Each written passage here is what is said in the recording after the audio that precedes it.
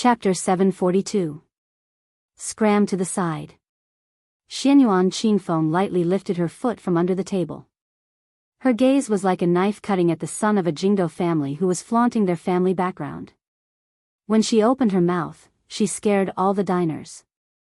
The powerful guests of the Jianghu were especially impressed. They thought that this little girl whose cultivation they couldn't see through was definitely a dragon among men.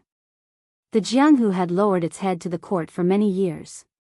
To dare to coldly oppose the son of a minister in Great Peace City, she was most likely not a pure person of the Jianghu. Was she also a descendant of a powerful official? When Wang Xionggui's most useless son heard this, he laughed loudly and straightened his back. He spun the ivory-embroidered ball in his hand and smiled. He wasn't angry at all. As long as a woman was beautiful, even if she was a bit fierce and arrogant, she would have her own style. He, Wang Yuanran, was merciless when dealing with the sons of aristocratic families whose families were a level lower than his. He knew which people of the same age in Jingdo he should not provoke, who he should greet with a smile, and who he should pretend to be a grandson. There were millions of people in Great Peace City, but on the surface, there were only a few thousand people. Throwing away the old man who had retired and his father, who was a pillar of the court who was on par with him, the remaining 100 or so sons of aristocratic families could make him feel fear. Most of them were very familiar with him and he really didn't recognize the young man and woman in front of him. He smiled confidently and calmly. He glanced at the purple-clothed woman's chest. She had hidden it deeply. He then looked down at the man who was groveling and tying her skirt. Brother and sister? Are you trying to fool me? Wang Yuanran sneered in his heart. Do you think that just because you're old, you're the Bailiang heir who doesn't kneel when he goes to court with a sword? Su Fengnian smiled and said, all right, the deal is done. The eyes in exchange for the embroidered ball, no matter how you look at it, Minister Wang's son, you've profited. If you don't leave now, I can't guarantee that you won't walk out horizontally. Wang Xiongui became an official during the reign of Yong Hui and impeached Su Shao 12 times. Every debt has its debtor. I'm not like some people in Jingdo who won't settle this old debt with a son like you. You're not worthy. No matter how hot the mutton pot was in Jiao restaurant, after these words entered the ears, it became exceptionally cold outside the restaurant. That morning, the old man was a fifth-rank official in the Ministry of Personnel. His position was at the back and he did not get the chance to witness the arrogance of the Crown Prince of Northern Liang. Later on, when the Crown Prince of Northern Liang confronted tens of thousands of people from the Imperial College alone, the old man went to the memorial arch to join in the fun. From afar, he saw the bad behavior of the young man in white robes. Together with his colleagues, he lamented that the Northern Liang was indeed full of evil people. He was only 20 years old and had yet to inherit the position of Crown Prince of Northern Liang, yet he was already so rebellious. When he became the Crown Prince of Northern Liang in the future, could they really count on such a boastful brat to guard the northwest gate of the imperial court, which was an important border area? Wang Yuanran was so angry that smoke was coming out of his 7 orifices. He raised his finger and laughed angrily. Brat, do you really think you are the Northern Liang Prince? Even if you are, do you dare to bite me? Su Fengnian stretched out his arm, his 5 fingers forming a hook, and pulled Wang Yuanran towards the table. Su Fengnian pressed the back of Wang Yuanran's head and slammed it against the table, creating a hole in the head of the minister's youngest son. Wang Yuanran fell straight to the ground and fainted. Those henchmen were so scared that they kept quiet out of fear, their legs trembling. As the son of a famous family in the capital, under the premise that victory was in their grasp, it was okay to step on them a few times and slap them a few times, but if they really rolled up their sleeves and fought, it would be too degrading. What they did was honorable, but after the other people knelt down and begged for mercy, they spat their saliva into bowls and plates for them to drink. There were also ruthless people who peed on others, but they were all the descendants of their fathers. This brother in front of them couldn't be the Bailiang barbarian, could he? Su Fengnian curled his lips at the young man. Throw them all out. The young man of sacrifice suddenly stood up, grabbed one of them like a chicken and threw him out of the door. But before the first wave subsided, another wave arose. He was thrown back into the restaurant by Wang Yuanran's henchmen. He bumped into his friends and fell to the ground. He was probably so scared that he forgot to cry for his father and mother. Su Fengnian turned his head and narrowed his eyes. One of the real masters of the capital had arrived. The Zhao family already had the world, so naturally, they also had the capital. Among the 5 or 6 people who stepped into the restaurant, 2 of them had the surname Zhao. Princess Sui Zhu, Zhao Fengya, a tall and strong man, stepped into the Jiuzhou restaurant before her. He was the first prince, Zhao Wu, who had been regarded as the next emperor of the Zhao family for many years. Zhao Fengya was gloating, while Zhao Wu's face was gloomy. Among the 3 people behind him, one of them was a woman who was far more beautiful than 91. There were also 2 retainers from the inner palace. They walked steadily and wore golden sabers with yellow silk around their waists. A certain doctor from the Ministry of Personnel, who had already been blinded once, was shocked. This time, he didn't dare to be blinded. He was about to kneel to welcome the prince and princess when Zhao Wu, who was known for his heroic spirit and the spirit of the late emperor, frowned and waved his hand to stop the old man from making a big fuss. The doctor from the Ministry of Personnel hurriedly left the restaurant with his favorite student. Jianghu people didn't dare to stay in a place of trouble for long. They put down the silver and ran away without caring about the change. Wang Yuanran fainted, and the henchman suffered a great deal. The ugly man looked in the mirror and scared himself. He didn't dare to make a sound and just knelt there to beg for forgiveness. Zhao Wu picked a stool and sat down. He didn't look at Su Fengnian and sneered, "Wild dogs have no manners. They pee everywhere and don't look at where they are." Chapter 743. Su Fengnian turned around and gestured to the waiter to place the dishes on the table. Then he laughed softly and said, "The dog is at the door, but it barks eagerly. It barks a few times when it sees people. Isn't it afraid of being knocked down by a brick? It's winter in the capital, and it's really nice to eat a meal of local dog meat." Princess Sui Zhu lowered her head. She looked like a lady from a noble family and was unparalleled in elegance, but in reality, her face was full of smiles. She covered her stomach with one hand. Her stomach was hurting from laughing so hard. The woman who had been described in the New Rouge reviews as having a beauty that made all the women in the world avoid, quietly frowned when she heard the 2 men's vulgar and mean words. The 2 retainers with golden swords were naturally comparable to ordinary servants from noble families. They held their breath and stood with their hands on their swords. They just quietly guarded the door of the restaurant and turned a deaf ear to the quarrel in the small restaurant. The great Prince Zhao Yi said calmly, "You're only worthy of being bitten by a watchdog like Wang Yuanran. How promising."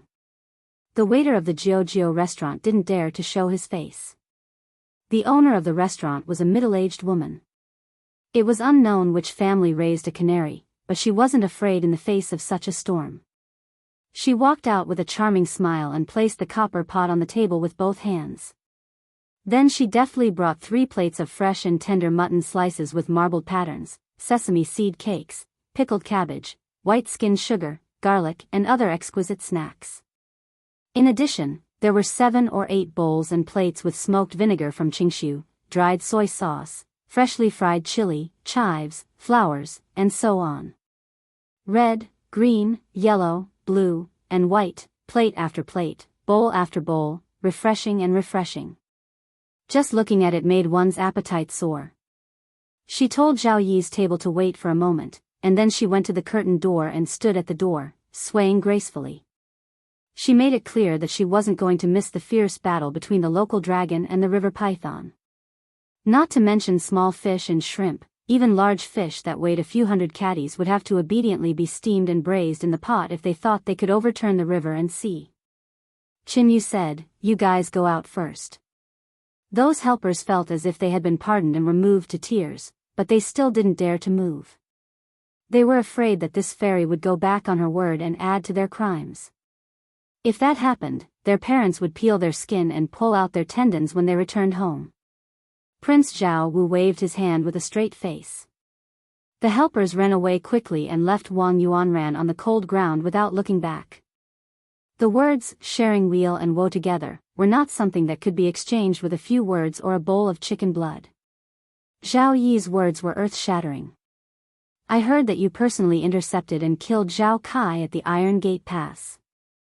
Although I don't like this brother of unknown origin, his surname is Zhao after all. Hearing this, the lady boss, who was even more charming than a young woman, sighed and went back into the room, pulling down the curtain. This was no longer a secret that she could hear. Even if her backer was very big, so big that it was beyond the imagination of rich children like Wang Yuanran, who in the world didn't live under the Zhao family's roof? If you didn't see the big picture, you wouldn't be able to survive in the capital. However, this was the first time that she had seen the first prince, who had been secretly sent to the border to gain experience since childhood.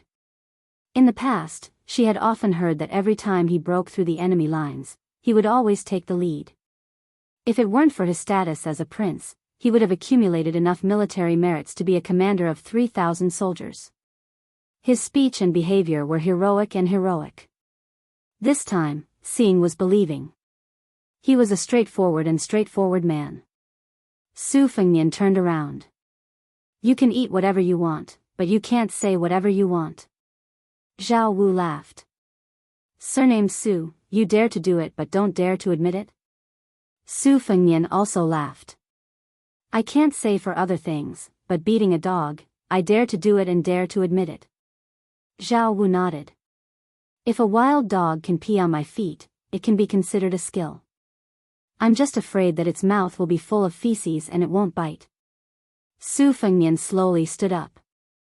Zhao Wu clicked his tongue. Just you? Don't you want to call others to do it for you? When the time comes, don't give yourself a way out by saying that you didn't eat and your hands and feet are weak. A golden saber imperial bodyguard took 3 steps forward and unsheathed his saber by a few inches. Su Fengnian continued to move forward. The imperial bodyguard took a step forward and quickly unsheathed his saber. The saber flashed. But in the blink of an eye, Su Fengnian was standing in front of him. With one hand on the hilt, he put the saber back into the scabbard. The imperial bodyguard, whose strength was close to second rank, had a cold look in his eyes. He raised his knee and knocked. Su Fengnian's left hand let go of the saber's hilt and gently pushed. The imperial bodyguard's knee missed. In his shock, Su Fengnian smashed out with a spinning kick. The imperial bodyguard couldn't care less about the fact that he couldn't take advantage of Su Fengnian and hastily pulled out his saber. His body fell backward and he slapped the ground with one hand. Just as he was about to stand up, Su Fengnian took advantage of the situation and slammed his palm on the top of his head. The imperial bodyguard was directly smashed into the ground. He spat out blood and struggled to stand up. Without the false mysterious finger's internal energy and the false celestial phenomenon, Su Fengnian had already witnessed the magnificence of the long scroll. Even if it was just a pitifully rare treasure, it was still far from what an imperial bodyguard who wasn't even second rank could challenge. Another golden saber imperial bodyguard leaped over his colleague's body and raised his saber to chop down on his head. During the fierce battle with the blind zither player in the rainy alley, there was once the 18 strokes of the Hujia. Su Fengnian leaned sideways and slapped the saber 6 times in a row. The saber's momentum was completely gone. He waved his sleeve and threw the imperial bodyguard to the wall. Then, he rode his sword and nailed Huang Tong and Qing Mei to the wall. The remaining 10 swords pierced through in an instant. After the imperial bodyguard fell on the table, there were 12 shocking pools of blood on the wall. Su Fengnian turned around and grabbed the first Prince Zhao Wu's neck. He lowered his head and laughed sinisterly. Zhao Wu, other than your surname, what do you have to compete with me? Su Fengnian pushed back and knocked Qin Yu to the ground. This crown prince of Bailiang actually pinned the first prince of Liang to the wall and made him unable to breathe. Su Fengnian asked word by word, so what if your surname is Zhao? Chapter 744. Su Fengnian. A woman at the door called out softly. Her appearance was average, but she was imposing without being angry. Beside her stood a young man who looked somewhat similar to the first Prince Zhao Wu. However, compared to Zhao Wu's boorish aura, this young man had a more reserved and refined aura. At first glance, one could tell that he was an expert in jade cultivation. After being humiliated, the boorish man Zhao Wu, who should have been angry out of humiliation, gave a fleeting smile. Only Su Fengnian was sharp enough to notice it. Perhaps even the woman, who was focused on the crown prince of Bailiang, did not notice it. Su Fengnian had wanted to fish out Han Diaoxi, who was hiding his head and tail, but he did not expect that it was Empress Zhao Ji and the fourth Prince Zhao Zhuan who surfaced. He smiled and slowly let go of Zhao Wu's neck. He turned around and bowed slightly. His tone was respectful, but his address was extremely disrespectful. Nephew greets Aunt Zhao. Zhao Ji's expression was complicated. The guilt that she had suppressed deep in her heart floated to the surface. She said coldly, "This is the first time you have addressed me like this, and it will also be the last time. Take care of yourself." The previous generation of the Su family and the Zhao family had already cut off all ties. Zhao Ji, who originally still had a trace of sympathy for the Su family, had completely extinguished the flickering incense. She suddenly turned around and saw the gloomy white-haired man smiling like a spring breeze. This made Zhao Ji's heart fill with an unknown haze. She was not afraid that this young man would become the second Su Xiao. Su Xiao's rise to power was due to the spring and autumn period and the 6 kingdoms under his horse's hooves. It would be as difficult as ascending to the heavens for his descendants to rely on military exploits. Zhao Ji was not afraid that he would follow the woman's upright character. She was only afraid that he would not care about anything and would bite people like a crazy wild dog. Zhao Zhuan helped 2 golden-sabred imperial bodyguards up. The fourth Prince Zhao Zhuan walked forward and helped one of them who was less injured. The imperial bodyguard was immediately filled with gratitude. The 2 princes, who shared the same father and mother, quietly looked at each other and smiled. Zhao Wu even turned his head and grinned. He made a bloody gesture of cutting his neck with a knife at the crown prince of Bailiang. Zhao Zhuan gently pressed down Zhao Wu's hand and smiled apologetically at Su Fengnian. Princess Sui Zhu and Zhao Fengya lowered their heads. Her expression could not be seen clearly. Qin Yu, who had fallen, was still calm and collected. She was also very calm. The 3 women sat in the carriage. The first Prince Zhao Wu and the fourth Prince Zhao Zhuan rode their horses to escort them. Such a caravan was truly shocking. Princess Sui Zhu's eyes were full of smiles, but she scolded, "What a boorish man." Zhao Ji shook her head and said, "The ladder was put up by your fourth brother. Su Fengnian is also smart." As a result, both families walked down the ladder. Zhao Fengya was confused and said, "I don't understand." Zhao Ji lifted the curtain and glared at her son, Zhao Zhuan, who thought he was smart. The latter smiled mischievously and made a face. Zhao Ji said calmly, "Su Fengnian used this opportunity to tell our Zhao family that the Su family will only guard the country for the people of Liang in the future. It has nothing to do with the Zhao family." Zhao Fengya said angrily, "He's too bold." Zhao Fengya was still angry. She snorted and then laughed to herself, almost crying. "Mother, if only I had Li Chuangong's ability.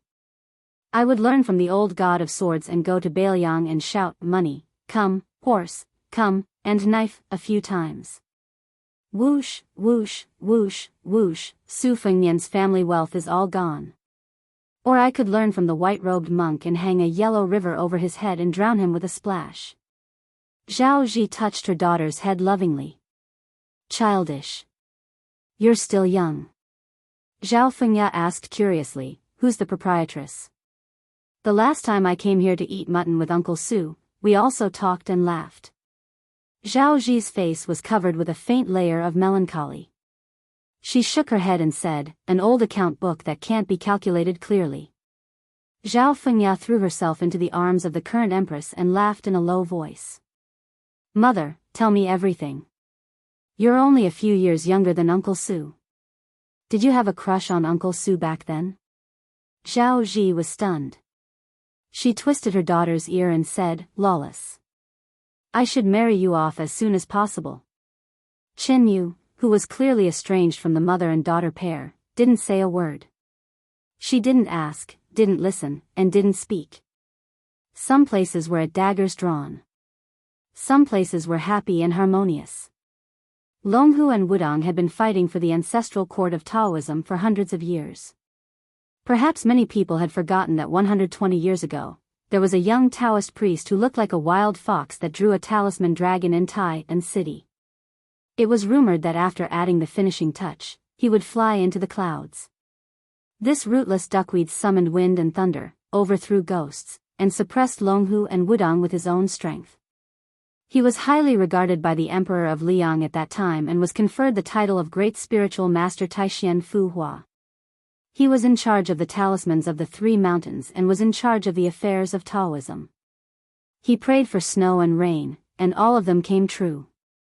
In the hands of the late Emperor of Liang, he was given the title of Great Spiritual Master Taishian Mingcheng. After the current emperor ascended to the throne, he was given the title of Great Spiritual Master Taishian Mingcheng. However, after 60 years, the place where this immortal who had the same surname as the emperor cultivated declined day by day. There was not a single incense stick in the incense burner. There were green pines and cypresses, which were especially green in the winter. However, there was no immortal aura. Instead, it seemed gloomy. There was a small table under an old cypress tree. 2 people were drinking with 5 maidservants standing behind them. One was a plump maidservant warming the wine, while the other was a thin maidservant brewing tea. The wine pot and teapot were placed on the table with a clear distinction. The person drinking had a withered and solemn face. He looked to be about 40 years old. Probably because of his poor complexion, the twilight was gloomy. Tea drinkers were much more elegant and elegant. Even in the capital where good and bad mixed together, it was rare to see such an outstanding man with such an extraordinary temperament at first glance. He was even more meticulous than a woman in taking care of himself. 67 Yuan Benshi. 64 Nalan Yusi. Everyone knew that Nalan Yusi had 5 personal maidservants. In Fengdu, there were 3 corpses in Dongyue and Shishu. Their nickname was derived from their aura. The maidservants who brewed tea were the 3 corpses, and the maidservants who warmed wine were the 3 corpses. Nalan Yusi laid on the sandalwood couch and scooped some spices. He smiled and asked, Yuan Benshi, are you really going to cultivate Jean Lanting, that white-eyed wolf, as the second blue-eyed boy? Be careful not to lose everything.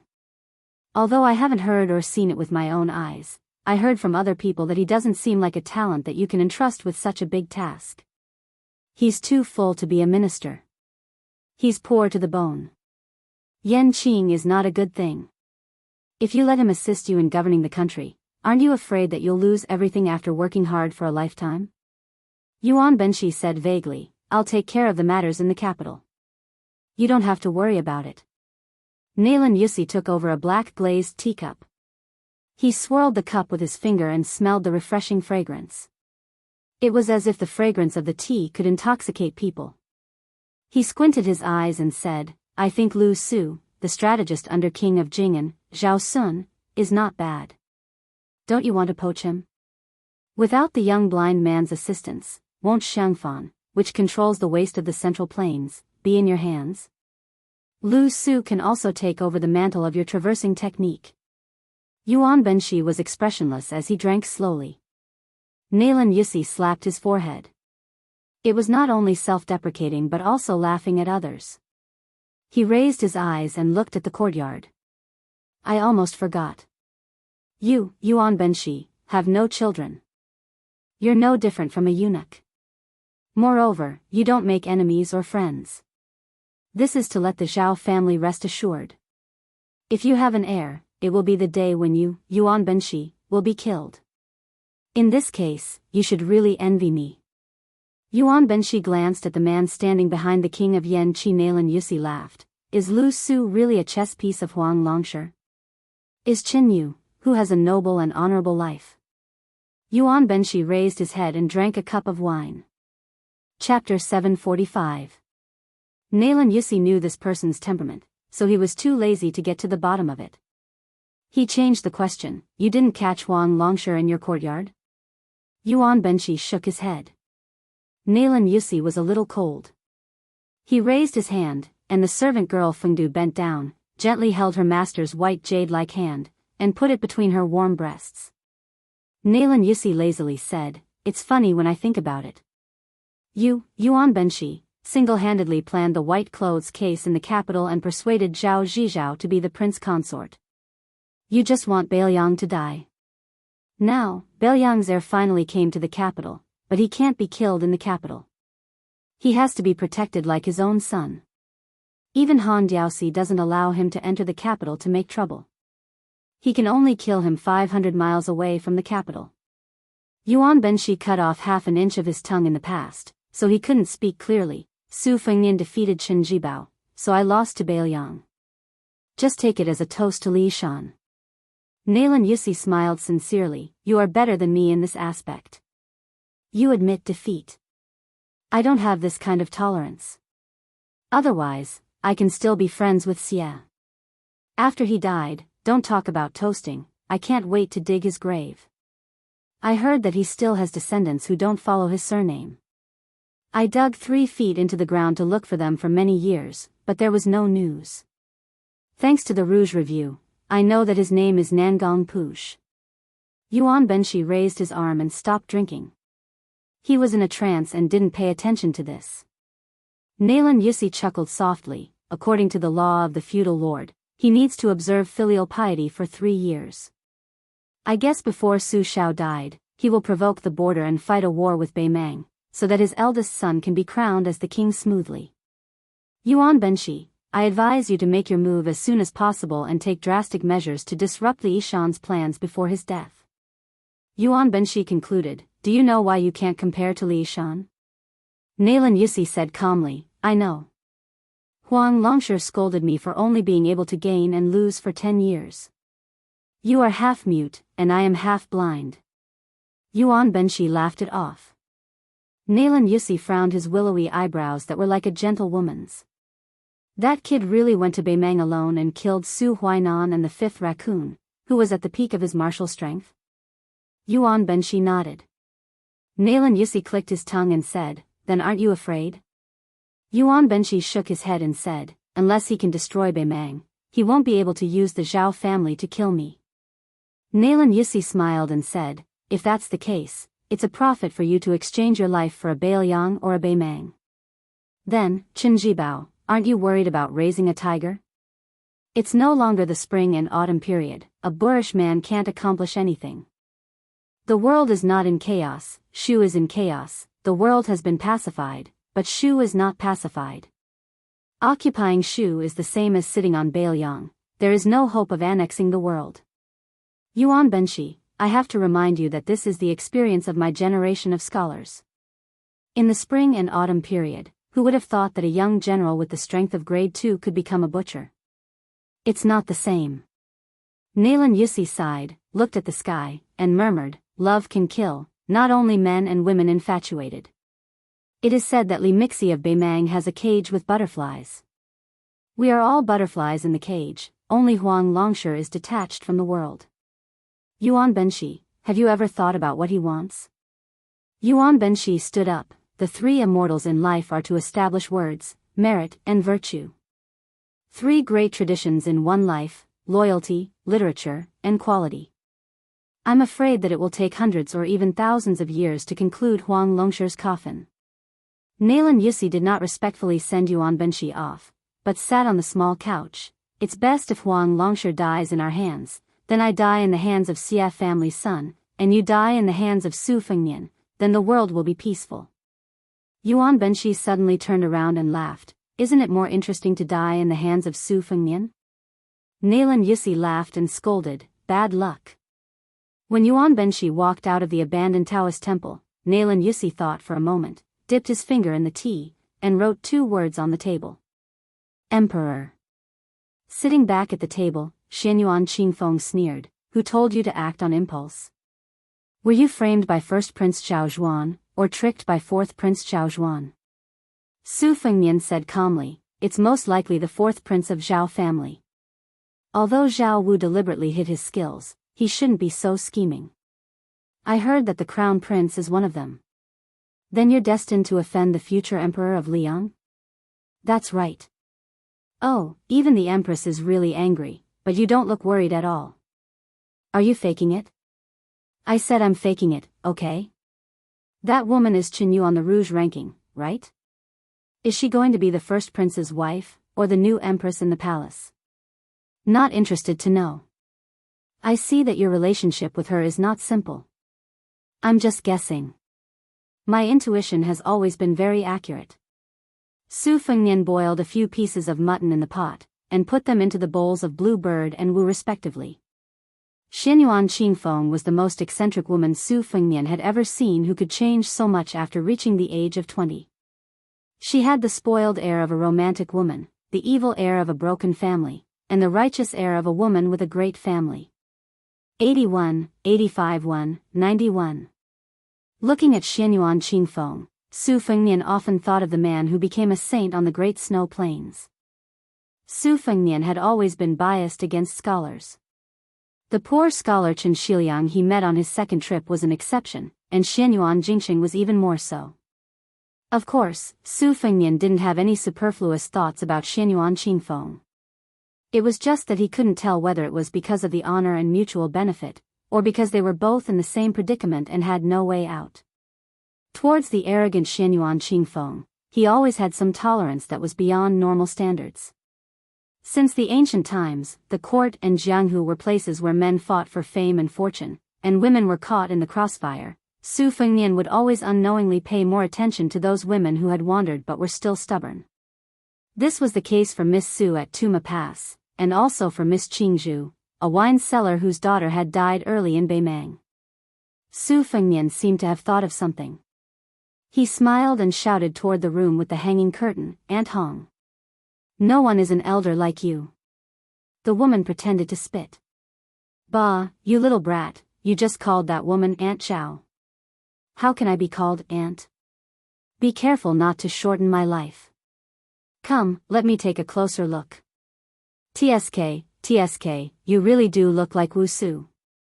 Luckily, you're not as crude as Su Shao.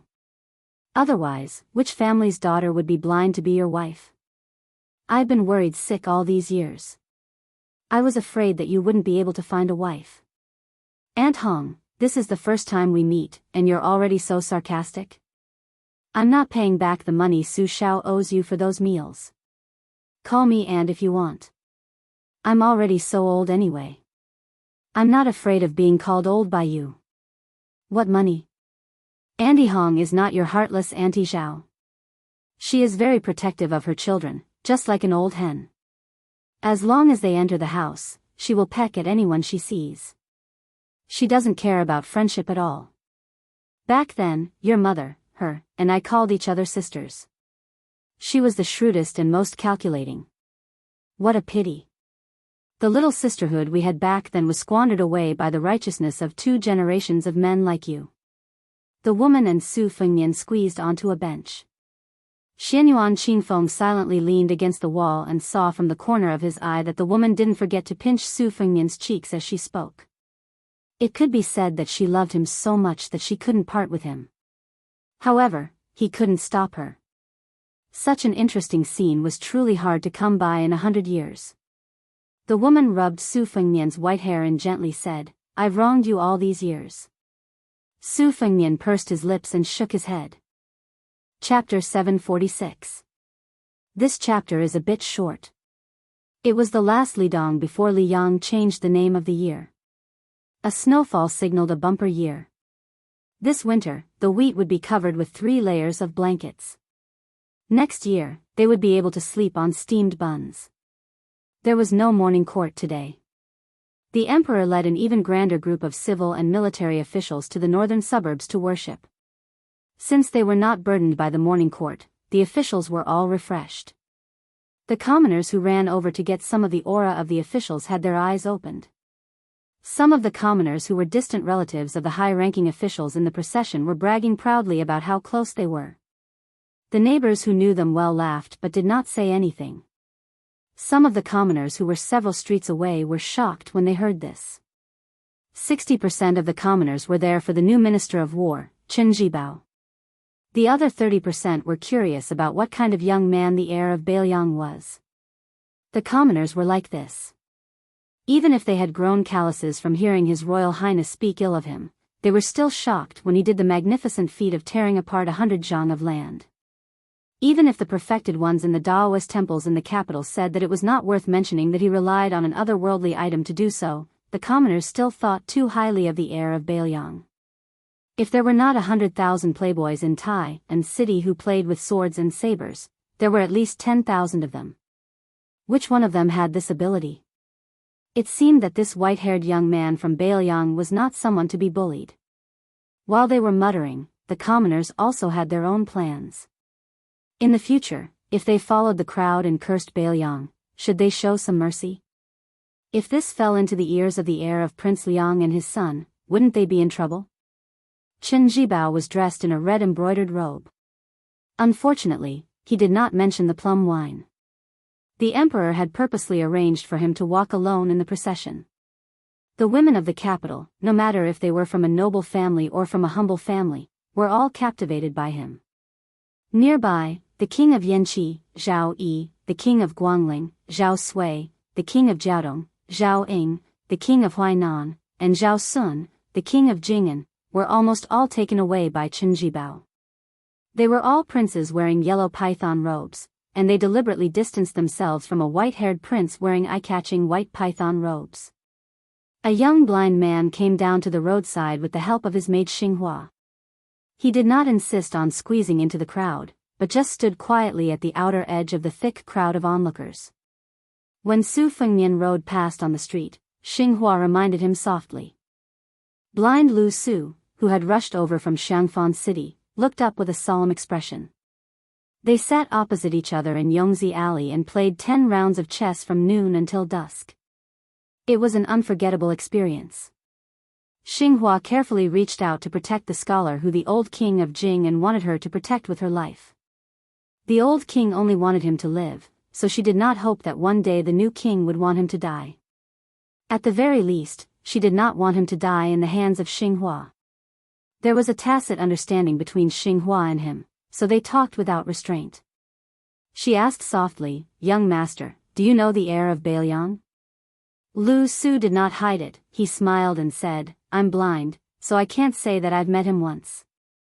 When I was gambling chess in Yongzi Alley, I earned a lot of copper coins from Heir Su. 10 rounds of chess, I earned a total of 110 copper coins." Xinghua smiled and said, "He also knows how to play chess. Didn't he lose his helmet and armor to you?" Lu Su shook his head and said, "His chess skills are quite good. He has a lot of unreasonable moves, so it was not easy for me to win." The master and servant stayed for a while and were about to leave. Xinghua suddenly turned around and stared at an old scholar who was coming from afar. She was not afraid of a scholar who could not tell his real age, but the hidden qi made Xinghua, a death warrior, feel as if she was facing a great enemy and rushed over.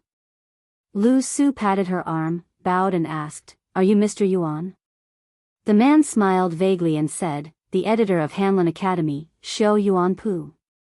Lu Suan stood still and looked calm. There was no surprise, or fear. Yuan Pu, or Yuan Benshi, walked a few steps closer and ignored Xinghua, who was like a tigress.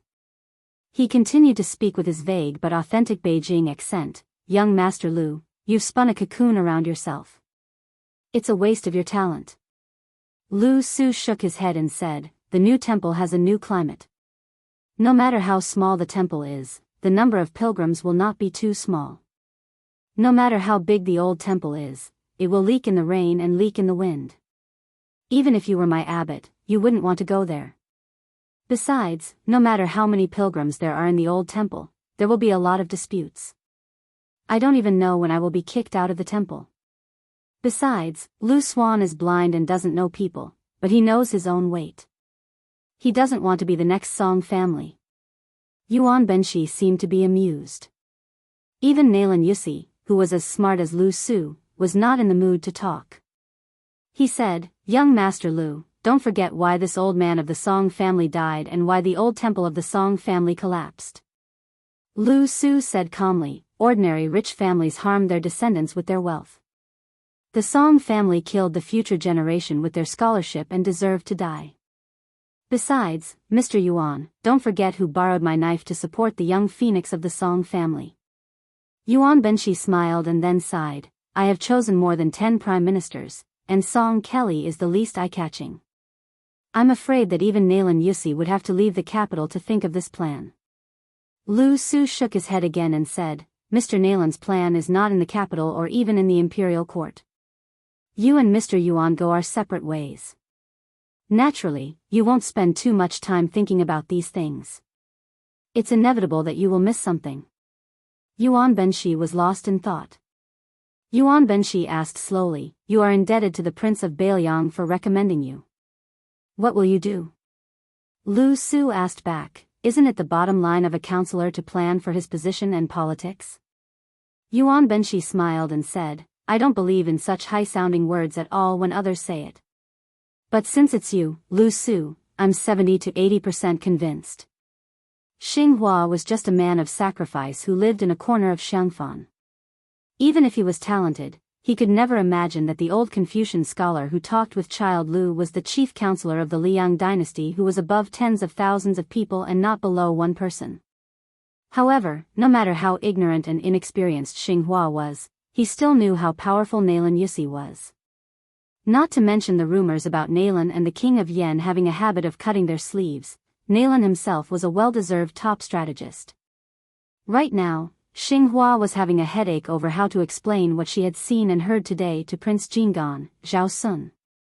How could she not be overly personal and yet not cause the new Prince Jinggan to suspect young Master Lu? Yuan Benshi asked, Why didn't you go to Bailiang? Lu Su smiled and said, I wanted to go, but Su Fengnian didn't take me out of Yongzi Alley. Yuan Benshi laughed and turned to Xinghua. He directly told Xinghua his real name that even Lu Su didn't know, Lu Lingbao. I talked with Lu Su just now. You can report it to Zhao Sun as it is. If you want to live a few more years with your young master, don't mention it again. Xinghua's face turned pale. Yuan Benshi said, Goodbye. Lu Su hesitated and said to Xinghua, Thank you, Mr. Yuan, for giving me a 10-year life-saving charm.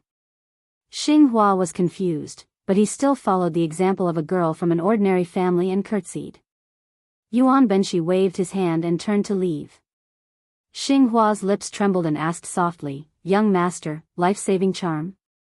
What do you mean? Lu Su said frankly, Our king of Jing'an is suspicious by nature. Before he becomes famous, he can bear it.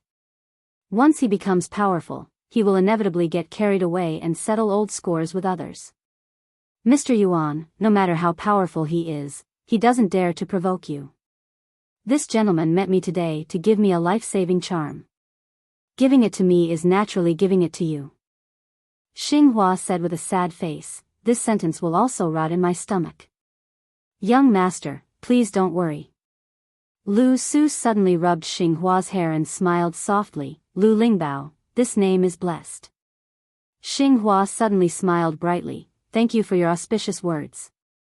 Lu Su turned his head and looked and said to himself, Bailiang. Chapter 747. The second of the 3 central halls was the Jianghu Hall. When the crown prince was announced, the emperor needed to go to this hall to put on his imperial robe and crown before taking his seat. The emperor looked at Empress Zhao Ji, who was not far away from him. He smiled gently at her without saying anything. Originally, the empress and the emperor had the same surname, which was not appropriate. However, when the emperor was still a prince who was not valued, he treated the woman who led the harem with respect and treated her as a confidant. He swore in private that when he ascended the throne, he would make her son the crown prince. Zhao Ji favored her youngest son, Zhao Zhuan, and the emperor did not hesitate to violate the ancestral rule of choosing the eldest and not the youngest. It could be seen how important the Empress Zhao Ji was in the emperor's heart. For the first time, no one questioned such a decision. It was obvious that the Zhao family's control of the country had reached an unprecedented level. The concubines who had given birth to princes also looked normal and did not dare to show the slightest emotion. Among the 6 princes, only the youngest, the 6th prince, Zhao Chun, was 12 years old and could stay in the capital until he turned 20. The other 4 princes, who had no hope of becoming the crown prince, were crowned as kings today. 3 days later, they would have to leave the capital and go to the vassal state. Before leaving the vassal state, they had to bid farewell to the new crown prince and kowtow 3 times. The 6 princes in Wuying Hall were divided into 2 groups. The first prince, the 4th prince, and the 6th prince gathered on one side. Zhao Wu was about to be conferred the title of Liao King and was given the title of Jinbei General. He had the sole military power among the princes. The second prince, Zhao Wen, was conferred the title of Tang King. His mother was Nia Yuanjin, the pure concubine of Jiangnan. She was not a woman from a wealthy family. She scrupulously abided by etiquette in the harem and stood aloof from worldly affairs. She had an extremely strict and gentle temperament. The prince, Zhao Wen, was also rather gentle, respectful, and thrifty. His eloquence was magnificent, and he was praised as having a deity in his pen and inkstone. He often discussed the Tao with Prime Minister Zhao Danping, living up to the word literary. The third prince Zhao Xiong was conferred the title of King of Han and would soon rule at the border of Jizhou. The virtuous concubine Peng Yuanqing, one of the leaders of the Northern Crown Prince group, was the daughter of the Peng family of Liaodong. Zhao Xiong was also the prince who made the royal family worry the most. It was rumored that he had made things difficult for the Prince Zhao Kai many times. The 5th prince Zhao Hong was conferred the title of King of Yu. His mother was not a concubine, Shui Xiaoyu. Among the concubines, Yan Dongwu's hand was held by the 4th prince, Zhao Zhuan. Her hand was as cold as frost, and her beautiful face was somewhat restrained. Zhao Zhuan, who had a gentle smile, had sweaty palms. When he chatted with his brother Zhao Wu in a low voice, he kept turning his head and smiling at her. She didn't know why, but when she went to the capital to marry the royal family for the first time, she felt at ease about marrying the 4th prince who was not favored by the world. The couple's days were like glue. But when she realized that everything was not as straightforward and casual as she imagined, Yan Dongwu felt more and more like walking on thin ice. Especially when she went out of the palace to visit relatives half a year ago, she saw her father's old face that could not hide the excitement no matter how hard he tried. She saw her father crying with joy, but he didn't say anything. Yan Dongwu began to realize that everything was going out of control. After returning to the palace, she became more and more silent and cautious with her words and actions. Every time she went to greet the Empress, mother-in-law, with her husband, it was like a war without smoke. This made Yan Dongwu very confused. The only thing she wasn't secretly happy about was that she was going to be the crown princess. Empress Zhao Ji, who was recognized as invincible in the palace, saw this and felt more gratified. However, Zhao Ji would not tell this praise to her daughter-in-law. Zhao Ji came to her 2 sons and tidied their collars and sleeves meticulously. The first prince Zhao Zhuan grinned. Zhao Zhuan, who was about to be announced to the world as the crown prince, was still frivolous and shameless. He held his mother's hand and rubbed it on his face. Seeing this, the young 6th prince felt that his 4th brother was even more childish than him and smiled. Zhao Ji pulled back her hand and knocked on Zhao Zhuan's forehead. She pretended to be angry and said, "How old are you? How can you be so shameless?" Zhao Wu put his arm around his younger brother's shoulder and said, "No matter how old you are, you will always be mother's son." Zhao Zhuan said softly, "Mother, why don't we let big brother leave the capital later?" Zhao Ji glared angrily and said, "Nonsense." The thick-skinned Zhao Zhuan was not afraid. He stuck out his tongue and ruffled the young Zhao Chun's hair. "Fortunately, I have Xiao Chun, to play with me in the capital." The young imperial prince pulled on Zhao Zhuan's sleeve and said expectantly, fourth brother, when will you give that ever-victorious general to me?" Yan Dongwu pinched the 4th prince, who had promised to stop fighting crickets, and said gently to Zhao Chun, "Xiao Chun, I'll give them all to you later. If your 4th brother dares to keep one for himself, you can tell me." The young prince squeezed out a bright smile at his 4th brother, who had a bitter look on his face. Then, he pretended to bow to the crown princess. "Chun, thanks sister-in-law for your great kindness." Zhao Ji's eyes were smiling. For some reason, His Majesty the Emperor had already put on his yellow dragon robe and came to their side. When he saw the warm scene of everyone talking to each other from the bottom of their hearts, he was gratified. He faced Yan Dongwu, dignified but not lacking the benevolence of an elder. Dongwu, in the future, control Zhuan, as you should. If he dares to be rude to you, I will support you and take care of him for you. Zhuan, is just a lazy hooligan who takes one step at a time. However, there is one thing that Zhuan, is good about. He takes after me as his father. He may tire his wife, but he will never let his wife be bullied. Chapter 748. Yan Dongwu was about to thank them respectfully, but Zhao Ji grabbed his arm. We're all family. Just be polite in front of outsiders. Zhao Zhuan felt wronged. Father, mother, I finally found a good daughter-in-law who speaks for me. Don't teach her bad things. When the time comes, I'll nag at you every day. The Zhao family's son smiled but didn't say anything. Empress Zhao Ji raised her hand and pretended to hit him. Don't take it for granted. The first Prince Zhao Wu gloated. Fourth brother, you're so miserable. I won't have a chance to drink with you in the future. Go find your sixth brother. The sixth Prince Zhao Chun waved his hand in panic. No, no, no. I get drunk just by smelling the wine. The emperor laughed heartily and looked around. Then he said to all the princes in a deep voice, this time, you're all appointed as kings. You're to be stationed in different places and assist the imperial family. You're not allowed to slack off at all. Except for Zhao Zhuan, all the princes bowed and accepted the order meticulously. The two imperial concubines and Jia Yu looked at the crown prince at almost the same time. For so many years in the imperial palace, he had been amiable to everyone. Even to them, he was respectful. Even their trusted palace maids felt close to him.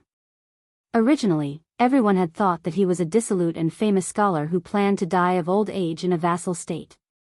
They all looked over at the same time. The fourth Prince Zhao Zhuan looked over with clear eyes and lightly nodded his chin. He still did not have the slightest impetuous attitude of someone who had achieved success. This made some of the three imperial concubines unwilling to admit defeat and a little rascally. Against such an opponent that they couldn't hate, they really couldn't vent their anger on their own son for not living up to expectations. During today's court assembly, probably because he was proud of his nearly 20 years of political and military achievements, the Liang Emperor was kind enough to grant those palace pavilions, great scholars, and Shangzhou state civil officials the privilege of not overstepping their bounds. Several great generals, who held the titles of nobility in the 4 towns and 4 campaigns, were allowed to carry swords to court. Among the military officers, Gu Jiantang was given the Nanhua saber, which was rarely seen in public. Qin Jibao was the most outstanding, he was given a stick of plum wine. The crown prince of Bailiang, Su Fengnian, was still wearing the simple and crude Bailiang saber at his waist. However, today was different from the past. The civil and military officials were not in a hurry to enter the palace. They had to wait for the emperor, empress, and princes to arrive before they could enter. Nearly 1,000 people waited patiently on the White Jade Plaza outside the palace and inside the city gates. Unlike the newly crowned princes, who still had 3 days to stay in Graydon City, the 5 imperial family vassal kings would immediately leave the capital for their vassal lands after the court meeting. If the Emperor of Liang sat high on the dragon throne at this time, he would see a gathering of heroes. He indeed had a sense of heroism, as if all the heroes in the world had entered his home. The Prince of Jiaodong, Zhao Sui, took a dozen steps and came to Su Fengnian's side. They looked at the south gate together. Further south to the outer city, there were nearly 18 miles of road. There were 18 lofty gates erected. Zhao Sui did not seem to be talking to others. He seemed to be lamenting to himself, in the blink of an eye, 30 years have passed. The young people who drank and talked dirty with me in the past have all grown old. Su Fengnian said calmly. Su Xiao said that he has always felt guilty towards you, Uncle Zhao. Zhao Sui smiled and said, what's there to feel guilty about? It's just that I owe you a few drinks. When you all have families and careers, in a few years, when the old men have all closed their eyes, there will be plenty of opportunities for us to drink together. Su Fengnian nodded. Zhao Sui turned his head and said, if you have the chance to go to Liao province, remember to find Zhao Yi. This kid has not admired those flying Jianghu aces for the past 2 years. He only admires you. He only has 2 words for you, and that is, he is convinced. Su Fengnian was confused. Zhao Sui smiled and said, it's the truth, not just lip service.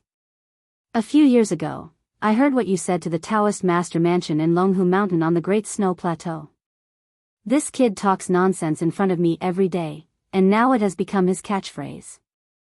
As long as someone mentions to him about paying back money, he will say that. Pay back my ass. Su Fengnian looked embarrassed.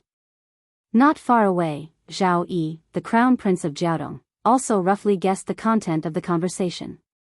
He smiled at Su Fengnian, who looked at him. Zhao Sui, the prince of Jiaodong, looked to the south. This time, the crown prince and the princes are appointed. We must guard against Chao Changqing of West Chu coming to the capital to start a fight. I just don't know if the second in the world in the martial emperor's city will guard one of the 18 city gates. Knowing that the old swordsman surnamed Sui who loved to eat swords went to the martial emperor's city in the East Sea, Su Fengnian shook his head and said, I don't think so. Zhao Sui did not ask for the reason. He laughed softly and said, but I heard that the old ancestor of the Wu family, Su of Gojosian, will take 800 swords to guard one of the gates. The other gates are guarded by many experts. I don't know if they can stop the Confucian Saint Chao Guanzi. There was an uproar. Su Fengnian looked up in the direction of the sound. He bit his lip, and an imperceptible thread of blood seeped out. Almost 1,000 flying swords rose from the ground at one of the city gates on the central axis. A blue robe broke through the sword formation, and then jumped through the gate, ignoring the flying swords chasing after him. Great Peace City was in an uproar. Chao Zhangqing rushed over from within the city gates like a hot knife through butter. There was also a young woman of unparalleled beauty who rode her sword through the 18 gates. A sword hovered above everyone's heads. She stood on the famous sword that had entered the palace like this about 23 years ago. The Great Liang Dragon Sparrow. Princess Sui Zhu, who was bored out of her mind, was jumping on the steps of the Martial Hero Palace in the side hall of the Middle Harmony Hall. Her eyes widened, and her jaw almost dropped. Wasn't that extremely beautiful woman the same shabby maidservant on Mount Wudong who treated that shabby vegetable garden as a treasure? Her. Did she know the sword immortal's ability to ride a sword 30,000 li? Chao Changqing flew to the city gates, and jumped onto the city tower. He stood beside the woman on the sword and said loudly, Chao Changqing of West Chu is here to visit Great Peace City with Princess Jiang Yan. Chapter 749. As the old saying goes, don't do things more than 3 times. However, this was the 4th time this West Chu remnant had come to the imperial palace. However, when the official Chao Zhangqing stepped into Great Peace City this time, there was a young woman by his side. She hovered on her sword, her clothes fluttering in the wind. The civil officials who had the slightest bit of knowledge were dazed for a moment. This woman was beautiful enough to cause the downfall of a country, right? After more than 1,000 people came back to their senses, the civil and military officials instantly changed from east to west, to north and south. The military generals, led by the 2 assistant ministers of the Ministry of War, Lu Baijia and Lu Xingxiang, as well as many old great generals, rushed to the south. The civil officials retreated to the north. There were also 200 people who walked very fast or very slow.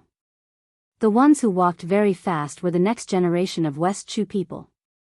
They were very flexible and only wanted to draw a clear line between them, afraid that they would be implicated. The older generation was the complete opposite. They almost all cried at the same time. When they turned and retreated, they raised their sleeves to cover their faces and stumbled. There were dozens of old people who cried on the spot. Among them, there were some fearful descendants who wanted to support them. Without exception, the old people threw their sleeves and glared at them. This made the young talents who had finally managed to get a place in the imperial court feel ashamed and unable to show their faces. Many of the remnant officials who had been accepted into the imperial court because of the Liang imperial court also sighed emotionally and had complicated expressions. The 8 fallen countries of the spring and autumn period slowly merged into Liang. Only West Chu was still rampant and wanted to rise from the ashes. The emperor of Liang was the first to step out of the hall. Unexpectedly, the son of the Zhao family, who had been disrespected time and time again, was not angry. He only laughed loudly and said, "Mr. Chao, what a good West Chu coming to Graydon City." Chao Chongqing was dressed in normal green robes. His hair was white. If he was not standing high on the walls of the imperial palace, he would be no different from an old scholar from the Hanlin Academy. The son of the Zhao family continued to laugh and said, "My Liang dynasty has a white-robed monk who hangs the Yellow River in Beimang's Daoist sect, and Mr. Chao has come through 18 gates. This is a blessing for my dynasty." When these words came out, the originally uneasy civil and military officials in the square all felt reassured and smiled. A talented emperor of a generation should be able to swallow the world with his aura. Chao Chongqing said calmly, "I'm waiting for you to return the favor." Curses were immediately heard at Chao Qingyi's feet, cursing him for not knowing what was good for him. Most of the curses came from the mouths of the civil officials. Most of the generals were so angry that their hair stood on end. They only regretted that they did not have any weapons in their hands. Plus, they were afraid of Chao Qingyi's reputation as the Confucian saint, so they did not dare to act rashly. They were afraid that they would fail in their mission and be ridiculed instead. With a crash, someone turned their head first, and then they all turned to look at the stalwart man in the red python robe. Dragging his spear, he walked up the steps. The tip of his plum-wine spear was pointed to the ground. He came to the side of the emperor and spun the body of the spear, stabbing the handle into the ground. One man could guard the pass. The plum wine turned from green to purple. With the war saint Shen Jibao protecting the emperor, the son of the Zhao family was even more heroic. He squinted his eyes and looked at the great general Gu Jiantang at the bottom of the steps. Until now, no one had been able to shake the throne of the #1 martial art master in the Liang army. When Shen Jibao entered the capital, everyone was looking forward to a showdown between the two. Unexpectedly, not only were the two old and new ministers of the Ministry of War not like fire and water, there was even a rumor that Gu Jiantang had personally brought wine to the Chen mansion for a drink. Gu Jiantang saw the prince looking at him and nodded lightly. Holding the handle of his saber, he strode forward. The generals retreated one after another. Gu Jiantang did not directly pull out his Nanhua saber. Everyone knew that Gu Jiantang had a pair of sabers. This Nanhua saber came from the collection of the Eastern Yu Imperial Palace. It was not wrong to call it a talisman saber. It had been blessed with layers of talismans by successive generations of Taoist state teachers. Since ancient times, Eastern Yu had been the birthplace of famous swords, but the Nanhua saber still took away the title of the champion of weapons. Together with the Wudang talisman sword Shinshu in Wang Xiaoping's hands, they were known as the twin talismans. Directly south of the palace wall was Chao Chongqing, who walked barehanded, and the fallen princess Jiangxi, who rode on her sword. To the east was the Wu family's sword tomb, the Su of Gojoseon, who had failed to stop them. Behind them was a large beehive created by the sword tomb's unique sword-controlling technique. 800 of the Wu family's hidden swords gathered together. To the west was Prime Minister Qingxi Zhao Danping, who came from Mount Longhu. This great celestial master, who was dressed in feather clothes, stood side by side with a burly old man whose identity was unknown to the world. On the old man's back was a large sword that was almost twice the length of an ordinary ancient sword. At the foot of the wall, there were 2 rows of imperial guards holding colorful ceremonial halberds. Gu Jiantang returns the courtesy first. After Gu Jiantang finished speaking, he stretched out his arm, and a ceremonial halberd flew out from the hands of the imperial guards. Gu Jiantang, the #1 saber user in the world, rushed out in large strides and grabbed the ceremonial halberd that was flying rapidly toward him. With a soft shout, he blasted it toward Chao Chongqing on the wall like a thunderclap. Chao Qingyi took a step forward and hovered in the air. She put her index and middle fingers together and gently raised them toward the tip of the halberd that was coming at her with the force of thunder. The ceremonial halberd that was 1.5 feet long did not break inch by inch. Instead, it shattered into fine powder. Qiao Changqing's hair was not messed up at all. Second, Zhao Danping returns the courtesy. The sage-like Zhao Danping was wearing a yellow-purple Daoist robe. She was like an immortal. She raised her sleeves and took out 9 peach wood swords with peach talismans stuck on them. There were 9 flying swords. She actually used the celestial technique of Taoism's Taoism. Qiao Changqing sneered, "You are reciting the ancient language, but you are doing it as one of us. How do you ask for immortality?" The distinguished official who dominated the world stretched out a finger and pointed it lightly. Among the 9 swords, 8 of them killed each other and shattered in the air. The last sword tried its best to reach in front of Qiao Changqing. Even the weak civil officials who did not have the strength to truss up a chicken could see that it was like an arrow at the end of its flight. Qiao Changqing's finger that did not retract moved smoothly. The peachwood sword changed the direction of its tip and swept toward Zhao Danping. Its speed was much faster than that of a chicken and a falcon. Zhao Danping frowned. When the flying swords came out of her sleeves, she was outstanding. When she retracted the swords, she was embarrassed. When the flying swords returned to her sleeves, everyone saw that her Daoist robe's sleeves were swaying. It did not calm down for a long time. It was said that this great Daoist master was very familiar with eliminating demons. However, the Confucian saint's sword was full of great spirit. How could it be easy? She returned the courtesy twice, but it was resolved by the black-robed woman with a flick of her fingers. Qiao Zhangqing had passed through the palace thrice, but he had never done so under the watchful eyes of so many people. Other than Handiao Temple and a few other top experts who were hiding in the palace, no one else had seen him with their own eyes, much less experienced him. The second time he entered the palace, there were 300 imperial guards in front of him, but they were directly bypassed by the black-robed woman.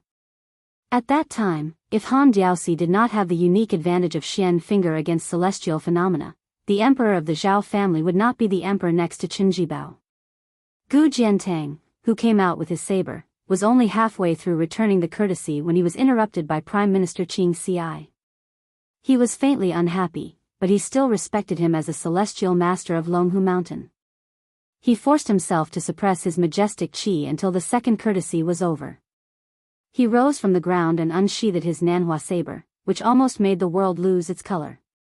Qiao Changqing, who had been floating in the air, took 3 steps forward. He proudly put one hand behind his back and used his right hand to welcome the Nanhua saber. His palm directly passed through the saber light and pressed down on the edge of the Nanhua saber. "What I slay is a saint." Gu Jiantang chuckled. The Nanhua saber light disappeared. He let Qiao Changqing press down on the edge of the Nanhua saber while his left and right hands pressed down on the hilt. Qiao Changqing frowned slightly and was instantly relieved. He turned his body like a spinning top and finally faced the ground with his feet facing the sky. His right hand did not leave the Nanhua saber. A muffled thunder exploded in the sky. The rumbling was incessant.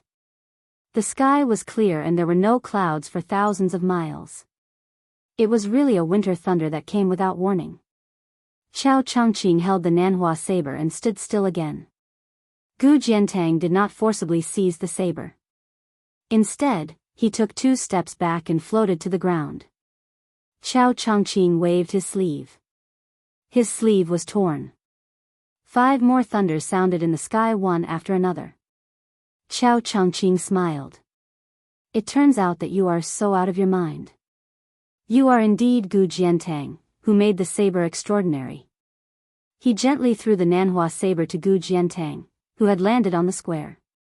Gu Jiantang did not pester him endlessly. He hung the Nanhua saber and turned to walk forward. At this time, everyone saw the path behind Qiao Changqing slanting to the 9th heaven. The clouds shook violently and ordinary people could see it clearly. On the stairs, Qin Jibao and the emperor whispered. The latter was enlightened. The earth immortals were the so-called superior celestial beings in the world. However, Qiao Changqing was a Confucian saint. He had not been here for a long time, but he had already reached the peak of the earth immortal realm. He was probably only 1.5 levels away from Ancestor Lu, who passed through the gate of heaven and returned hundreds of years ago. Qiao Changqing, who had used all his strength and only had a slightly tattered sleeve, looked calm. Many of the civil officials in the square suddenly remembered the words he had said to all of West Chu when this person had entered the Saint Realm at the Western Wall. Qiao Changqing is willing to die for the world to be turned upside down. I am willing to die for the world to be peaceful. Qiao Changqing was so close to being invincible. But immediately, everyone felt a sharp sword intent, which was piercing and cold. As far as the eyes of the woman on the sword could see, the civil officials and generals on the line subconsciously moved to the left and right to avoid it. Until one person floated to the surface. Su Fengnian of Beiliang. That year, West Chu fell. That year, she had dimples on her cheeks. That year, his hair had not turned white. Chapter 750. Jiu restaurant was closed.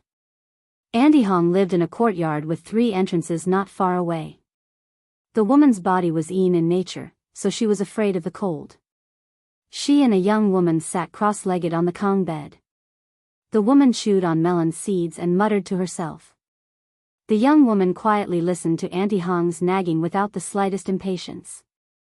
Usually, after the women in the fields finished their chores and farm work, those who had a little skill liked to pick up a delicate pair of scissors to spend their free time. They couldn't just focus on having children with their men as soon as the sky turned dark. Besides, they couldn't afford to raise too many children. Although Auntie Hong was an old widow, she could still be considered pretty. However, no one dared to knock on the widow's door and cause trouble. In her free time, she only liked to cut paper. She was clever and skillful. Every time there was a happy occasion, the neighbors were willing to come to Auntie Hong's side to ask for some time-consuming and laborious happiness flowers and marriage flowers. The window next to the Kong bed was covered with Auntie Hong's delicate paper cuts. It was true to the saying of the older generation that when the window was opened, Auntie Hong would hang a sweeper under the eaves on cloudy days. It was very effective. Auntie Hong chewed on melon seeds. Occasionally, she would free her hands to teach the woman beside her how to cut paper.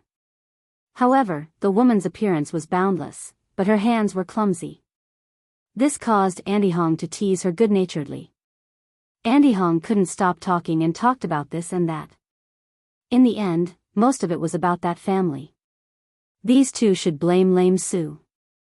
The little guy should also blame his parents. One can't bear to part with Su Shao, and the other can't bear to part with those dead brothers. In the end, the one who suffers is still their own child. They should blame those so-called loyal officials. Su Shao isn't a gentleman who is full of benevolence, righteousness, and morality, but he does things openly. How can a bullshit gentleman compare to him? When has Su Shao ever let anyone down that he deserves? Zhao Ji is just narrow-minded. She can't bear to see Wu Su being more outstanding than her. She can't bear to see Su Shao being more manly than her man. Whoever knows her is unlucky. The young woman was cutting a magpie. After it took shape, it was awkward and funny. She smiled. Auntie Hong smiled and comforted her. Not bad. This is your first time using scissors. The woman put down the red paper and sighed. Aunt Hong looked at the window lattice, lost in thought. The western wall was in a deadlock. Ma Ling, 14 former subordinates of Beiliang, including Ma Ling, crashed their bodies to their deaths in front of the palace gate, helping the great general Su Shao quell the boiling rumor that he was going to conquer West Chu by drawing the river. White robes and white mourning dresses beat the war drums and settled the world with a single battle.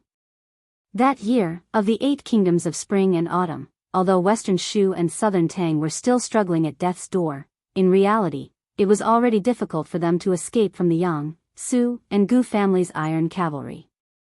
The Su family's iron cavalry was only 300 miles away from West Chu's imperial city.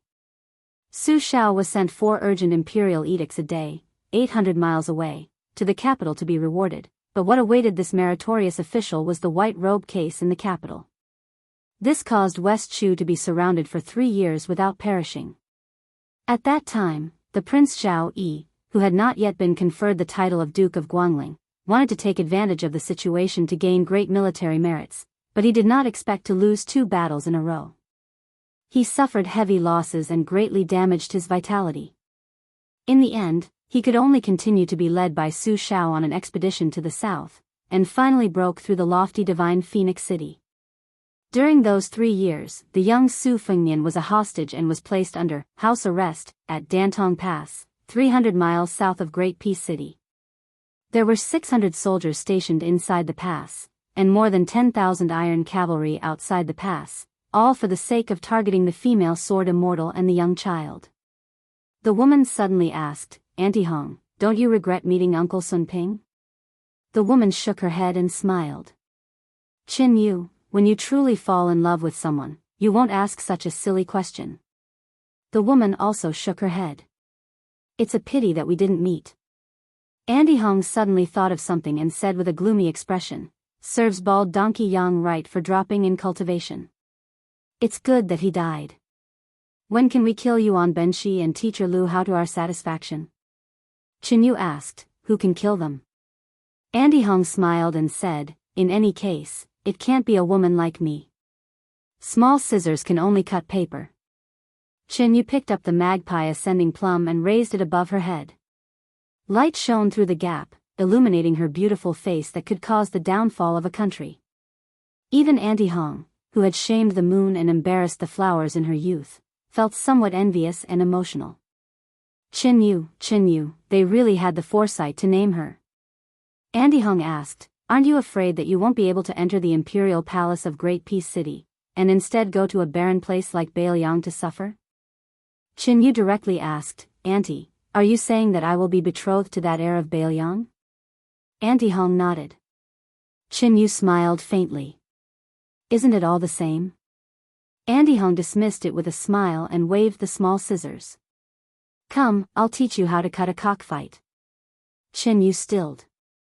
Auntie Hong explained with a smile, "Cockfight, the homonym is auspicious. The meaning is auspicious." Everyone stared dazedly at the fallen princess of West Chu that had appeared out of nowhere. The old officials of the capital did not hinder their love for beauty. They had truly never seen such an outstanding woman. Maybe that Qin Yu on the Rouge rankings could compare to her appearance, but in the end, Qin Yu was a woman who could only pick up a brush and embroider a needle. She definitely would not come on a sword. The woman whose original name was Jiang Si, but who had been changed by a bastard to Jiang Ni, lightly uttered 5 words.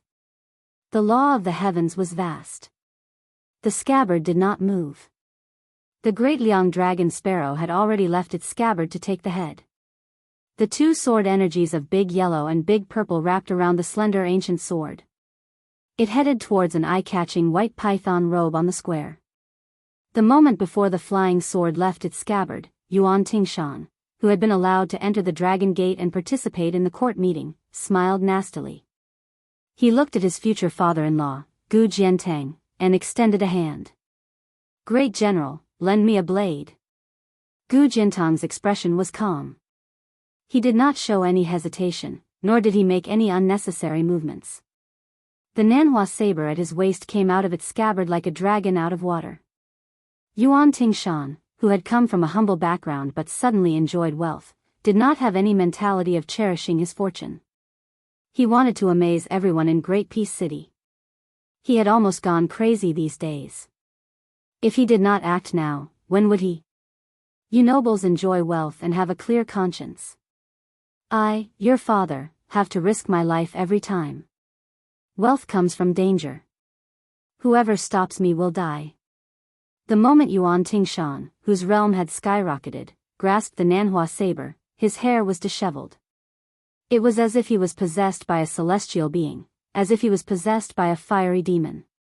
With the saber in his hand, he instantly knew that the great general had not only borrowed the Nanhua saber, but also contained a vast amount of vital energy.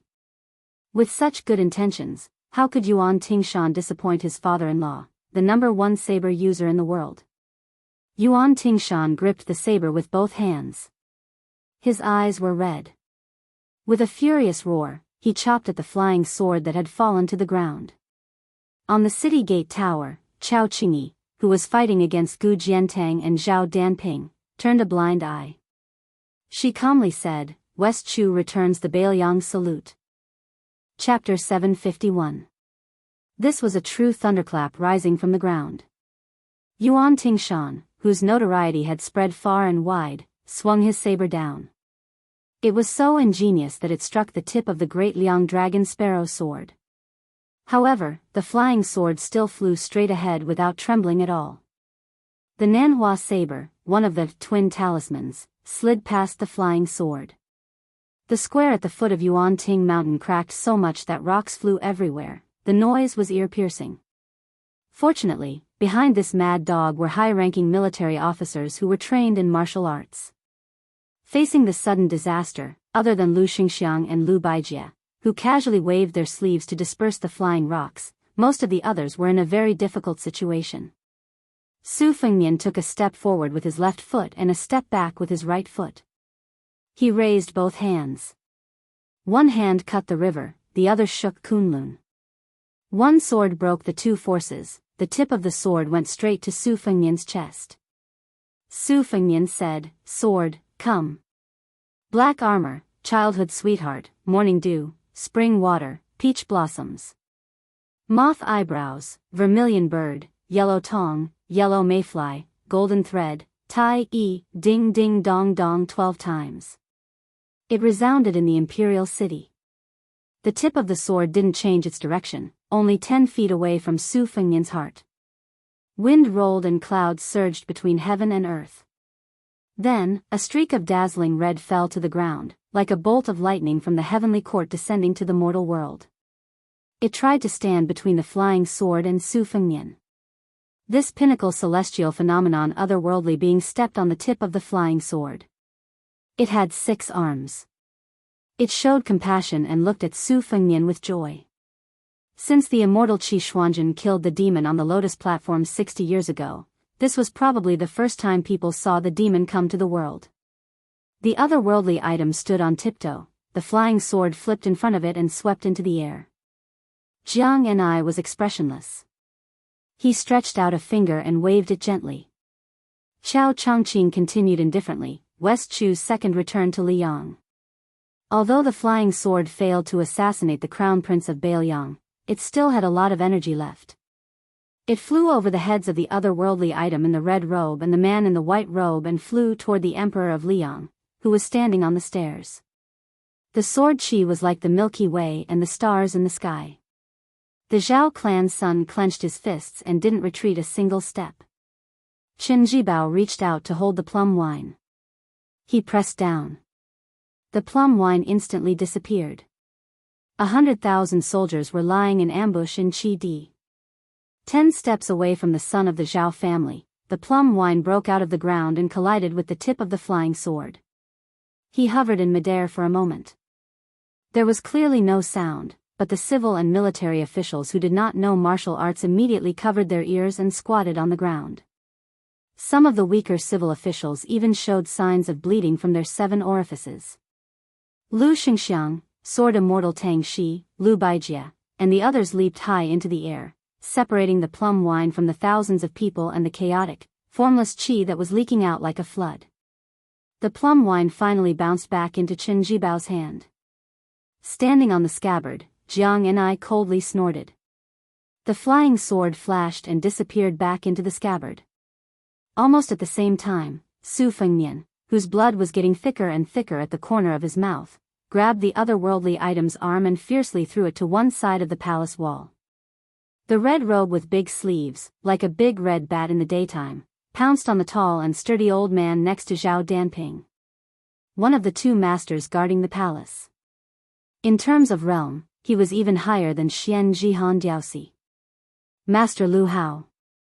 After throwing the otherworldly item, Su Fengnian stepped forward nearly 10 zhang in one step, floating toward Yuan Tingshan. In Gangnam-do, he once wanted to kill Su Jihu. Su Fengnian raised his arm, his 5 fingers like hooks, and said in a low voice, "Sword, come again." Xian Lei, Tai Peach Blossom, Jin Lu, Huang Tong. 5 flying swords with the sharpest sword qi smashed down at the same time. The immortal caresses the big top. Yuan Tingshan's face changed dramatically. His Nanhua saber raised a dazzling saber light. At the same time, he retreated step by step. However, his palm was bleeding from the web between his thumb and index finger. After taking 3 steps back, he rolled sideways. A string of blood splashed out from his back. A flying sword hovered in a tricky position, cutting the official robe that he had always dreamed of. It was not easy for him to roll away from the danger. However, 5 more flying swords poured on his head like cold water. Yuan Tingshan's face was ferocious. He had a bright future, but he had just taken a few steps forward. How could he wait to die here? Gritting his teeth, he pulled out his Nanhua saber and hit away 3 flying swords. He tilted his head, dodging one flying sword that brushed past his cheek. Then, he used the momentum of the Nanhua saber to hit the last flying sword on his chest before it pierced through his heart. Yuan Tingshan, who was not standing firmly, staggered. Eventually, he managed to stand firm. He touched the blood on his face. Instead of being angry, he laughed and said, "Come again if you have the guts." The civil and military officials in the square were speechless. What a crazy dog that was not afraid of death. Then, almost everyone was dumbfounded. They saw Su Fengnian slowly walking forward. However, Yuan Tingshan, who was inexplicably hostile to the crown prince of Bailiang, was like a grass carp that had unfortunately fallen on the shore. He was jumping around and struggling for his life. The distance was less than 5 feet. Yuan Tingshan's blood kept splashing everywhere. The world only knew that the peach blossom sword god Dong Tai had 12 flying swords in his small box. No one knew that there was another person in the world who could control so many flying swords. Finally, the distance was 3 feet. Yuan Tingshan, who had been waiting for this moment, dodged the 3 fatal flying swords. He let 2 of the flying swords penetrate his body and chopped down with his saber. The officials in the square, who did not dare to breathe, were all sweating. They were hoping that this crazy dog could kill the crown prince of Bailiang with one strike. However, the next scene made most people feel incredulous. Only Lu Xingxiang and Lu Baijie shook their heads. They felt that it was a pity, but they were also amazed. Yuan Tingshan withdrew his saber against the flow of qi. Lu Xingxiang felt that it was a pity that at the moment of life and death, Yuan Tingshan did not hesitate. However, in the end, he still cherished his life and did not do that shady business of exchanging a life for a life. Lu Baijie was amazed at Su Fengnian's audacity. This person could have won relatively easily, but he did not. He still dared to bet that Yuan Tingshan was more afraid of death than him. This kind of fight had left a huge shadow in Yuan Tingshan's heart. It was likely that he would not be able to erase it for the rest of his life. Su Fengnian slapped Yuan Tingshan's chest with his palm. He took a few steps forward and grabbed one of Yuan Tingshan's feet in the air. He turned around and suddenly smashed it on the ground. A big hole. Yuan Tingshan was clearly at his last breath. Gu Jiantang, who had been watching the fight with narrowed eyes, finally took a step forward. If Yuan Tingshan wanted to die in the capital, he had to go through Gu Jiantang. A gentle breeze rose. The white-haired young man stood quietly in the square. His python robe swayed in the wind. Just like his life experience, which was in a precarious situation.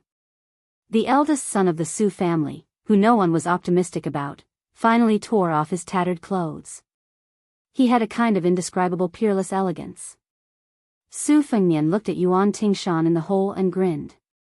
You are not worthy of my saber. Today, you are lucky to have a good father-in-law. Next time, I will personally peel off your skin. Chapter 752.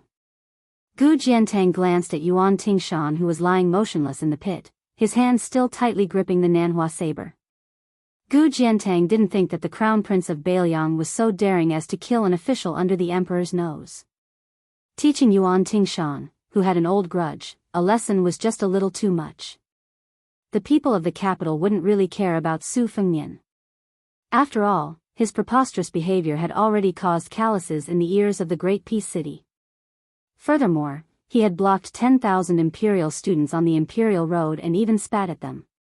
This could be considered as foreshadowing today's fight, but it wasn't too strange. After all, hiding one's strength for more than 20 years, the heavens rewarded the diligent. In the end, there were great benefits. If it was a crown prince who had always had an excellent reputation, he would have been dragged away and stripped of his hereditary bestowment. There were actually only two things that really interested Gu Jiantang. First, why did Dong Tai's 12 flying swords end up in Su Fengnian's hands? Second, the origin of the red-robed otherworldly item that had pounced on Lu Haoshi. Ordinary otherworldly items simply couldn't enter the imperial city that was filled with purple and yellow dragon aura. Ever since the devil's sect that occupied half of Jianghu completely vanished after the battle at the devil-slaying platform, the world publicly acknowledged that there was no longer a heavenly demon. Gu Jiantang was in a daze for a moment. Even though he had been the Minister of War for 18 years, he still suddenly became furious. That Su family's child actually went back on his word and played hard to get with him. With just a thought, a flying sword with a perfect sword embryo pierced straight towards Yuan Tingshan's head. This made Gu Jiantang extremely shocked and angry.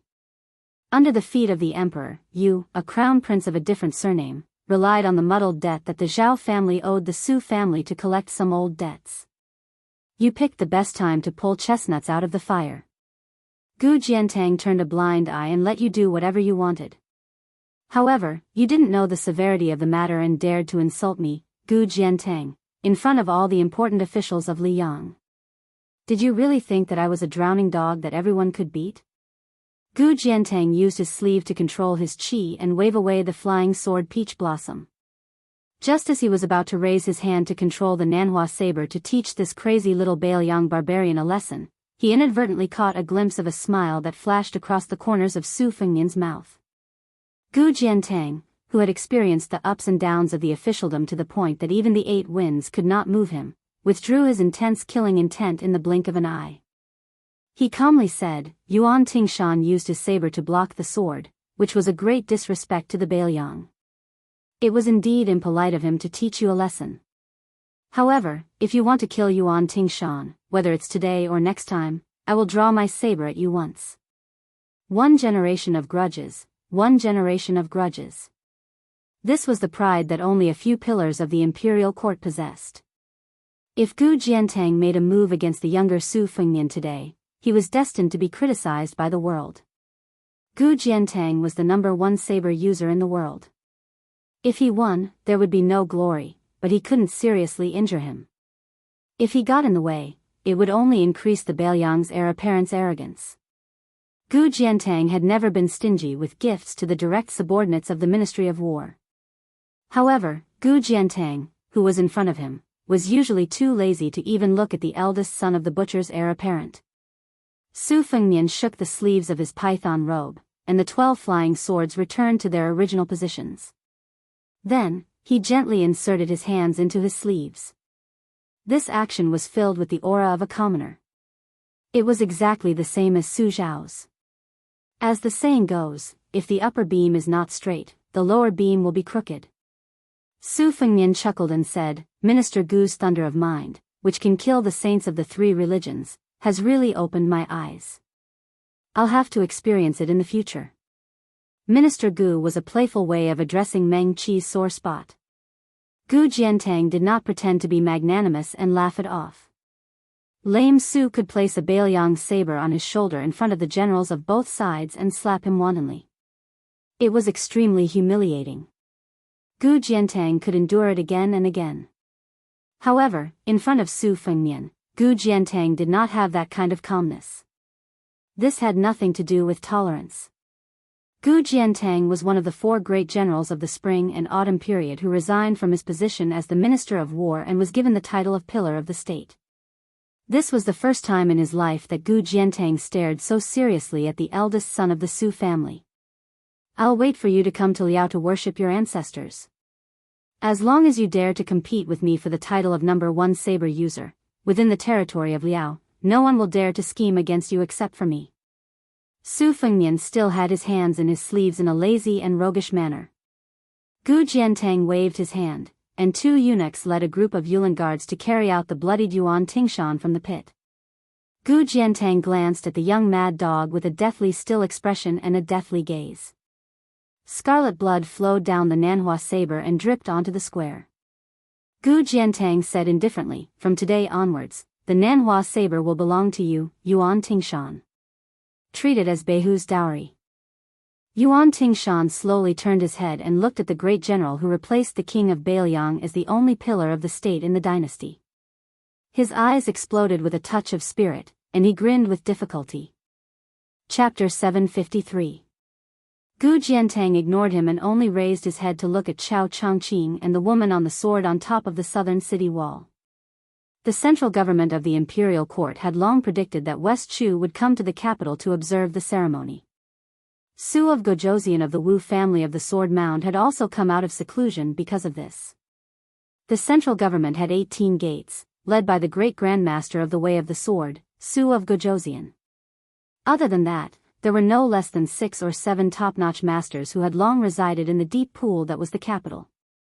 Some time ago, Gu Jiantang had recommended himself to guard one of the gates of the imperial court to stop Chao Qingyi, but the emperor had not allowed it. It could be said that Chao Changqing's appearance was not a surprise to Gu Jiantang and the small group of people. As long as West Chu still wanted to reclaim their country, today was undoubtedly the best opportunity for them to show themselves. This was the same fallacious logic as Su Fengnian wanting to vent his anger in the capital, so he had no choice but to make an unreasonable move at this time. However, as a general who had been in charge of the Ministry of War for nearly 20 years, Gu Jiantang did not think highly of West Chu's chances of reclaiming their country. It was even very likely that this would become the perfect opening for Zhang Julu to vent his undercurrents. The purple-bearded, blue-eyed man who had been in charge of Liang and reorganized the governance of the country had faced an enormous resistance that the outside world could not imagine. It seemed that he was relying on the emperor's trust and his momentum was like a rainbow, but as for how and when he would fiercely rebound, even Gu Jiantang did not dare to imagine. Was this ceremony not a kind of tacit understanding that could not be revealed to outsiders? Chao Changqing was confident in the methods of the Chao Changqing. If Great Peace City dared to shed all pretense of cordiality, West Chu, who had made a great wish when he became a saint to use his life to turn the world upside down, dared to risk his life and let the fallen princess leave on her sword. Then, he would use the life of a saint to exchange for the coronation of King in Jing. This would become a tragedy of hundreds of officials dying. If the emperor really wanted to prevent Chao Changqing from entering Great Peace City, he could have had Gu Jiantang, Pei Nanhua, Chen Zhibao take the plum wine, the old ancestor of the sword tomb Su of Gojosian, and teacher Lu guard the 4 city gates with their elite factions. If they encountered Chao Changqing, they only needed to delay him for a few minutes. The other 3 could immediately bring people to surround and kill him. However, to Gu Jiantang's surprise, the emperor and Zhang Julu, as well as the broken-tongued strategist who had never left Great Peace City in his entire life, did not have such a conservative plan. They still allowed Chao Changqing to swagger to the top of the city walls and announce to the world that West Chu had reclaimed its country. Gu Jiantang smiled. When Liang and West Chu faced off against each other, no one could have guessed that the result would be a draw. However, after 20 years of peace and tranquility, West Chu was trying to use half of its country's power to resist the alliance of the other spring and autumn countries. A snake swallowing an elephant? Gu Jiantang shook his head. In the end, Chao Changqing still had the spirit of a scholar. The emperor of Liang took a step forward and said in a clear voice, "I hope that in my lifetime, I can peacefully play chess with Sir Chao in this great peace palace city and make friends." Chao Changqing smiled and did not reply. Jiang and I flew away from the top of the city walls on his sword, causing the civil officials and generals in the square to tremble with fear. She twitched the corner of her mouth. The great Liang dragon sparrow soared into the clouds and disappeared. 2 dimples appeared on her cheeks. Was she laughing at him until his hair turned white? Chao Changqing immediately turned and flew away. The emperor let Song Tonglu, the head of the imperial palace, go up the steps and said softly. Then this powerful official walked near the steps and faced the square. He said in a deep voice, "The Bailiang heir Su Fengnian is allowed to withdraw from court. He does not need to report to the court when he leaves the city." After Su Fengnian heard the imperial edict, he still put his hands in his sleeves and turned to leave. The Zhao family's son, who had been paying attention to the Bailiang heir's next move, narrowed his eyes. However, he quickly relaxed and his expression returned to normal. Almost at the same time that Su Fengnian turned around, he walked towards the main hall and crossed the threshold. The Zhao and Su families parted ways. Most of the officials swallowed their saliva when Su Fengnian turned around. Especially the Imperial College's Right Chancellor Jean Lanting, who was supposed to be high-spirited. His face was dispirited as if he had lost his parents. After Su Fengnian walked out of the city gates, he stopped. The Yin item Danning was connected to his mind. It was not inferior to the flying sword that he no longer needed to use his qi to control. After it threw the old hidden dragon into the city walls, in less than half an hour, it had silently gone back and forth between life and death countless times. The Yin item's arms drooped dispiritedly.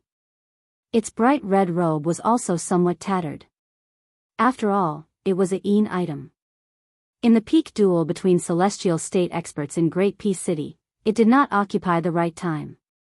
This was a fatal disadvantage. For it to be able to do this, it was already shocking enough. It was rumored that Lu Haosher, who had been in celestial state for longer than a normal person's lifetime, stood quietly at the foot of the wall. There was not the slightest trace of anger on his face. His eyes were as gloomy as a poisonous snake's, tightly biting onto the Bailiang heir. Su Fengnian first smiled at the Yin item. Then he walked towards Lu Haosher. When he was dozens of feet away, he stopped and said, "Don't die of old age too quickly." The old man's laughter was hoarse, like an old donkey grinding mud with a millstone. He stretched out a palm and made a flipping motion. This old man couldn't kill the big one in the past. Killing the small one is just a so-so. Su Fengnian stretched out a finger and wiped the corner of his mouth. The old bastard is hiding in the deep pool. I can't do anything to him for now. However, the 10 great clans of the spring and autumn period, the Nanyang Lu family that respects you as their ancestor, and the many talents that have the potential to serve the imperial court, I will send people to eliminate the weeds by the roots. Will you save them or not? I purposely didn't do these dirty things before because I wanted to talk to you in person after entering the capital. The old man was indifferent and emotionless. He sneered, "The clay Buddha crossing the river can't even save himself. How dare you talk nonsense in front of this old man?" Su Fengnian smiled and said, "Great rivers and mountains. Let's ride a donkey and wait and see." The white-haired young man put his hands in his sleeves and slowly walked on the imperial road. The Yin item in the red robe looked at the lonely figure with joy and pity. It looked at Lu Haosher, who was trying hard to suppress his killing intent. After Su Fengnian walked for a while, he pulled out his hands. Without turning his head, he suddenly asked, "From now on, you will be called Su-ing, okay?" The Yin item stretched out an arm and gently pulled on one of his sleeves. The man and the Yin item seemed to depend on each other. They didn't say anything as they walked hand in hand on the central axis of Great Peace City. Chapter 754. Su Fengnian walked alone to the carriage that deviated from the central axis. The coachman was naturally Blue Bird, who was dressed in green and embroidered shoes. Xianyuan Qingfeng, who carried the imperial jade seal, was dressed in purple and sat sideways behind Blue Bird. His legs dangled outside the carriage. Seeing Su Fengnian leave court so early, although Xianyuan Qingfeng was puzzled, he didn't ask. They sat in the carriage together. After Su Fengnian sat down, he smiled and said, "West Chu returned a sword strike to me. We'll leave the capital later and let Mr. Chow wait for a few more days. At the same time, we'll scare that Han Diaosi who's waiting for us somewhere. This Confucian sage won't be in the capital to retrieve the imperial jade seal. You should seize the time to absorb fate." Xianyuan Qingfeng frowned and said, "Only 40 to 50%. Su Fengnian smiled and said, "One must be content with what one has. Getting 50 to 60% is good enough. Going too far is as bad as falling short. Fate is unpredictable. If something goes wrong, you'll be the one to suffer, not me. Come, take it out and let me take a look. I'll help you." Xianyuan Qingfeng wanted to say something but stopped. He snorted coldly and didn't move in the end. Su Fengnian was confused and said helplessly, "Do you really think this imperial jade seal is your exclusive property? Borrowing money and returning it is a matter of course. In the past, you were rude and unreasonable to me, but that was because I was easy to talk to and didn't lower myself to your level. I've been hiding it for the past few years. Chen Jibao is even more ruthless than me. He's already become a saint." During the Battle of Iron Gate, Chen Jibao was at the peak of martial arts and still couldn't defeat Chao Qingyi. If you offend this West Chu and delay his great cause of restoring the country, you're destined to suffer. Besides, when it comes to the fate of the Imperial Jade Seal, you're thousands of miles away from your father. You're just a layman, far inferior to me. I'll help you take a look and fill in the gaps. Are you still not satisfied? Xianyuan Qingfeng hesitated again and again, staring at Su Fengnian. Finally, she slowly extended two slender fingers, tilted her face, and pinched a red string that held the Imperial Jade Seal from her neck. She gently lifted it. Looking at the scenery on her chest, she should have pulled out the Imperial Jade Seal from between her two peaks. Su Fengnian didn't know whether to laugh or cry. He thought to himself, "No wonder you're so shy. In the end, you're a woman who can't be thick-skinned when it comes to matters like this." Su Fengnian immediately pretended to be serious and old-fashioned so that she wouldn't fly into a rage out of humiliation. He calmly took the red string that still had traces of warmth and lowered his head to stare at the Imperial Jade Seal of West Chu. Xianyuan Qingfeng turned her head away and covered her chest. It was impossible to see whether she was angry or shy. Under the string, the Imperial Jade Seal appeared to be sparkling and translucent. Yellow and purple qi rapidly circulated within it, like a river during the summer flood season or a chick leaving its nest. Its heart was still directed towards Xianyuan Qingfeng. The fate leaked out from the Imperial Jade Seal, drifting together and seeping into Xianyuan Qingfeng's 7 apertures and 3 dantian. Su Fengnian didn't know whether to laugh or cry. He raised his head to look at the woman who was still angry at him and angrily scolded, "How is this 40 or 50%? You've clearly stolen 60 or 70%. I've wronged you when I said that you only knew how to squander money."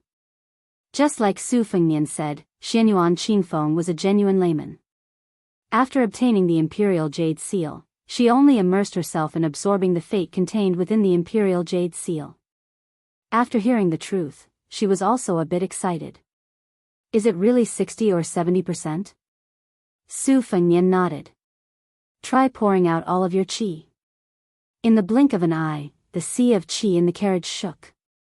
The 2 horses abruptly stopped in their tracks, looking like they would not be shaken even by thunder. Su Fengnian's hair fluttered unsteadily as he clicked his tongue. Narrowing his eyes, he sighed emotionally. Using the words of the Daoist qi cultivators, it's like steaming the Cloud Dream Marsh, shaking the Jade Emperor Tower, and shaking the Kunlun Mountains. It's not far off from the Great Yellow Court of the Wudong sect leader. Xianyuan Qingfeng closed her eyes and spread out her arms.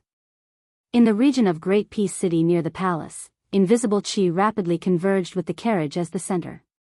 She had an intoxicated expression on her face.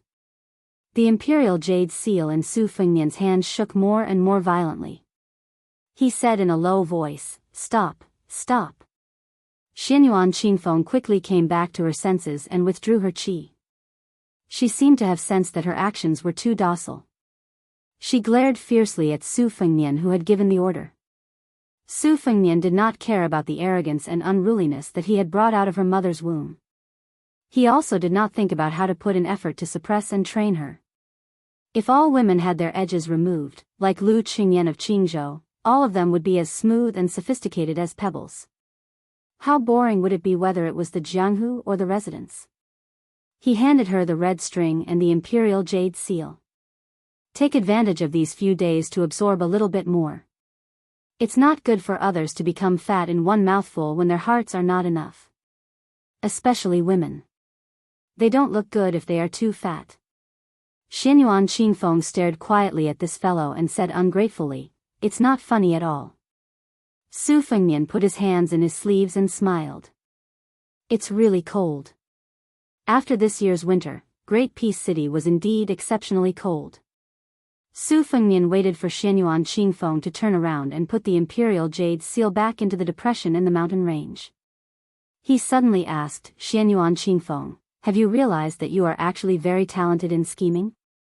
Other people rely on practical knowledge and experience in the field of politics, but you rely on intuition? Xianyuan Qingfeng said with disdain, don't think that I will be your Beiliang's dog. I will do business with you one by one. Su Fengnian shook his head. Don't be nervous. I am not so desperate that I am not picky. It's just that I am in a rare good mood, so I will reward you verbally. Xianyuan Qingfeng hit the nail on the head. You have made things clear with Lu Hao of the white clothes case in the capital.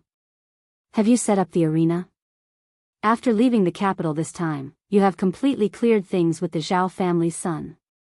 In the future, you will rely on your own abilities to draw a line publicly? Su Fengnian nodded with a smile. Chapter 755. There were many things in the imperial court that were deeply arranged behind layers of curtains. Every step was carefully planned, and every little detail was fought over. However, when put on the table and in the eyes of the court officials, it was often just that. It was very difficult to see the brilliance at a glance. Su Fengnian came to the capital to observe the ceremony as the heir of a vassal king. On the surface, he entered the palace with a saber and did not kneel. Undoubtedly, the emperor of the Zhao family gave him a lot of face. However, other than this sweet date, the other big sticks that came down were all firmly on Beiliang's head. Making an exception to promote Jean Lanting as the right chancellor of the Imperial College, seducing the great scholar of Confucianism Yao Baifeng to take a post in the capital, promoting Chen Jibao, the protector of Beiliang to the minister of war, and promoting Yan Jieshi, the magistrate of Lingzhou, to the most illustrious member of the imperial family in one fell swoop. These 4 big sticks were all openly beaten on Su Fengnian's head in front of all the civil and military officials. How could Su Fengnian not take advantage of this situation to make a big fuss? It looked like he was acting out of spite, but it could also be that Su Fengnian was using his own method to stabilize the Beiliang cavalry's morale. The carriage slowly returned to Shima Wei Station. The rotten scholar Lu Wenbao was no different from an old beggar. He was still waiting bitterly under the dragon claw locust tree, waiting for Beiliang's heir to give him a chance to fulfill his ambitions. At this moment, he was squatting and gnawing on a cold and hard steamed bun. Although he had suffered in the areas of clothing, food, shelter, and transportation, he seemed to be in good spirits. Most of these people were like this. As long as there was a little bit of hope to look forward to, they could display astonishing tenacity. This was related to one's heart. Lu Wenbao was undoubtedly the type of person who had a big mouth and a big heart. After Su Fengnian got off the carriage, he still did not even look at Lu Wenbao. He did not even bother to cast a sideways glance at Lu Wenbao. Normally, a scholar who was confident that his knowledge and military strategy were not inferior to other people's would have already turned to other wise masters. However, Lu Wenbao's life had been full of ups and downs, but he still had his pride and unyielding character. The pride he gained from studying the sage's books had almost completely dissipated. Naturally, he had the great willpower to stick to the Green Mountain and not let go. But to be exact, it seemed more appropriate to stick to the Su family's locust tree next to him. Seeing that Su Fengnian was about to enter the post house, Lu Wenbao trotted over and said softly, "Young Master Su, someone is looking for you. It's a young lady with the surname Li. She didn't enter the post house and just wanted to chat with me. She waited for a long time, but in the end, she couldn't endure the hunger and went to buy food." Su Fengnian was stunned. He laughed and said, "Did she say that her family lives in a temple and that the temple belongs to her family?" Lu Wenbao nodded vigorously and said with a smile, "Yes, yes. The young lady is quite interesting. I was just wondering why there would be a girl living in a temple." Su Fengnian was truly in a good mood this time. He said to Lu Wenbao, "Go to the post house and find a warm place. If Tong Ziliang asks, tell him that I told you to stay." Unexpectedly, the old scholar did not know what was good for him.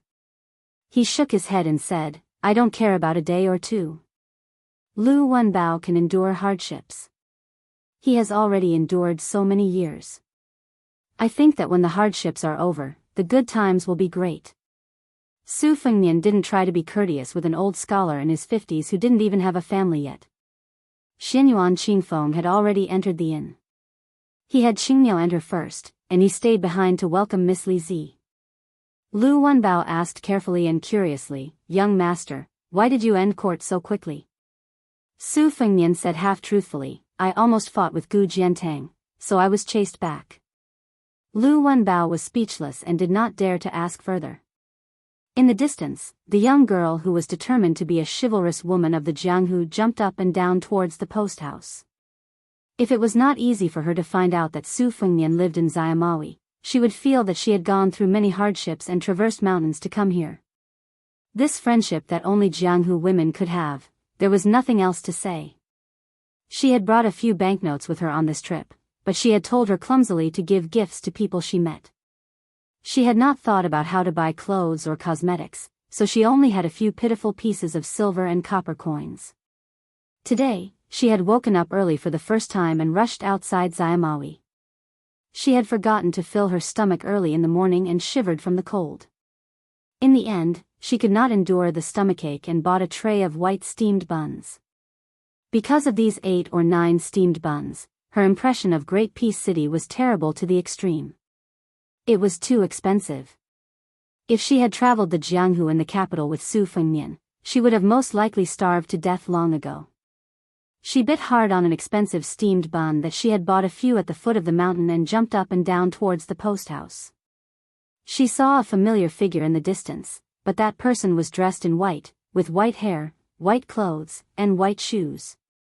Why did he look like a snowman? She was not sure. Could it be Su Fengnian? It was said that only those who were traveling would be timid when they were close to home, but Xiamawi was not her hometown. But because of him, she stopped jumping and slowly moved towards the dragon claw pagoda tree. When she got closer, she saw the face that she had been thinking about day and night. The little girl was stunned, still biting on the steamed bun. She looked dazedly at the familiar yet unfamiliar man. She did not care about her chivalrous demeanor and etiquette as she turned and ran, the steamed bun in her hand falling to the ground. Lu Wenbao had an expression of disbelief. Had this little girl been scared silly by His Royal Highness beside him? Su Fengnian could not help but laugh. He walked over and picked up the steamed buns that were not too dirty and held them in his arms. The little girl ran out for a while before running back. She was like a pear blossom in tears. "Su Fengnian, are you going to die?" "My father is very capable. I'll go back and tell him." "Wait for me, you must wait for me." Then she turned and planned to run again. Su Fengnian freed a hand and pressed on her little head, twisting her around. "I won't die. I just felt that I had to go out and attract attention, so I had to do something unconventional. That's why I dyed my hair white." The little girl's personality was innocent, but she was not stupid. She was furious. "You lied to me." Su Fengnian stuffed a steamed bun into her mouth and took one for himself. He said vaguely, "Where's your family's north and south monks?" Miss Li Zi took out the steamed bun and sobbed. Stupid north and south went to the palace to wait to see the emperor. They had to quarrel with that Prime Minister Qing Xi and Mr. White Lotus again. Su Fengnian reached out to help her wipe away the tears on her cheeks. Her little face was red from the cold, looking very comical and cute. Su Fengnian did not have a younger sister and had always treated her as his own.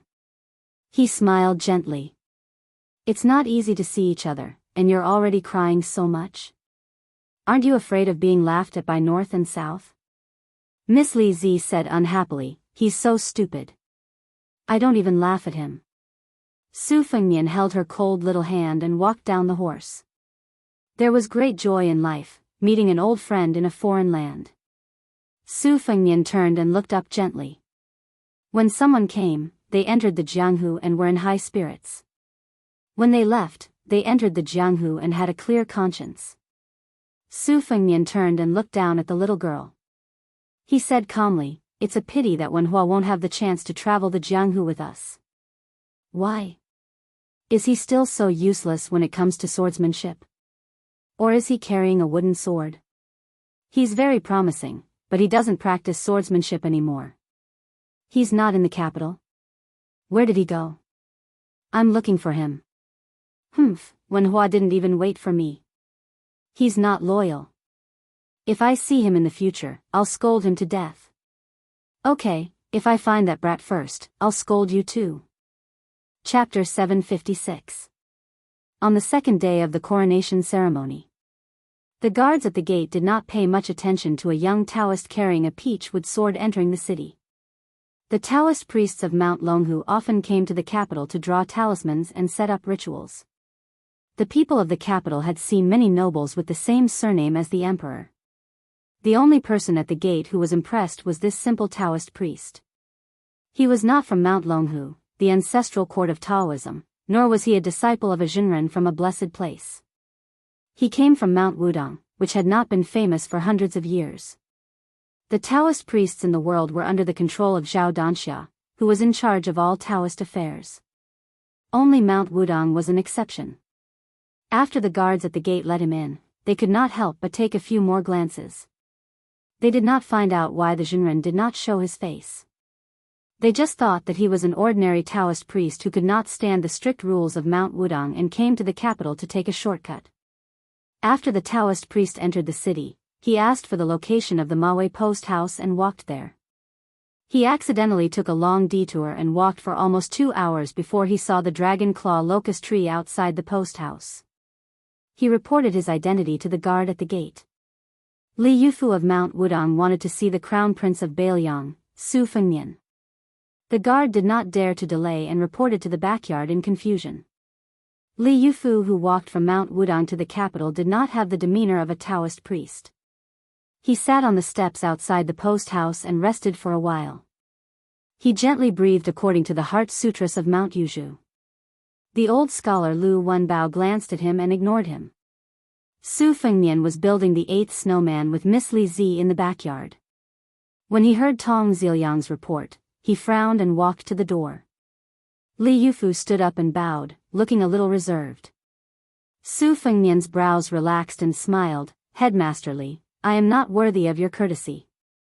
Wudong Mountain's Li Yufu was the next Wudong sect leader after Wang Zhongluo, who had cultivated the Great Yellow Court, and Hong Shixiang, who was the reincarnation of ancestor Lu.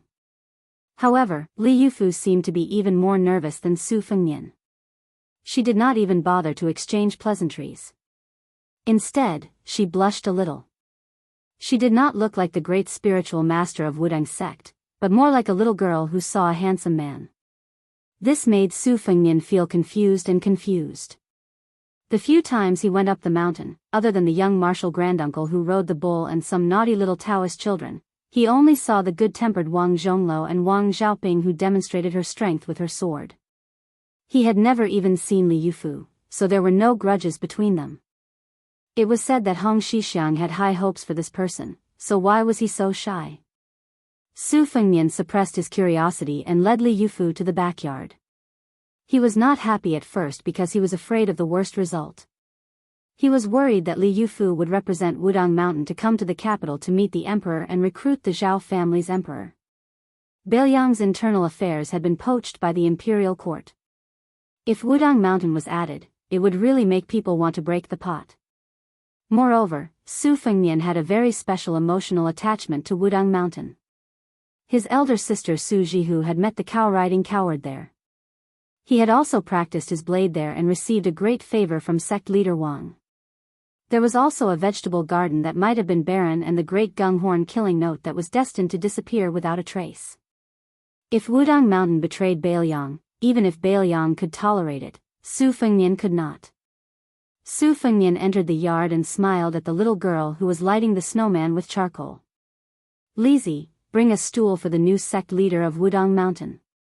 The little girl quickly wiped the charcoal stains on the snowman and went to the house to bring out a stool. Li Yufu was still reserved and shy.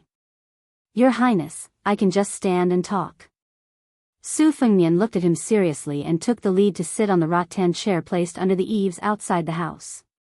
He joked. Why are you not at all like Hong Shixiang?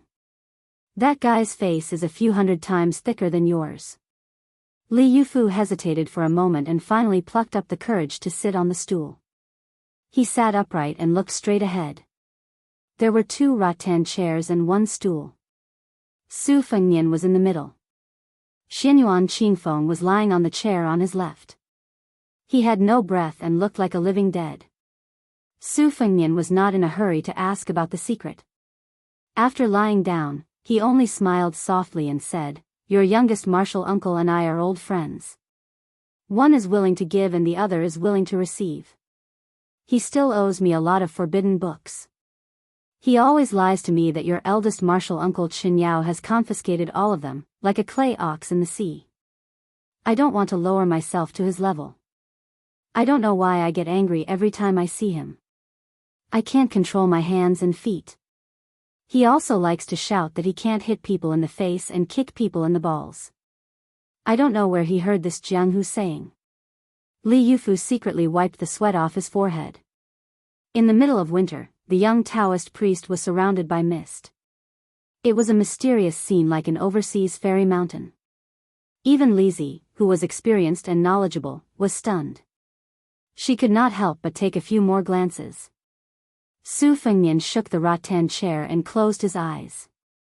The old headmaster is really a good person. I've seen some old Taoist priests in my life, but the only one who really looks like an immortal is Headmaster Wang. The warm atmosphere was dispelled by Xianyuan Qingfeng's cold snort. Li Yufu, who was already on tenterhooks, was so scared that he swallowed a mouthful of saliva. Cultivation was like entering a gold mine. How much gold one could pick up depended on one's talent, root structure, and lucky chance. Li Yufu's talent was chosen by his master, Yu Xingrui. That was why he was brought from the East Sea to Mount Wudang by Yu Xingrui, who was known as the top internal force cultivator on Jade Pillar Peak. After he came up the mountain, he was favored by all the martial uncles. As for his lucky chance, even Chen Zhao, Song Jiming, and the others did not dare to guess. Only one person left a prophecy: Wudang will prosper because of Yufu. In fact, Li Yufu was not timid. But the person he admired and respected most in his life was his youngest uncle, who used to be an immortal riding a crane and cutting fate with a sword. He admired him from the bottom of his heart. After he came up the mountain, everyone talked about how his youngest uncle and the heir of Bailiang were opposite in fate. Several of his martial uncles also said that his youngest uncle was indeed beaten in the capital and was infinitely afraid of the heir of Bailiang. His youngest uncle's cultivation was as high as the 9th heaven.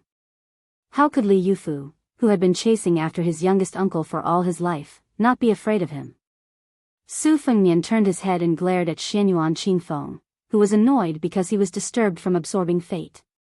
Li Yufu did not dare to turn his head to look at the woman in purple. He only dared to lament in his heart that the women at the foot of the mountain were all tigers. His youngest uncle was right. Su Fengnian asked with a smile, "I heard that Beimang's sword Qi went to Mount Wudang and asked for Ancestor Lu's flying sword technique. He asked your Mount Wudang to answer the sword on behalf of Ancestor Lu. He fought his way to the top of Big Lotus Peak, but was forced back to the foot of the mountain by you."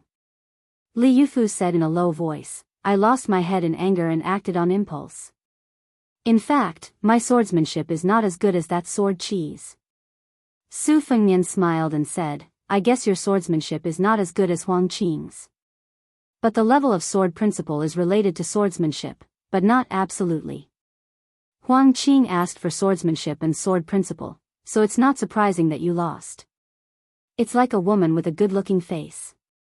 She can be more beautiful, but how beautiful she is depends on the most important thing, her temperament."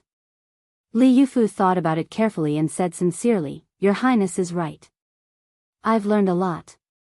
Su Fengnian said jokingly, "Do you really think I'm some kind of Daoist master? You're so smart. Even if I fart out of boredom, you'll be able to figure out something." Li Yufu, don't be so suspicious.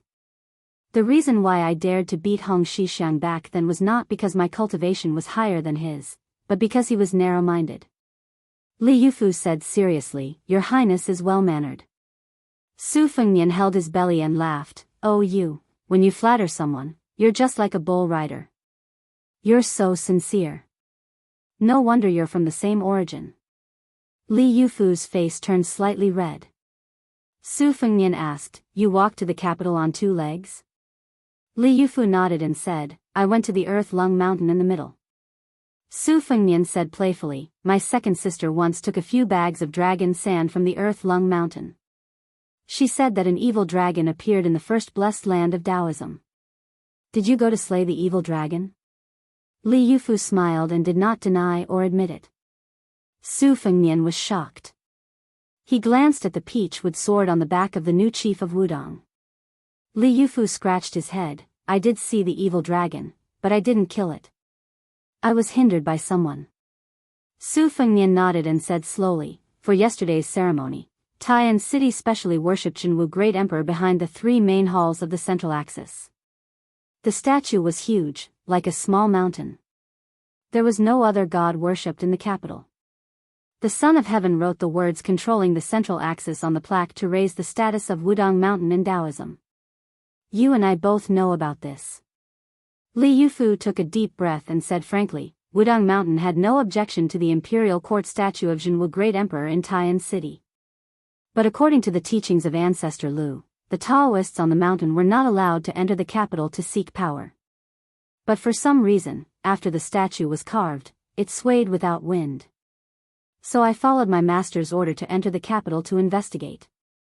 On my way to the east, I sensed that it had something to do with the Earth Lung Mountain. So I went to the blessed land and found the evil dragon hibernating there. Speaking of this, Li Yufu stood up and said in a low voice, I'm willing to cultivate for the sake of the common people. Su Fengnian smiled and looked at the sky. Such a young immortal. Chapter 757. The second chapter was at 3 in the morning. The third chapter was at around 5 in the morning. There was one more chapter at night. Su Fengnian smiled and asked, when will you go to the palace to meet the emperor? Li Yufu shook his head and said, since the evil dragon of Earth Lung Mountain has been slain, the statue of Jianghu Great Emperor on the central axis should no longer be a bad omen. I will not go to the palace and damage my cultivation. Chief Uncle Master once told me that there are 7 injuries in our cultivation. One of them is that we do not follow the rules and reveal our innocence. If we violate this rule, it will be difficult for us to be listed as an immortal even if we have a strange appearance. Although I do not expect to be listed as an immortal in Tianmen, I am also timid. I am afraid to go to the place with the strongest dragon Qi and Yin Qi in the world. I came to the capital this time just to see His Highness and hear more about the 2 chief leaders. After leaving the capital, I will travel around and will not be in a hurry to return to Wudong. If I want to travel 100,000 miles in 10 years, it will be difficult for me to meet one and eliminate one. Wudong Mountain did not appear, but once it did, it would become an immortal. First, there was Wang Zhongluo who concealed his identity and traveled in Jianghu. He helped people in danger and broke the Kanglan with one finger. Later, there was Hong Shixiang who used his flying sword to suppress the dragon and tiger. He was regarded by the Qi cultivators as an existence that could suppress Wufu Wang Xianji. Su Fengnian joked, if you meet a girl you like in Jianghu and become an immortal Taoist companion, or even give up being a Taoist priest and not return to Wudong Mountain, your master and uncle masters will be so angry that they will vomit blood. Li Yufu blushed and said, I don't dare. Su Fengnian caught the loophole in his words and said, you don't? Li Yufu said sincerely, I'm not as good as Uncle Master. I'm not good at divination, so I don't know the mysteries of heaven. I don't dare to say what will happen in the future. Although I don't know many things in the world, I know what I should do. If I meet a girl I like, I can only forget about her in Jianghu. Su Fengnian remained silent. Li Yufu did not know the ways of the world and did not know how to warm up the atmosphere. He could only stand up and bid farewell. Su Fengnian came back to his senses and stood up as well to send him to the door. Li Yufu, who carried an ordinary peach-wood sword on his back, hesitated for a moment. He pointed at the old pagoda tree and said softly, Your Highness, do you know that a Qi cultivator has done something to the dragon claw pagoda tree? Su Fengnian shook his head, his eyes gloomy. Li Yufu was relieved and did not ask any more questions. He condensed his qi and exhaled. The 7 steps of gang treading. The peachwood sword that had no murderous aura was slowly unsheathed and inserted into the root of the dragon claw locust tree. The current Wudang sect leader stretched out his fingers and made a gesture. He whispered, "Draw the ghost and draw the evil." Lu Wenbao was shocked and hurried away from the dragon claw locust tree. The old Confucian scholar had learned a variety of things. He was skeptical about the yin and yang divination Taoism, but he did not dare to underestimate it. He opened his eyes widely and only saw the young Taoist show a good swordsmanship. After that, there was no movement. Lu Wenbao was very disappointed. Li Yufu frowned and approached the pagoda tree. He bent his right thumb and cut his index finger. The blood kept flowing. He drew a talisman on the tree trunk and patted it gently. The talisman disappeared. Li Yufu's expression did not relax but became more dignified. After thinking for a while, he crossed his palms. The left thumb was curled in the palm and the other 9 fingers were exposed. Su Fengnian was a layman when it came to Taoism talismans. Xianyuan Qingfeng, who was behind him, said calmly, "This Taoist is using the Tai lion spell. It is said that Lord Tai's mount is a 9-headed lion, so there is this spell. Previously, he was using the exorcism skill, while the lion spell is the skill of inviting the god. If the Taoist immortal of Dragon Tiger Mountain wanted to do it in one go, it would take half an hour. This shows that this Taoist is not weak. Why is he so submissive in front of you? Is he really the current Wudang sect leader?" Su Fengnian ignored him. Li Yufu, who was very good-tempered, seemed to have found the clue after probing and realized the truth. He was angry for the first time. He is obviously orthodox, but he uses the unorthodox way. Li Yufu waved his sleeves and the peachwood sword under his feet rose from the ground.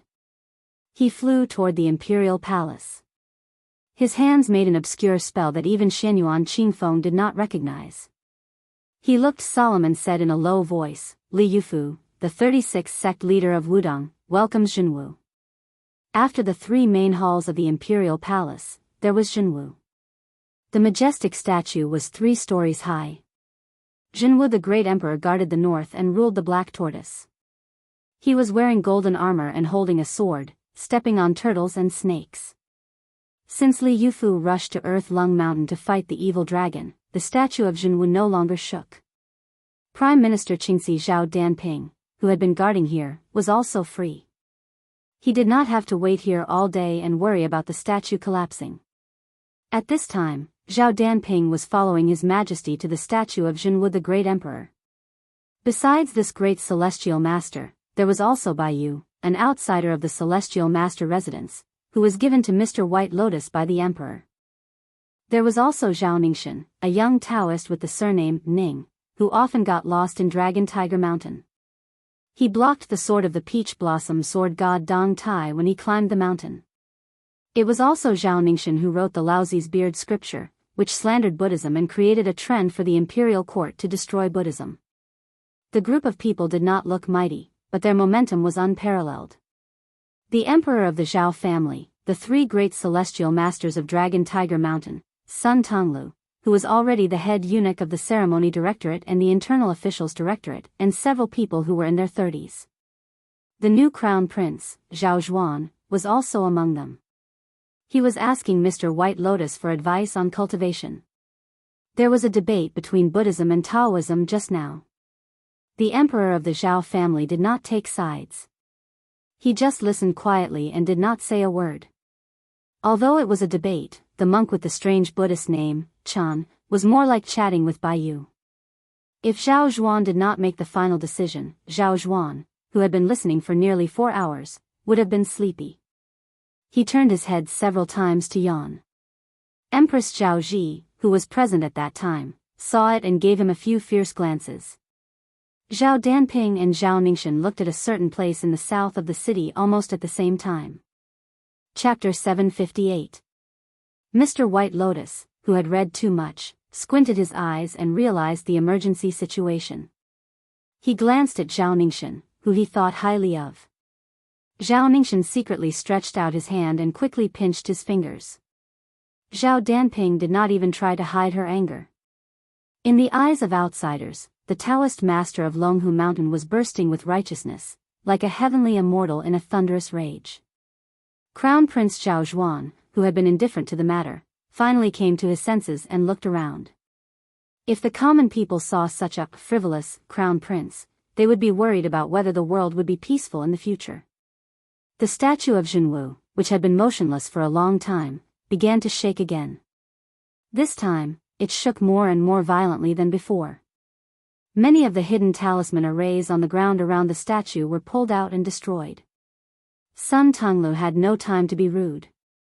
He stood in front of the emperor to protect him, fearing that the statue would collapse. Zhao Danping flicked the tail of her white sword that was wrapped around her arm. She leaped forward and stepped on the eye of the array. She tried to stabilize the secret array that she had carefully set up. Unfortunately, she was not strong enough this time. The statue of Jianghu the Great lost its roots and slowly slid toward the south. Zhao Danping's face was pale. She looked up and saw a peach-wood sword flying toward her. The tip of the sword turned toward the south, as if it wanted to follow Jianghu the Great to the south. The emperor of Zhao family looked normal and said softly, "Master Lu Hao, destroy that sword." The celestial state master who contributed the most in the case of white clothes quietly appeared behind the emperor. Zhao Danping tried her best to suppress the fluctuating formation map. She turned her head and said worriedly, "Your Majesty, don't act rashly on the peach sword that has already entered the formation. Otherwise, the statue may collapse." The emperor was expressionless and just stared at the minister who was good at writing beautiful poems. Sweat oozed from Zhao Danping's forehead. Crown Prince Zhao Ji chuckled, which was particularly harsh. Zhao Ningxian, who always gave people the impression that he did not care about anything, slowly walked out and blocked the path of the statue. He looked up at the highest god worshipped by the imperial court and asked a ridiculous and childish question, "Who are you going to see?" The statue of Jianghu the Great Emperor continued to slide to the south. Zhao Danping's footsteps were forcibly dragged to the south. The emperor asked softly, "Mr. White Lotus, can you tell me who Jianghu is? Isn't he the second son of the Su family who was born with the strength of dragons and elephants?" Bai Yu, who was dressed in plain white hemp clothes and shoes, shook his head and said apologetically, "Old celestial master Zhao Shituan has always believed so. But Bai Yu doesn't look like it. He thinks it's more like an evil dragon. As for who it is, Bai Yu doesn't have the ability to predict the future, so I really can't guess." "Oh," the emperor said. He was not angry and continued to ask, "Then who could create such a phenomenon?" Bai Yu smiled and said, "Bai Yu knows about this." Looking at the style of the peach-wood sword, its ancestor Lu's sword that has been passed down from generation to generation by the Wudang Daoists. When I was young, I admired ancestor Lu's sword immortal style and personally carved one. However, due to my limited talent, I was unable to practice the sword. If I'm not mistaken, this Qi refinement warrior of Wudang should be Li Yufu, the new leader of Zhanlong at Earth Lung Mountain. The emperor's face darkened. "It's fine if this Daoist doesn't meet me in the capital. After all, Wudang has an ancestral rule of not entering the palace since ancient times." But Hong Shixiang broke into the city because of his strength, and this person was rude and disrespectful. Does he really think that my great peace city is a brothel? Does he think that he can come and go as he pleases just because he has some family background? Bai Yu laughed it off and did not elaborate. Even though he was half-blind, he was still one of the most discerning people in the world. Senior Zhao Danping of the Celestial Master Residence worked together with a large group of Qi cultivators from the Imperial Astronomer. They used the dragon claw locust tree from Mawei as bait and the statue of Jianghu as a catalyst.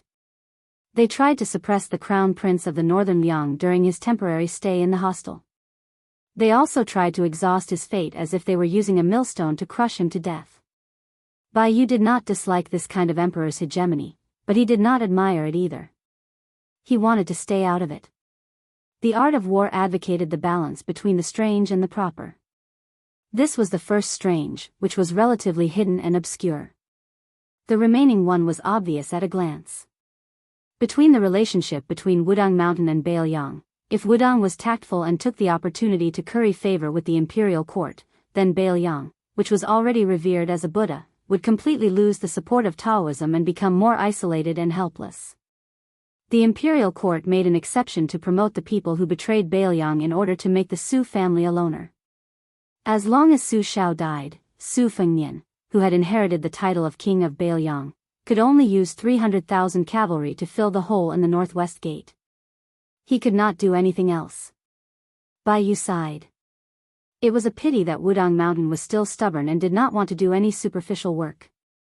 It was no wonder that they had declined to this extent and could not compete with the rising Longhu Mountain. First, it was the battle between two Zen temples and Longhu Mountain. Wudang Mountain fought Longhu Mountain. This was the battle for the ancestral court of Taoism. Even if they won this battle, they would lose the entire temple. Wudang Mountain would lose too much if they won. Bai Yu shouted to Zhao Ningxin, "Ningxin, come back." Zhao Ningxin hesitated for a moment and finally walked sideways to the south route of the statue of Jianghu Great Emperor. While speaking, Bai Yu quietly waved his hand. Most of the others were paying attention to Zhao Ningxin's actions, but only Zhao Danping noticed Bai Yu's gesture. He gritted his teeth and removed the defense of the array. Outside the Mawei post house, Su Fengnian asked with a smile, "Someone did something to the dragon-clawed locust tree. Do they have bad intentions against me?" Li Yufu nodded with a dignified expression. Su Fengnian asked, "Is it related to fate?" Li Yufu still nodded. Su Fengnian, whose fortune was as white as a piece of paper, almost burst into laughter. He held back his laughter and said, "All right, don't piss off those Zhao family people. Just focus on your 100,000 miles journey. You don't need to care about these dirty things. Take back the peachwood sword and leave the capital." Li Yufu blushed and said, "The peachwood sword is in the array. It's hard to take it back." At the end of the long street outside the post house, a middle-aged swordsman in a green robe appeared. He carried a sword on his back. Walking slowly, his face was simple like an ancient necromancer. He bowed to the new chief of Wudang Mountain. Li Yufu hurriedly returned the bow and said respectfully, "Greetings, Uncle Wang." Wang Xiaoping, who had been cultivating his sword for 20 years. Wang Xiaoping was unhappy. Obviously, he was not happy that the young chief was involved in the battle of the dynasty. Li Yufu was simple, but he was not stupid. He was embarrassed at the moment. Su Fengnian did not expect Wang Xiaoping, the best swordsman of Wudang Mountain, to appear in the Mawei post. Li Yufu explained, "Uncle Wang left his last words. When your highness enters the capital, brother Wang will enter the world." Wang Xiaoping took off the talisman sword Shinshu and threw it to Su Fengnian. He said in a hoarse voice, "Both brother and brother have said that they will see you in the capital." Su Fengnian took the famous sword. He did not have time to guess why Wang Xiaoping was willing to speak.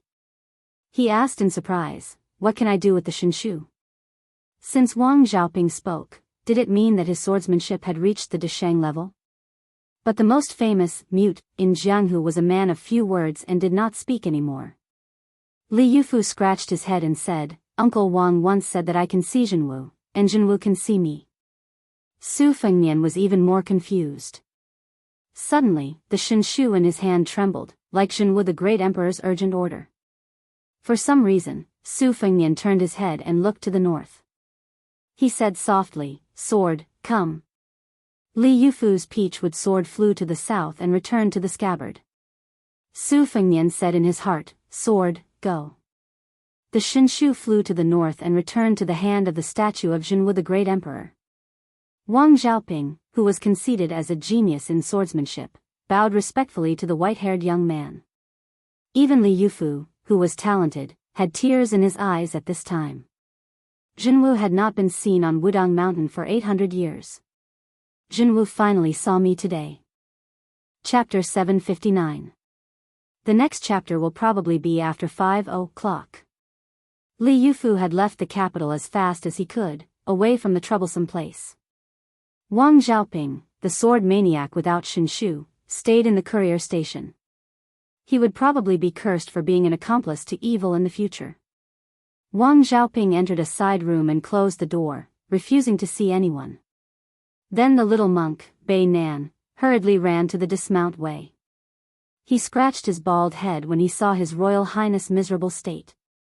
Su Fengnian didn't say much about his dangerous quarrel in the palace.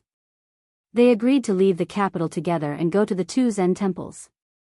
Unexpectedly, the little monk shook his head and said, "Master asked me to go with His Highness to Bailiang and teach him the method of epiphany." Su Fengnian asked in surprise, "If you didn't go to the capital to meet the emperor, it would be fine. But if you go to Bailiang with me as soon as you leave the capital, wouldn't it be tantamount to declaring that the two Zen temples have completely fallen out with the imperial court? Aren't you afraid that the imperial court will close the main gate of the two Zen temples in anger?" Miss Li Zi didn't want to deal with these things. She was focused on making snowmen in the courtyard. After the snow in the backyard was used up, she had asked Su Fengnian to go to the outer courtyard and even the streets to shovel the snow and put it in baskets back to the courtyard. She had already made 30 snowmen of different sizes. It was a magnificent sight. Bei Nan grinned. "Master said it's okay to close the temple. The monks in the temple won't starve to death anyway. It's only natural that we feel full and warm. Only when we suffer will we be sincere." Su Fengnian said helplessly, "Your master is very open-minded." Bei Nan looked worried.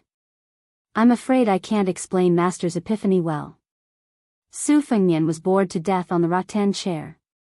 He said with a casual expression, "Bei Nan, why don't you and Li Zi not go to Bailiang? Or when I miss you, I'll invite you to Bailiang as guests." Miss Li Zi had already used up all the accumulated snow and successfully made the last snowman. She patted her frozen red hands and walked over.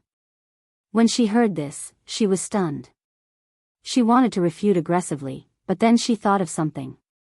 She was so scared that her face turned pale and she hesitated. Apparently, she had remembered the nightmare of the stupid Nanbei who had left after becoming a Buddha. Su Fengnian said calmly, "I believe in fate. I'd rather believe in it than not. But believing in it doesn't mean that I have to accept my fate. I don't care what your master, Li Zi's father, thinks. If you dare to go to Bailiang, I can tie you up and throw you to the South Sea or the East Sea.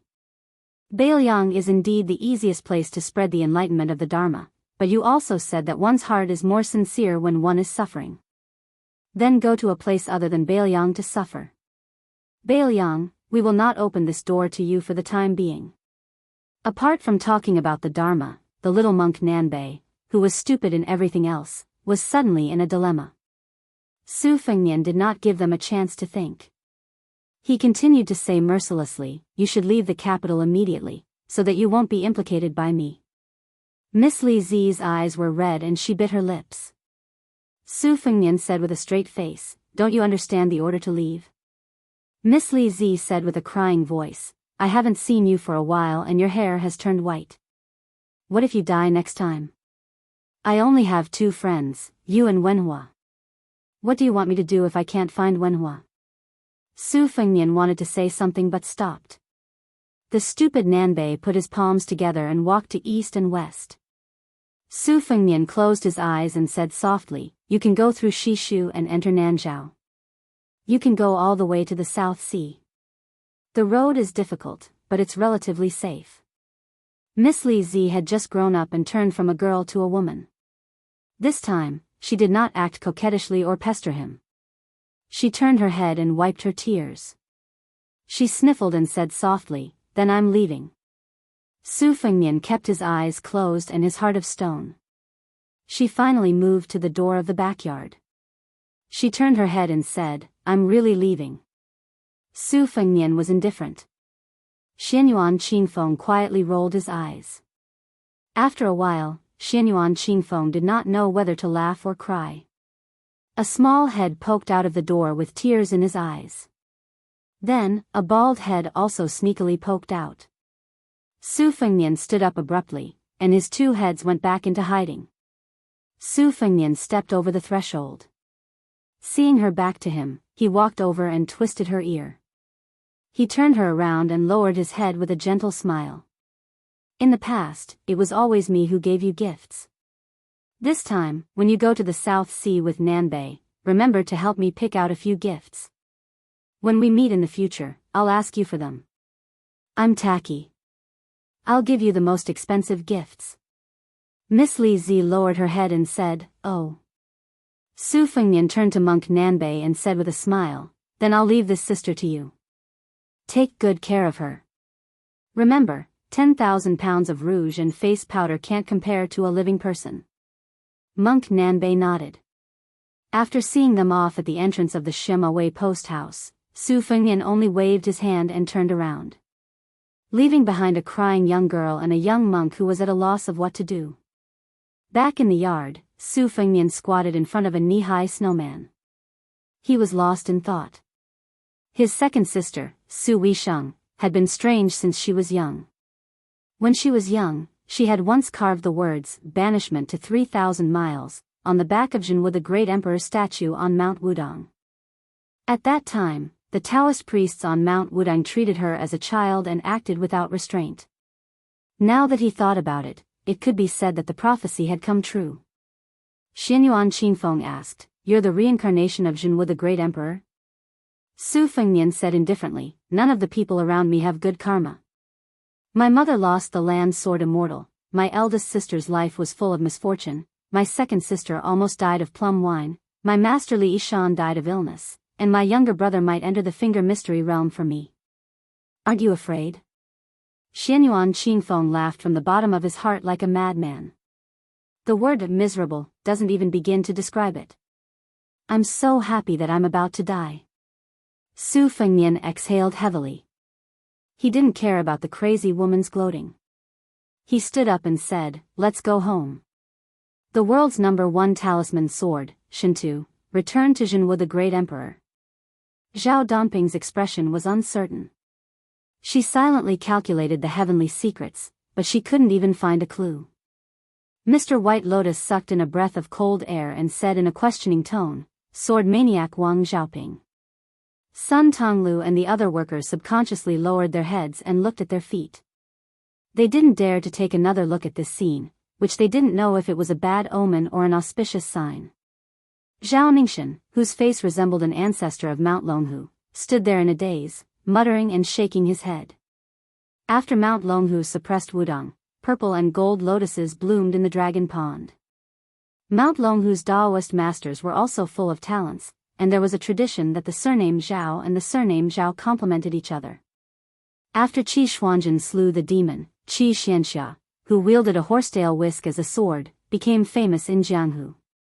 He was said to have the potential to become one of the top swordsmen of the generation. His name was Ji Miao. Wuxia Xianxia was indeed chivalrous and had the air of an immortal. In addition, the 4 great celestial masters with the surname Zhao were still alive. Zhao Danping was in the capital, and the junior Zhao Ningxian had appeared out of nowhere. Moreover, with Mr. White Lotus's assistance, Mount Longhu's luck could be said to be quite prosperous. However, although they looked good, the celestial master's residence was worried. There weren't many lotuses left in the dragon pond, and they were still showing signs of withering. This puzzled the celestial master's residence. His Majesty calmly said to Zhao Danping, "Celestial Master Zhao, go to the imperial astronomer." Zhao Danping accepted the order and hurriedly left. Chapter 760. Even though Zhao Zhuan had become the crown prince, he still had the same carefree attitude as when he was a refined prince. The emperor turned his head and smiled. "Zhuan, take Mr. White Lotus and attentive spirit to walk around. If there's anything wrong, write a report to me later. Remember, don't ask anyone to write it for you." Zhao Zhuan nodded bitterly. As the crown prince and the 2 Taoist priests strolled around the palace aimlessly, Zhao Zhuan suddenly smiled and asked, "Mr. White Lotus, what if the eldest son of the Su family is the Jianghu Great Emperor? Wouldn't that be troublesome?" Bai Yu chuckled and said, "Be an immortal in heaven and a human on earth. If that's the case, it's fine." 800 years ago, the Emperor of Great Qin reincarnated as the Jianghu Great Emperor, but he still couldn't unify Beimang. He could only pass away with regret like a mortal. Zhao Zhuan asked a very sharp question. "Master, the world envies immortals for their immortality. In the past dynasties, there have been emperors begging for alchemists to refine pills or visit immortals, but none of them are immortal. There hasn't even been an emperor who lived past 100 years. Since Mount Longhu is the ancestral court of Taoism, has there ever been a senior Taoist master who truly achieved immortality? I don't really believe in the Taoist scriptures about ascension. Do you believe it, Mr. White Lotus? According to the laws of the Liyang sect, the crown prince could call himself Gu. Mr. White Lotus laughed and said, Bai Yu was brought to Mount Longhu by my master when he was young. He once asked him if there were immortals in the world. I'll only repeat what my master said. He said that Taoists seek the great Tao when they cultivate, just like those herbalists who go up the mountain to gather herbs. Some people are lazy, but sometimes they're destined. They go into the mountain to gather rare herbs and return with a full load. There's Hongxiang in Wudong, and Mount Longhu where Bai Yu is from. But most people are rewarded by the heavenly Tao. Sometimes it doesn't, but they still gain something in the end. The 4 Taoist masters are like that. They become living immortals in the eyes of the outside world and are only a step away from becoming Taoist masters. Even more people returned empty-handed. However, if they frequently climbed the mountain, not to mention picking herbs, they would be able to look at the mountain scenery and broaden their horizons. They would feel relaxed and happy. If they walked the difficult mountain paths that they rarely walked, they could also train their bodies and prolong their lives. In the previous dynasty, there were indeed many lousy alchemists who used the art of immortality to charm the emperor and confuse the imperial court. To Bai Yu, this was harmful, and the people of the future should be aware of it. However, Mount Longhu's inner core cultivation method did not use the word immortality to confuse the masses. Regardless of whether it was the emperor, ministers, or commoners, they could all learn it. That's why when His Majesty first summoned me to the capital, he asked me with a smile like the crown prince did, whether there was a carefree immortal or a supreme art of immortality. I said no. In fact, Bai Yu was a cultivator and naturally believed in the existence of immortality. The emperor's duty was not to seek the heavenly blessings, but to seek the peace of the world. The art of immortality was against the will of the heavens. The emperor was called the Son of Heaven because he was blessed by the heavens. Therefore, to achieve immortality was extremely difficult and was not favored by the heavens. The movement of the stars, the flow of the rivers, the imperial court, life and death all followed the 2 words, etiquette. In the current dynasty, Confucianism was ranked higher than Taoism because of its benevolence and righteousness. It was indeed the best medicine to govern a country. However, there was no medicine in the world that could cure all diseases. Taoism's calmness was another medicine. The Buddhism of the Central Plains was also another medicine. His Majesty did not destroy the true Buddhas, but the fake Buddhas. Was it not for the sake of allowing the crown prince to pardon the Buddhists when he ascends the throne? Good medicine is bitter, but His Majesty's heart is also bitter. The crown prince hides his strength and bides his time. His Majesty understands the essence of Huang Lao, but you must be considerate. Crown Prince Zhao Zhuan had been absent-minded when he was listening to the debate between Buddhism and Taoism. Now that Bai Yu was speaking, he was completely focused, not missing a single word. He looked around and saw that there was no one around. He said softly, Father sees Prime Minister Qingxi Zhao Danping as a performer, but I do not dare to treat Mr. White Lotus like that. I hope that Mr. White Lotus can enter the court and become an official. You do not seek immortality, but the good fortune of the people. His Majesty. Naturally, it was when he, Zhao Zhuan, ascended the throne. Bai Yu smiled faintly, not saying anything. Zhao Zhuan also smiled knowingly. Zhao Ningxian was still daydreaming, turning a deaf ear to the conversation between the Crown Prince and Mr. White Lotus. Zhao Zhuan led the 2 Taoists to the imperial astronomer and left. Mr. White Lotus looked at the extraordinarily tall building of the imperial astronomer and asked softly, Have you calculated it? Zhao Ningxian nodded and said, It is Su Fengmian without a doubt. Bai Yu was neither surprised nor happy. Instead, he looked a little sad and muttered to himself, No wonder the first Taoist master of Mount Longhu appeared in the spirit dragon pool and left a prophecy of a horse trampling on dragons and tigers. However, even the kings of the human world do not meet the king. Liyang is the gathering of the 3 talents of heaven, earth, and man. No wonder Su Fengnian is so miserable. Among the people you care about, has any one of them ever achieved a perfect ending? Bai Yu sighed and patted the shoulder of the young Taoist beside him. Solitary hidden Zhao Huangchao can even raise an evil dragon in the Earth Lung Mountain. I don't believe that you and I can't do it. 50 miles away from the capital city, there was a small town. Back when the Liang dynasty pacified the Central Plains, they took in all kinds of rich men and craftsmen. Before the city was expanded, most of the people could only stay outside the city. After a long time, the place was taken over by other forces. This hidden dragon town was not far from the capital city. It was quite prosperous. It was surrounded by mountains and rivers. Some of the mansions in good areas were still occupied by the nobles in the capital city.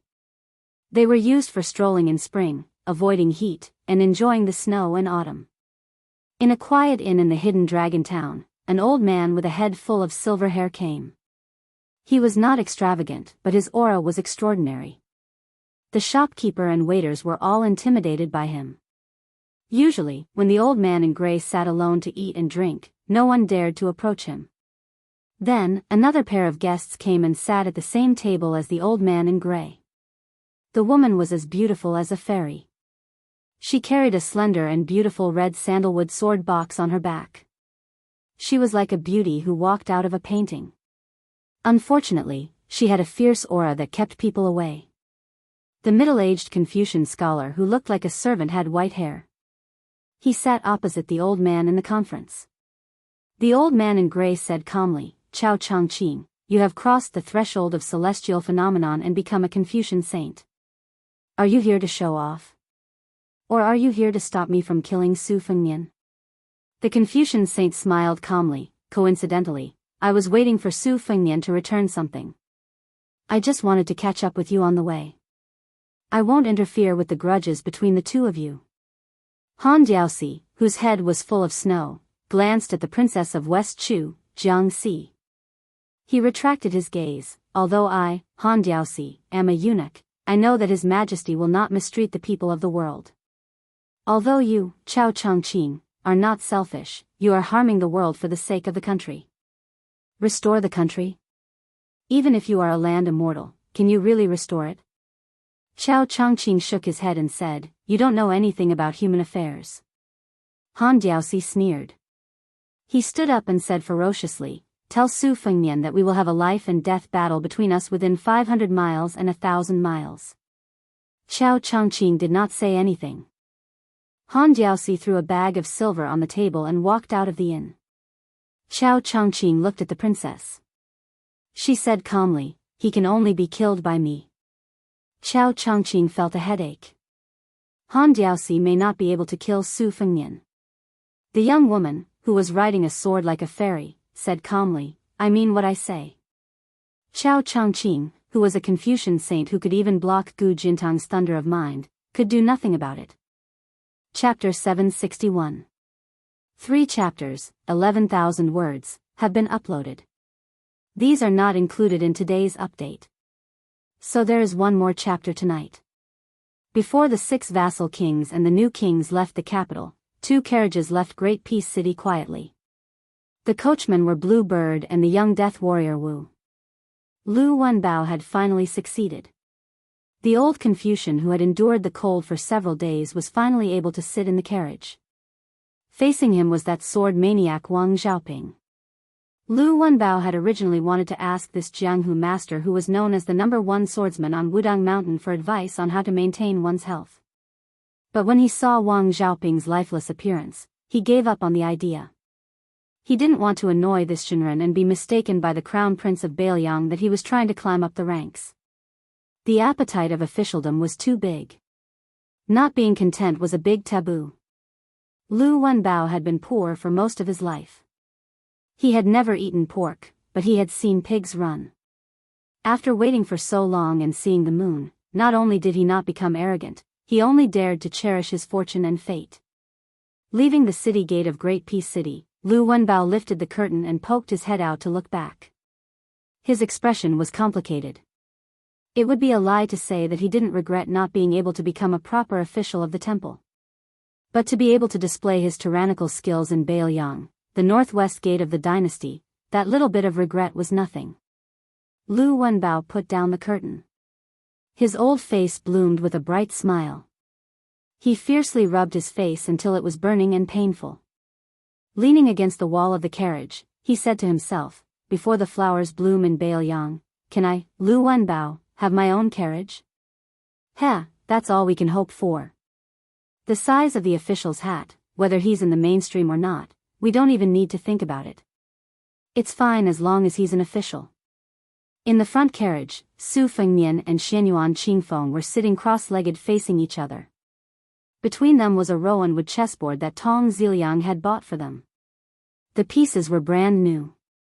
Nowadays, those who revered the past and devalued the present had no face to take it out for guests if they didn't have a chessboard that had been used by national chess masters. Therefore, even though this chessboard was both beautiful and made good, it wasn't expensive.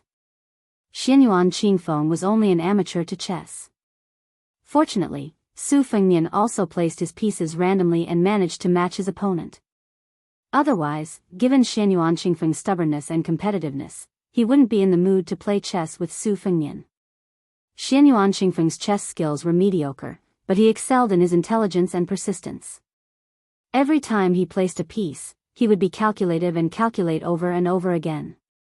Now that he had reached a bottleneck, he wasn't in a hurry to place a piece. He held a round black piece between his fingers and looked at the chessboard. If Mount Wei crosses the bottom line of the imperial court one day and is surrounded by the Purge army, will you abandon me? Su Fengnian leaned against the wall of the carriage and placed one hand on the cold box of chess pieces. You won't believe me even if I say I won't. Xianyuan Qingfeng's thoughts were like antelope horns. You're really good to that, Miss Li. This is the first time I've seen you treat an outsider like this. Su Fengnian teased, jealous? Chapter 762. Xianyuan Qingfeng raised his head and glanced at him coldly. She was such a mean woman that no one liked her. Su Fengnian quietly waited for her to make her move. He said slowly, don't you find it strange that Su Xiao could make it this far? My master once said that when Su Xiao joined the army early on in the Tu Liao, he had no choice but to do so. He fought the hardest and earned the least amount of military merit. Most of the merit was given to the generals above him. My master once said that when Su Xiao was a miscellaneous lieutenant, he had less than 1,000 men under his command. He fought the hardest and earned the least amount of military merit. Most of the merit was given to the generals above him. My master once said that when Su Xiao was a miscellaneous lieutenant, he had less than 1,000 men under his command. He fought the hardest and earned the least amount of military merit. Most of the merit was given to the generals above him while they watched the show. My master once said that when Su Xiao was a miscellaneous lieutenant, he had less than 1,000 men under his command. He fought the hardest and earned the least amount of military merit. Most of the merit was given to the generals above him. My master once said that when Su Xiao was a miscellaneous lieutenant, he had less than 1,000 men under his command. He fought the hardest and earned the least amount of military merit. Most of the merit was given to the generals above him while they watched the show. My master once said that when Su Xiao was a miscellaneous lieutenant, he had less than 1,000 men under his command. He fought the hardest and earned the least amount of military merit. Most of the merit was given to the generals above him while they watched the show. My master once said that when Su Xiao was a miscellaneous lieutenant, he had less than 1,000 men under his command. He fought the hardest and earned the least amount of military merit. Most of the merit was given to the generals above him while they watched the show. My master once said that when Su Xiao was a miscellaneous lieutenant, he had less than 1,000 men under his command. He fought the hardest and earned the least amount of military merit. Most of the merit was given to the generals above him while they watched the show. My master once said that when Su Xiao was a miscellaneous lieutenant, he had less than 1,000 men under his command. He fought the hardest and earned the least amount of military merit. Most of the merit was given to the generals above him while they watched the show. My master once said that when Su Xiao was a miscellaneous lieutenant, he had less than 1,000 men under his command. He fought the hardest and earned the least amount of military merit. Most of the merit was given to the generals above him while they watched the show. My master once said that when Su Shao was a miscellaneous lieutenant, he only had less than 1,000 men under his command. And after Su Shao got older, he liked to talk to me about his past. He talked about how he was handsome and elegant when he was young, how many girls liked him, how he pulled a big bow and killed a fierce tiger. I didn't really believe these things, but he said that he was used to washing his face with snow, that he could taste fish from grass and tree bark, and that when he woke up, he always felt like he could see the souls of the dead. I believed him. In the past, I always used the phrase, "a real man doesn't talk about his past glory," to rebuke him. For some reason, now I really want to hear him talk about his past. Xianyuan Qingfeng thought about how to place a chess piece, but his arm remained suspended in the air. Su Fengnian said self-deprecatingly, "Now everyone in Beiliang knows that I once went to Beimeng alone and accomplished several great things. Actually, there were many times I was scared to death over there. When I met Tuoba Chunsun, who was accompanied by 2 great demons, I almost thought I was dead. When I met Luo Yang, who was practically the ruler of the entire world, I also thought I almost died in the Great Qin dynasty's imperial mausoleum. In the Ruran Mountains, I faced the 5th raccoon of Mount Bubang, which was slightly better. I used to wonder how Su Shao could become the king of Beiliang. It was only after my 3 travels that I began to understand that being a man is actually just walking with your head down. Who knows, one day, you might be able to raise your head and touch the sky." Su Fengnian stretched out his hand, indicating for the confident Mount Insignia mountain chieftain to continue playing chess. "I'm embarrassed to say these words to others, but you're different. In the end, we're the same kind of people, so I know that you'll definitely let it go in one ear and out the other." After Xianyuan Qingfeng placed a chess piece, he looked at the chess board and felt some regret. Su Fengnian laughed. "If you want to take back a chess piece, then take it back. That Su Shao, that stinking chess piece, didn't take back 10 or 20 moves when playing chess with me. That can't even be called chess." Xianyuan Qingfeng really did pick up that white piece, and conveniently picked up a few black pieces as well. The originally deadlocked chess game immediately tipped to one side. Su Fengnian couldn't help but laugh. Xianyuan Qingfeng asked, "What are you laughing at?" Su Fengnian laughed generously. "I was thinking that in the future, when you become the unprecedented female Wulin Alliance chief, there will definitely be several young and outstanding Jianghu talents who will fall in love with you and be willing to pledge their lives to you.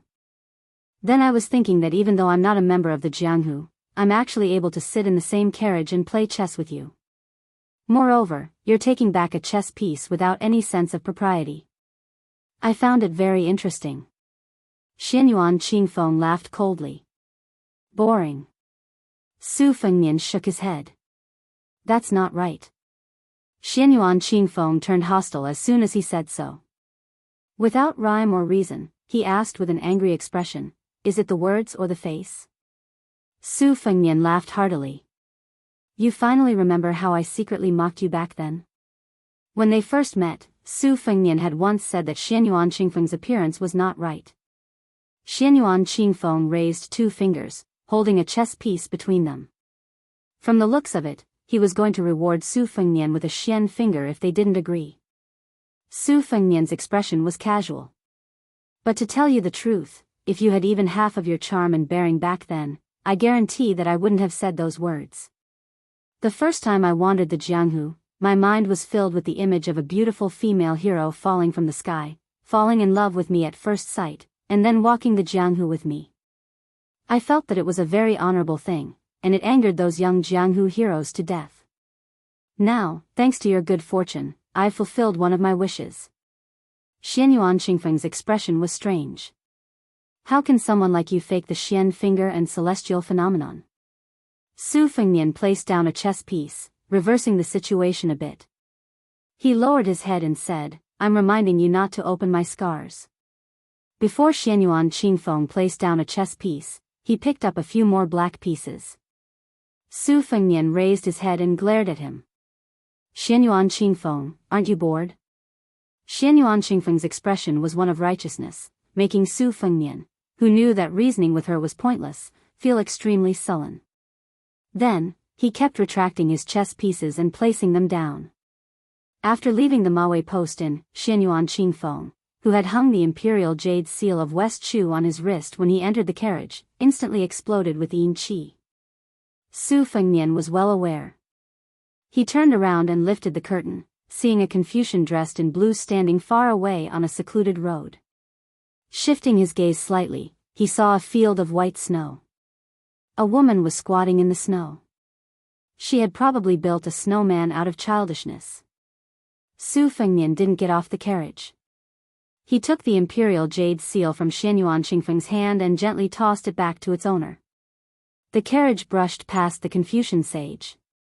Chao Changqing, who had carefully placed the imperial jade seal in his sleeve, said in a warm voice, Han Jiaoxi has declared that he will meet you within 1,000 li, 500 li away. He will fight to the death. Xianyuan Qingfeng looked at the guy who unexpectedly didn't get off the carriage. You won't even see him once? If it's really as Li Yufu said, we'll forget each other in the martial world. Su Fengnian didn't say anything. Xianyuan Qingfeng clicked his tongue a few times. That subjugated princess even wanted to kill. Some of it was towards you, but most likely towards me. Su Fengnian cleaned up the mess and put the 90-odd black and white pieces back into the box. Xianyuan Qingfeng smiled and asked, have you ever thought about what you would do if West Chu were to one day revive their country and be defeated like your black pieces?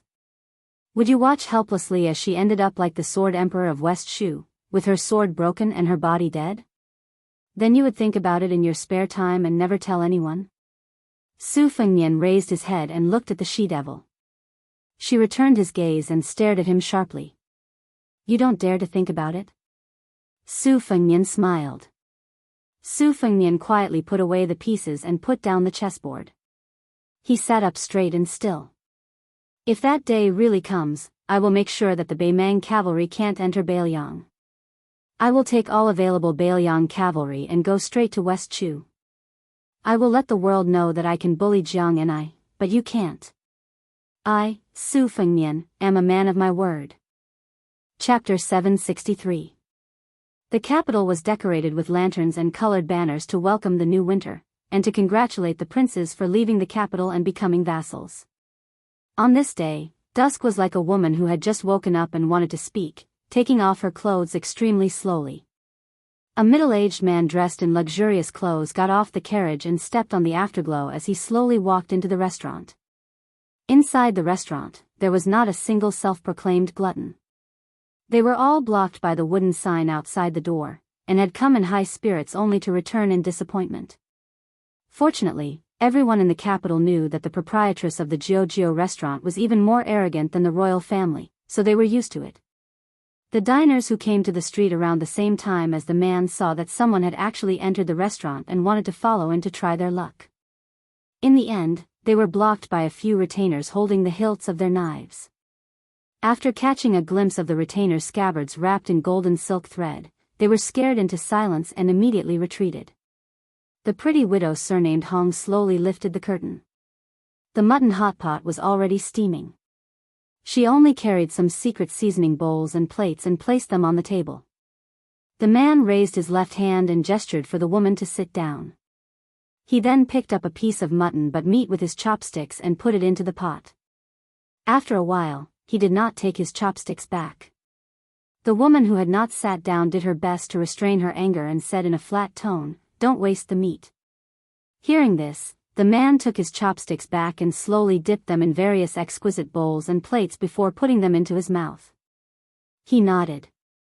It was indeed a unique flavor. He kept chewing the most authentic mutton hot pot in the capital, but did not open his mouth to speak. The woman just stood there with a straight face.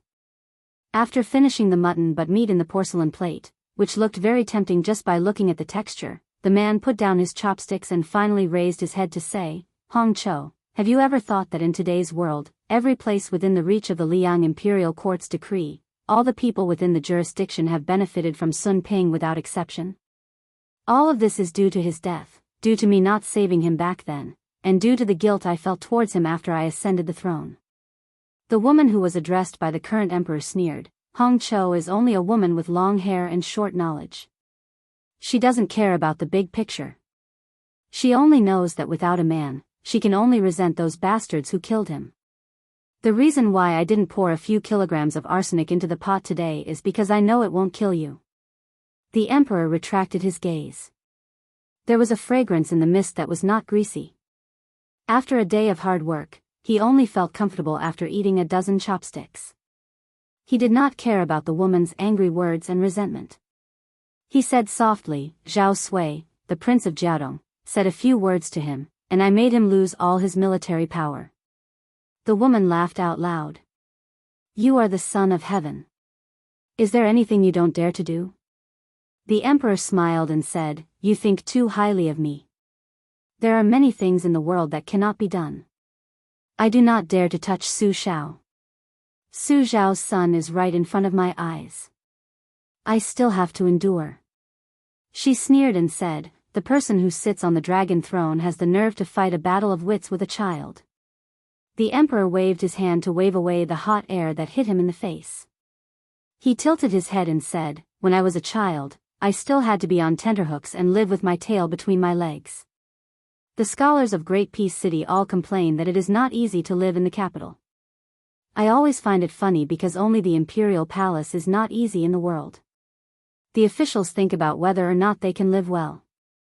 In the imperial palace, they think about whether or not they can live. Before I ascended the throne, I told myself that I wouldn't let all my children live like their father.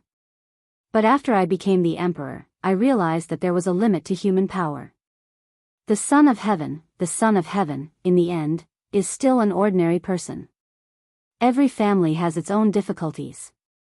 I am the head of the family, Su Xiao is, and you, Hong Chou, are also half a head. You must have many grievances running this restaurant.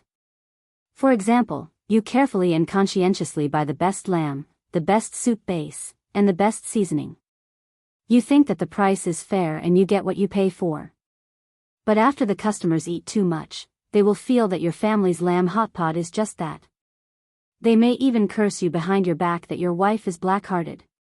Or maybe there is a problem with the relay route to Great Peace City that causes you to run out of goods. When you have to close, they will curse you even more for being unkind. Why is it that other restaurants open every day while your Jiu restaurant thinks that you are the boss? It is hard to guarantee that they will not leave behind some unpleasant words. Putting yourself in other people's shoes is the heart of Buddha. This is the principle, but isn't it a valuable principle because it is easy to say but hard to do? Also, these principles are the most prickly in the world. Many people are not willing to listen to them because if you say it, others cannot do it. It is especially painful. After I became the emperor, I received more direct memorials that Zhu Gua had accumulated over the years than during the Great Snow of Lidong. Only then did I understand the feeling. Chapter 764. The emperor didn't turn to look at the woman's face. He continued, Zhao Ji doesn't have a woman to talk to, and I know you don't like what she did back then. I don't have any other intentions this time. I just want to tell you on her behalf that what she did was wrong, but if she did it again, she would still make the same choice. But in her heart, she would still feel the same as I did when I knew she was wrong. People are not plants, they all have compassion. I'm not saying this to ask you to forgive Zhao Ji, just like when you first met her. All these years in the palace, the bronze mirror she used was still the one you gave her back then. She remembered clearly that it cost 8 silver coins. The emperor, who was known for his diligence and frugality, stood up and walked to the door with a smile. He stopped and said, I have to admit one thing. I'm very jealous that Su Xiao was able to talk with the previous emperor and even didn't forget to leave a will before he died. Su Xiao must be killed as soon as possible. First, it's good for the stability of the imperial court. Second, he can see Su Xiao in the underworld earlier. If there really is a Yin Ming Fengdu, they can continue to conquer the underworld together. With Su Xiao's help, he can laugh at the king of hell. Otherwise, without this meritorious general, he won't be at ease. But if Su Xiao's son grows up, you must treat him well. It's a pity that I, as his son, couldn't do the 2 things the old man asked for before he died. Walking out of the restaurant, the emperor didn't rush to get into the carriage. He walked slowly by the frozen river. On the river, there were many naughty children chiseling the ice to catch fish against their parents' orders. The retainers of the imperial court didn't dare to get close. They just followed from afar. Only Lu Hao walked 5 steps away from the emperor. The emperor said casually, "Lu Hao, a group of promising children of the Lu family have been sent to the capital. Don't worry." Since he had been respectfully addressed as Lu Hao's teacher, the old celestial state master didn't bother to thank the emperor. He just nodded. The emperor stopped and stood by the river. He cupped his hands and said to himself, "Su Shao, if your son dies before you, I'll give you a perfect title. But if I were to die before you and kill the innocent, Jin would give you such a well-deserved title. The grass withers, the eagle's eyes are sharp, the snow is gone, the horse's hooves are light." On the post-house road, there were 2 carriages heading south at high speed. In the sky, there was a mystical green and white one piercing through the clouds. He went to the Shangyin Academy. When the melon is ripe, it will fall. If he didn't pick it now, it would be too late. Su Fengnian had always wanted to turn Wutong'an into another spring snow building in Guangling. Although it was not impossible to operate without her, he knew that oil and salt were expensive when he was in charge. Moreover, Su Fengnian did not want the girl who liked to carry the white cat to be looked down upon in Shangyin Academy. At this time, Su Fengnian and Bluebird were sitting back to back, enjoying the scenery along the way. Wu, the man of sacrifice, was a young man. The 2 carriages were running side by side on the wide road. Bluebird always gave others an unapproachable appearance, but once they were accepted by her naturally, it could be said that she was very considerate. She made a gesture to the young man. Wu grinned and the 2 jumped up to exchange carriages. Su Fengnian moved slightly and sat sideways behind the young man. Wu wanted to say something but stopped, so he couldn't swing the whip so smoothly. Su Fengnian smiled and said, "If you have something to say, say it." The young man who didn't even have a name asked softly, "Young master, I don't like the woman in purple in the carriage. I hate her from the bottom of my heart." Su Fengnian asked curiously, "Why?" Wu, the young man, was a straightforward person. Since he had opened his mouth, he poured beans out of a bamboo tube. He complained, "Who is this woman? Isn't she just a female bandit from a small mountain? What right does she have to be so arrogant in front of young master? If it were me, I would have kicked her off the carriage. She isn't satisfied at all. Even if she is doing business with young master, she is still taking advantage of you. Why is it that when it comes to you, she becomes a big figure? You make it sound like she is the empress. Young master, it's not that I want to criticize you, but you can't spoil a woman like this. Besides, there is nothing good about her. I have glanced at her a few times, but I didn't see if her buttocks were raised or her breasts were bigger. Only her face is acceptable. But young master, who are you? You are an indomitable spirit. In this world, other than you, who would dare to kill the emperor's son? Young master, don't you think so?" Su Fengnian laughed loudly. "Where did you learn this flattering skill from?" "It's a mess." Wu turned around with a face full of resentment. "Young master, I am being serious." Su Fengnian retracted most of his smile. He squinted his eyes and looked into the distance. It was a pity that it was not snowing, so there was no beautiful scene of snowflakes. He smiled softly. "Actually, it is not just you. No one would like a woman like her." Wu waved his horse whip. "That's right. Then young master, why do you always go along with her? Don't tell me you have really fallen for her. Then I have to say something. Young master, you are blind this time. It is not worth it." Su Fengnian was not afraid that the woman in the carriage would be angry. He leaned his head against the wall. "Before last year, there were not many people in the world who liked me. We are all in the same boat." Wu had a confused expression. He knew that young master was making sense, but he did not understand. He only made an "oh" sound and reluctantly accepted it. Su Fengnian joked, "Many people and things are like a woman who is pregnant for 10 months. You have to wait. You can't rush it. Young man Wu chuckled and said, "Young master, if you make that woman pregnant and then leave, you'll be able to vent your anger." Su Fengnian used his Bailiang scabbard to smack the youth's head. "You don't know the difference between life and death. She is a female devil at the finger-profound realm." Su Fengnian was a little puzzled. The insignia mountain chieftain in the carriage was unexpectedly not angry. She did not even bother to make a sound. Inside the carriage, the purple-clothed woman was looking at herself in the mirror. It was like the sound of ice being swallowed by water. Chapter 765. It was snowing lightly. This year in the south, there were snowflakes as big as a child's hand that were rarely seen. Under the heavy snow, it was difficult to travel on the courier road. There was still a day's journey to Shangyin Academy. The two carriages traveled at a fast pace. The heavy snow blocked the road. When they arrived at a manor near a lake, they took a detour a few li to find a lodging. Looking at the heavy snow, it seemed like it wouldn't stop for 2 or 3 days. If they didn't stay for one night, they would have to continue their journey. This was because the path from the official courier road to the private residence was particularly bumpy. In fact, with the cultivation of the Zhu Pao otherworldly item and Wang Xiaoping of Wudong, they could easily melt the several feet of snow on the road.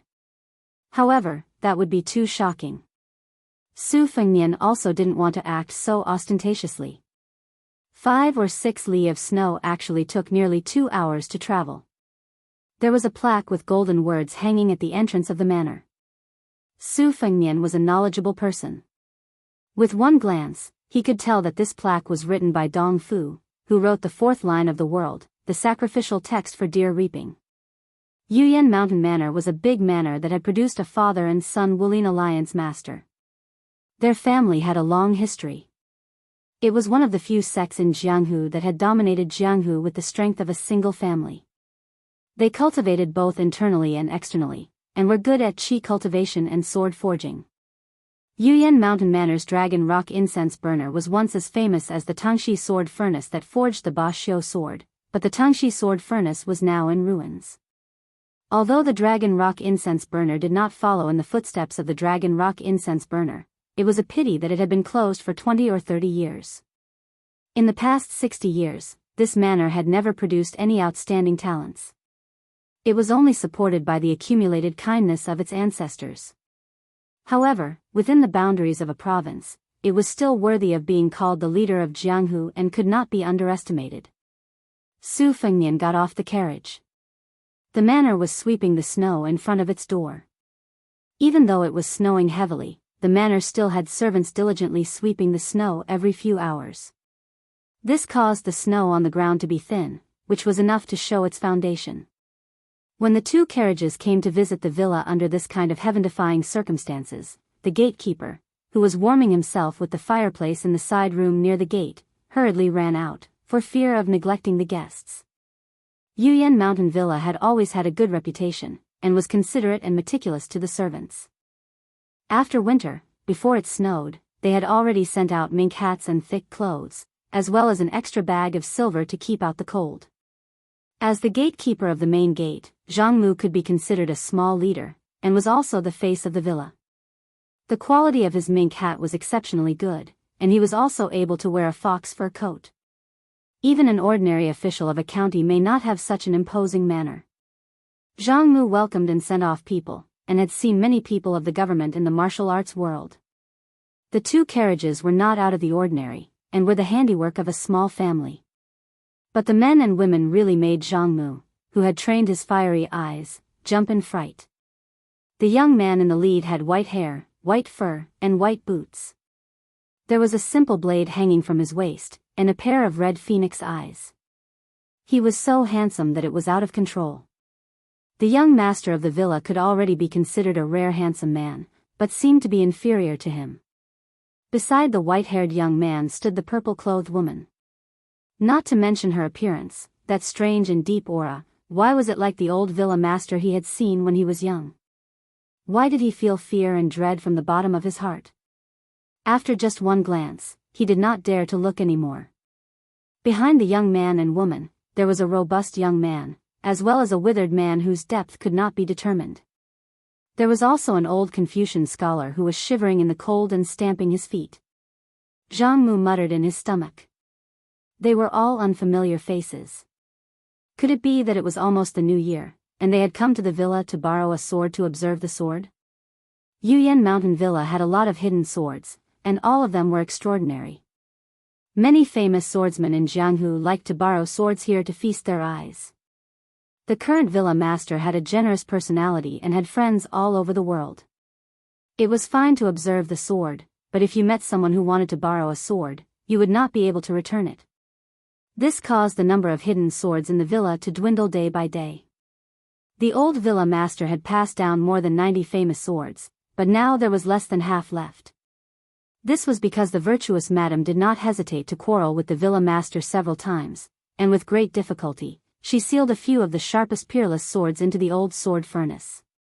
Otherwise, they would have been ruined by the people of Jianghu.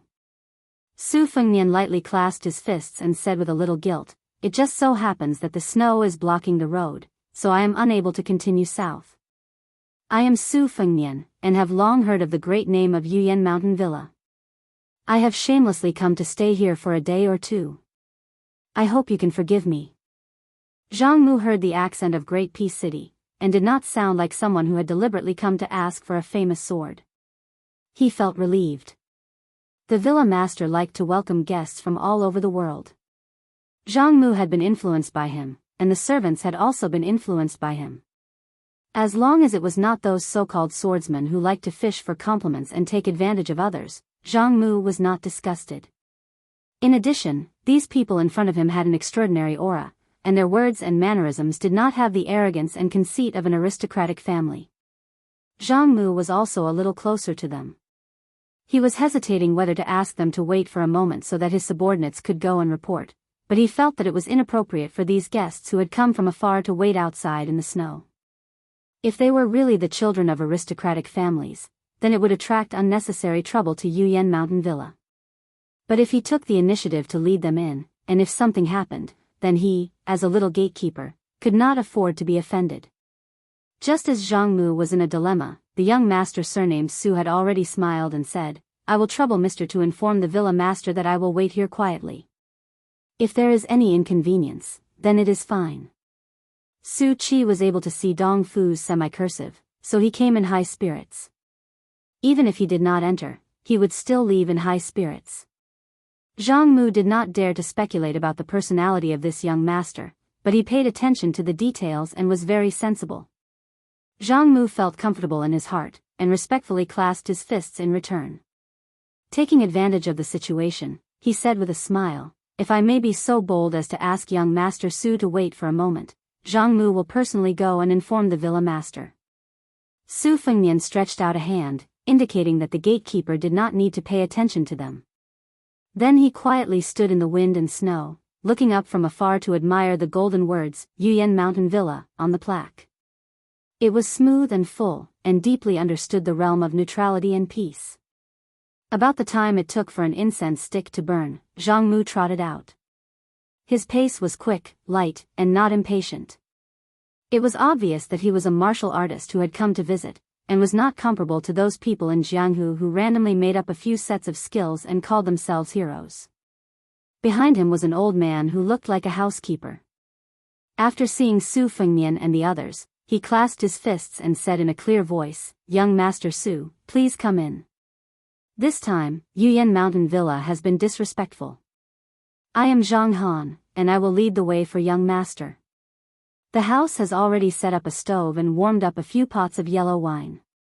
Su Fengnian smiled and returned the greeting. "Su Fengnian has disturbed you in advance. Let me first thank you for your kindness in lodging at Yuyan Mountain Villa." The housekeeper hurriedly led the way and waved his hand with a smile. "Young Master Su, there is no need to be so polite. It is just that we have not received you well. I hope young master can speak freely. Although Yuyan Mountain Villa is not an aristocratic family, as long as an important guest comes to visit, we have never been stingy with our hospitality." Chapter 766. Su Fengnian smiled and nodded. The group of people followed Zhang Han over the threshold of the side door. It was reasonable that the main door was not open. A mansion's ceremonial door was not open to just anyone. Just like Baoyang Palace, the number of times the ceremonial door was opened could be counted on one hand. Those who received this honor were all top figures in the Liang dynasty, whether in the light or in the dark. Su Fengnian and the others, who were strangers to Yuyan Mountain Villa, were able to invite the chief steward to personally come out to greet them. This kind of treatment was not shabby. After Su Fengnian passed through the door, he gave a knowing smile. There was a secret unknown to others. Old Huang's sword box contained 6 swords. One of them came from the Dragon Rock incense burner in Yuyan Mountain Villa and was named Agarwood. After passing through seemingly endless corridors and buildings, they finally arrived at a courtyard by the lake. The words, Qi Shui, were carved on the stone of the courtyard. It was really suitable for the scenery. Even Xianyuan Qingfeng, who was born in a superior family, could not find anything wrong with it. Before entering the courtyard, he also looked back at the snowy dragon-jumping lake. Yuyan Mountain Villa was near a mountain and a river. Crouching Tiger Mountain extended into the water, like a sleeping tiger resting. Looking into the distance, there was a pavilion built on top of the mountain to admire the lake. In addition to the 2 young maids who took care of the courtyard all year round, Zhang Han also specially brought a few maids who did not work in Qi Shui's courtyard. They were all good-looking. Perhaps they knew that they had brought family members. There were 5 or 6 maids inside and outside the courtyard. They all had a demure and dignified temperament, not the kind who could be seen at a glance. Zhang Han entered the courtyard but did not enter the room. With a smile, he said to Su Fengnian, "Young Master Su, the manor lord unfortunately has something to do and cannot come to see you immediately. Young Master Su, please forgive him." Su Fengnian shook his head and said, "I should have gone to see the manor lord personally. If the manor lord came personally, I would feel really guilty. Old Mr. Zhang, you only need to tell me when the manor lord is free and I will go personally to thank him. I did not expect the snow to block the road and delay the schedule. I had no choice but to stay in a hurry. The gift is too light. I am really ashamed." Zhang Han was in a good mood. He laughed and said, "You are a guest. Young Master Su is too polite, too polite." Honestly speaking, Zhang Han was truly infuriated by those dogs-hit pugilistic experts. They might seem carefree, but as soon as they met the manor lord, they would address him as their brother and boast shamelessly. They were so shrewd that even he, the head butler of the manor, felt ashamed of his inferiority. They would stay in the manor for anywhere from a few days to a few months, eating and drinking for free. Their table manners were terrible, and the slightest negligence would cause them to run over to the manor lord and speak sarcastically. There was once a famous swordsman in his 50s who actually dared to humiliate the maidservants of the manor. As for those swordsmen and rangers who came because of the manor lord's reputation, they were all here for the sword hidden in the manor. They were all scheming against the manor lord, and Zhang Han was ultimately just a servant. Even if he hardened his heart to play the role of the villain, he wouldn't be able to achieve anything. Thus, the manor lord was a good person who couldn't bring himself to do such a thing. Zhang Han was ultimately just a servant, and even if he hardened his heart to play the role of the villain, he wouldn't be able to achieve anything. Today, meeting such a polite and tactful young Master Su made Zhang Han feel more at ease. After all, if Yuyan Mountain Manor wanted to make a comeback, they needed those down-to-earth Jianghu friends. The more the better. If the manor lord's father was a disciple of an official with real power, it would be a great blessing to Yuyan Mountain Manor. Zhang Han left quietly. The 5 maids' beautiful eyes rippled. They could not help but take a few more glances at the young master in the fox fur coat. He was really handsome. Moreover, it was not the kind of handsome that was made up of makeup, but filled with a heroic spirit. The 3 outer courtyard maids originally had some complaints. Who would be willing to serve an outsider in this cold weather? After seeing Su Fengnian with their own eyes, they were filled with joy. Their beautiful faces were overflowing with joy. This made the young man was secretly happy. I knew that his young master would be popular wherever he went. He could not help but glare at the woman in purple. The latter was keenly aware of the young man of sacrifice's gaze.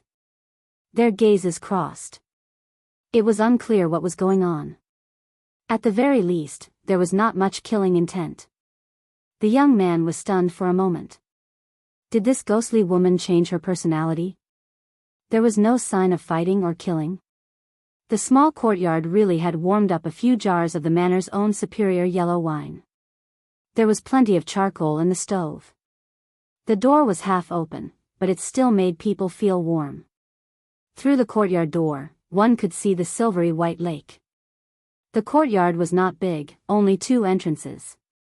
There was enough room, and it did not give people a feeling of desolation. The 2 maids who had been working in Qi Shui's courtyard were busy. In fact, the courtyard was clean, but it was nothing more than a show to let the guests feel the hospitality and goodwill of the manor. The 3 maids who came to visit served the yellow wine and the guests. Su Fengnian smiled and asked them if they could drink wine. They looked at each other and smiled. After nodding, one of them said that they could only drink about a tael of wine. They did not dare to drink too much. Otherwise, if they were seen by the steward, they would be reprimanded. Su Fengnian asked for a few more wine cups. The guests and the maidservants drank the yellow wine together, and the atmosphere was joyous and harmonious. Sword maniac Wang Xiaoping did not drink. He went into the room and closed the door.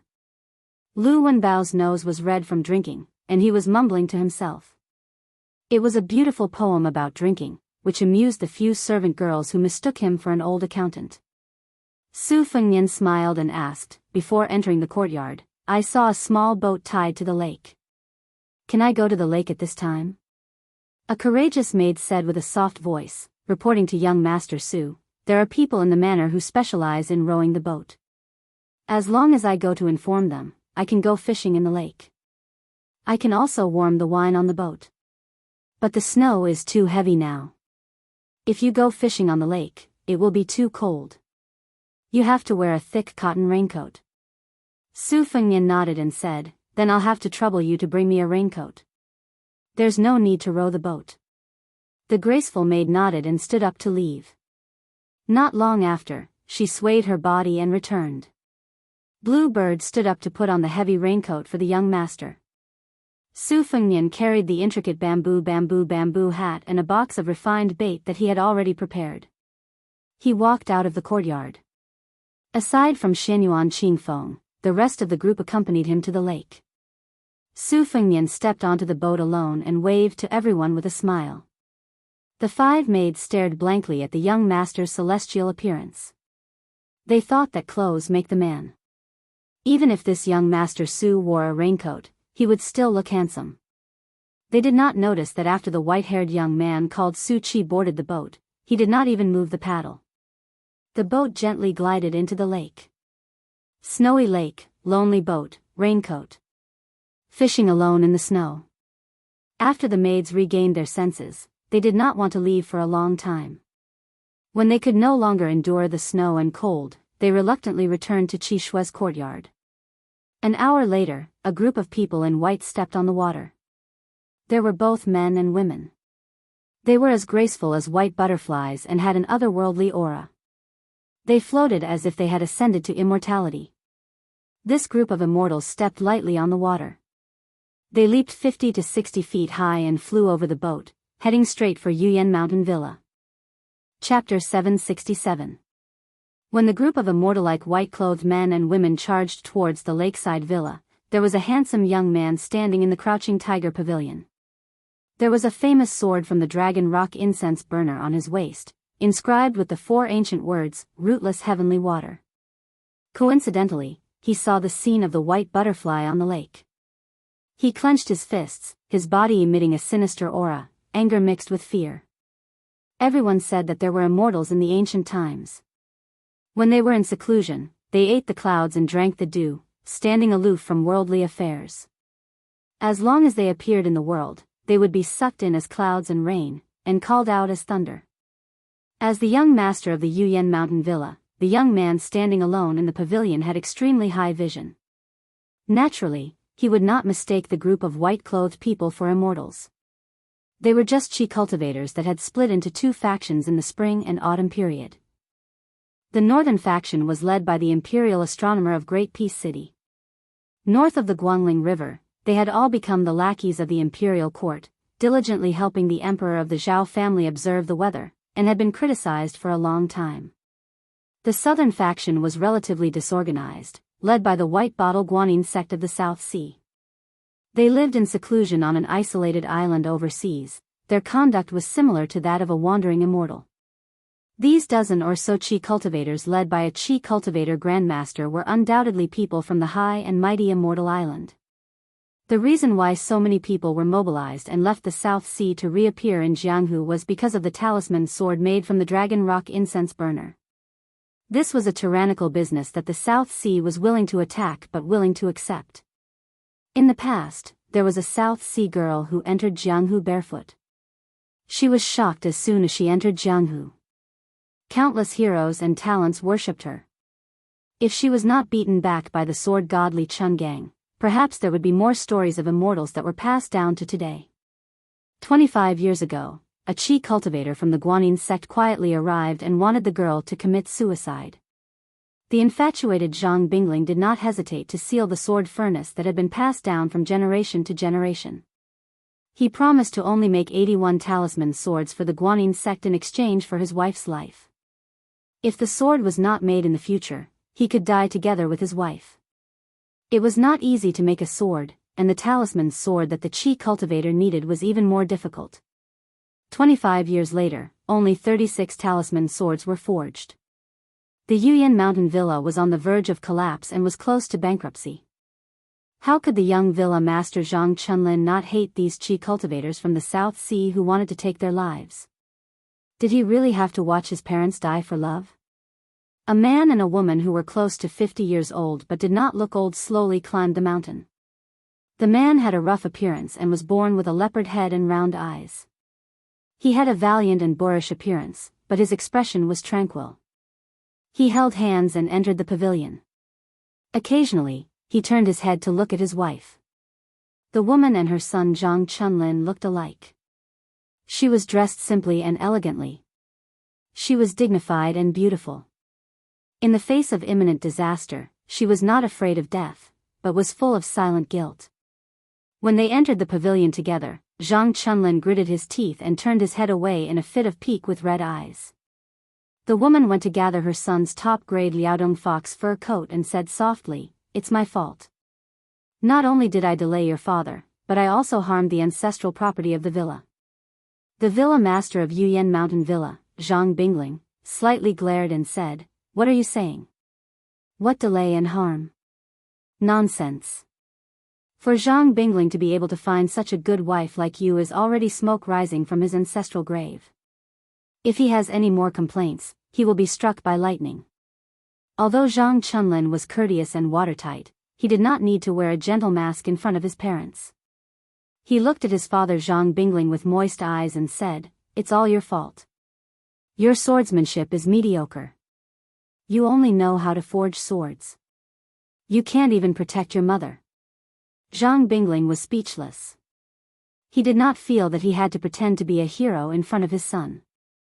He only made a sound of agreement. The woman's face became colder. She reprimanded, "Chunlin, don't talk about your father like that." Zhang Chunlin lowered his head and looked at his hands. He choked with sobs and said, "It's all my fault. I couldn't protect my parents. I'm a coward. My hands are still trembling. I can't hold the sword steadily. I don't dare to draw the sword against those people." Zhang Bingling smiled gently. His eyes were kind. He touched his son's head and said, "With your father around, even if the sky falls, you should be the first one to hold it up. Chunlin, we are people of the Jianghu. Especially when it comes to swordsmanship, not everyone can be a pin one expert. We can't even dream of being a sword immortal. It's enough as long as we don't do anything wrong. We are not afraid of ghosts knocking on our door. Hey, these Qi cultivators outside the Shaoyao Sea can be regarded as the so-called immortals in the Jianghu. Your mother and I did not leave in vain when the immortals knocked on our door to collect debts. Although you have already reached the age of 20, you don't have to blame yourself too much, and don't think about revenge wholeheartedly. Father and mother have earned enough in the past 20 years. Besides, we have you, we have earned so much. If you continue to be stubborn after we leave, we will feel uneasy in the afterlife. Your father is a rough man and only knows how to forge iron and swords in this life. I have never taught you how to conduct yourself in this world, so I can't give you any valuable advice. But there is one thing that you have to remember. There are too many things in this world that you want to do, but you can't do it. You can't suffocate yourself to death. Zhang Chunlin, who was crying for the first time in his life, raised his head. His eyes were blurry with tears. Father, I really can't accept this. Zhang Bingling, who rarely put on airs in front of his son, said calmly, even if you can't accept this, you have to live on. The woman gently wiped away her son's tears with her sleeve. She turned to look at the man in a straw hat who was sitting alone on a small boat fishing on the lake. She did not want the father and son to be in deep sorrow. She changed the topic and asked with a frown, "Who is that stranger?" Zhang Bingling grinned and said, "The snow has blocked the road. A group of guests who came to the manor to stay. I heard from Zhang Han that they are not vulgar." Given his eyesight, he could not even see their skills clearly. They must not be simple. If it were in the past, I would definitely want to befriend them. I have such a stubborn temper. It's been hard on you all these years. Isn't there a saying that a clever wife can't cook without rice? It's referring to you, my dear wife. The woman forced a smile and shook her head gently. She then held his and her son's hands. Chapter 768. Zhang Bingling exhaled, "Let's go down the mountain. If we accidentally let the guest have a conflict with the Guanyin sect, we will feel guilty. Chunlin, you don't have to show up. Dad and Mom will welcome the guest for the last time. You will be in charge in the future." Zhang Chunlin held the ancient sword tightly with one hand and said with a determined look, "I will go down the mountain with you." When Zhang Bingling was in a dilemma, she caught a glimpse of the movement on the lake from the corner of her eyes. She was surprised and then widened her eyes in shock. The white-clothed chi cultivators were skimming on the lake. The wind and snow naturally drifted a few feet away from them. The leading immortal was less than 300 feet away from the Yuyan mountain villa. Before a young female chi cultivator jumped over the small boat, she looked down at the indifferent man. He was sitting cross-legged, wearing a thick straw raincoat and a bamboo hat. There were 2 strands of white hair that were beyond his age gently hanging down from his temples. She saw the face of the fisherman at first glance. He was very young. Looking at him from the perspective of the secular world, his appearance was exceptionally outstanding. So after she jumped over the small boat without shoes and socks, she still looked back. She wondered if this guy was scared out of his wits or was intoxicated by fishing on the lake and really did not see anything. Su Fengnian, who was sitting alone on the cold river, had been holding his breath and concentrating. He turned a blind eye to these white-clothed chi cultivators who were floating on the lake. Even if he was stepped by them, he did not have the slightest movement. He even deliberately hid the otherworldly item that was about to stir up his appetite. On one hand, Su Fengnian was only staying in the Yuyan mountain villa halfway. He did not want to be nosy. If these immortals and fairies in the eyes of the secular world were the distinguished guests that the villa needed to welcome, Su Fengnian did not think that it was the right way to be a guest to let the greedy Suing kill. On the other hand, Su Fengnian was only hostile to the imperial astronomer in the capital. The chi cultivators in the south had no enmity with him. It was fate that brought them together and they could enjoy the scenery together. However, when Su Fengnian sensed a hint of murderous intent that did not belong to his identity from the group of white-robed deities, he stopped hiding his strength. He took off his bamboo hat, and a small boat flew backwards like an arrow, drawing a beautiful ripple on the surface of the lake. In the blink of an eye, the small boat came to an abrupt stop 20 feet out of the lake, just in time to block the landing point of the leading chi disciple Grand Master. The white-robed old woman with a withered face frowned slightly. She suddenly stopped and fell on the lake with the snow beside her. The dozen or so relatively young immortals behind her stopped one after another. This group of chi refinement warriors stepped on the surface of the lake, motionless like white butterflies on the surface of a mirror. It was unknown who was the first to see this mysterious scene in the lakeside courtyard of the Yuyan Mountain Villa. After a few exclamations of surprise, it did not take long for people to walk out of the courtyard door one after another. They stopped to look from afar, and soon there were people moving. There were not only the servants of the mansion, but also the distant friends of the villa master. Su Fengnian calmly said, "You are the guests of Yuyan Mountain. I welcome you with open arms. If you are looking for trouble, then we can sit down and have a good chat. That's right, since you can stand on the lake and pretend to be immortals, your cultivation must not be bad. You won't feel cold sitting on your buttocks, right?" The old woman with a withered aura frowned even more. Most of the Qi refinement warriors beside her also had a displeased expression. Only the barefoot white-robed woman at the end let out a light laugh. A 30-year-old white-robed immortal quietly turned her head and helplessly glared at her. The latter quickly put on a straight face. Unfortunately, her pair of limpid eyes that did not diminish in the slightest revealed the secret. The 16 people all carried one or several rune swords of different lengths on their backs. Some were peachwood swords that were passed down from the hands of the immortals recorded in the ancient books, and some were ancient bronze swords that were thousands of years old. Even the new swords were calculated in 60 years. It was said that the Qi refinement warriors' cultivation method was unique. They specialized in gathering heavenly lightning hundreds of feet above the heavenly paradise. Using a secret technique, they created a lightning bead. Once thrown, the power was enormous. It was really like lightning striking the ground. Or the earliest ray of the morning sun that shone on the eastern sea and was absorbed into the rune mirror.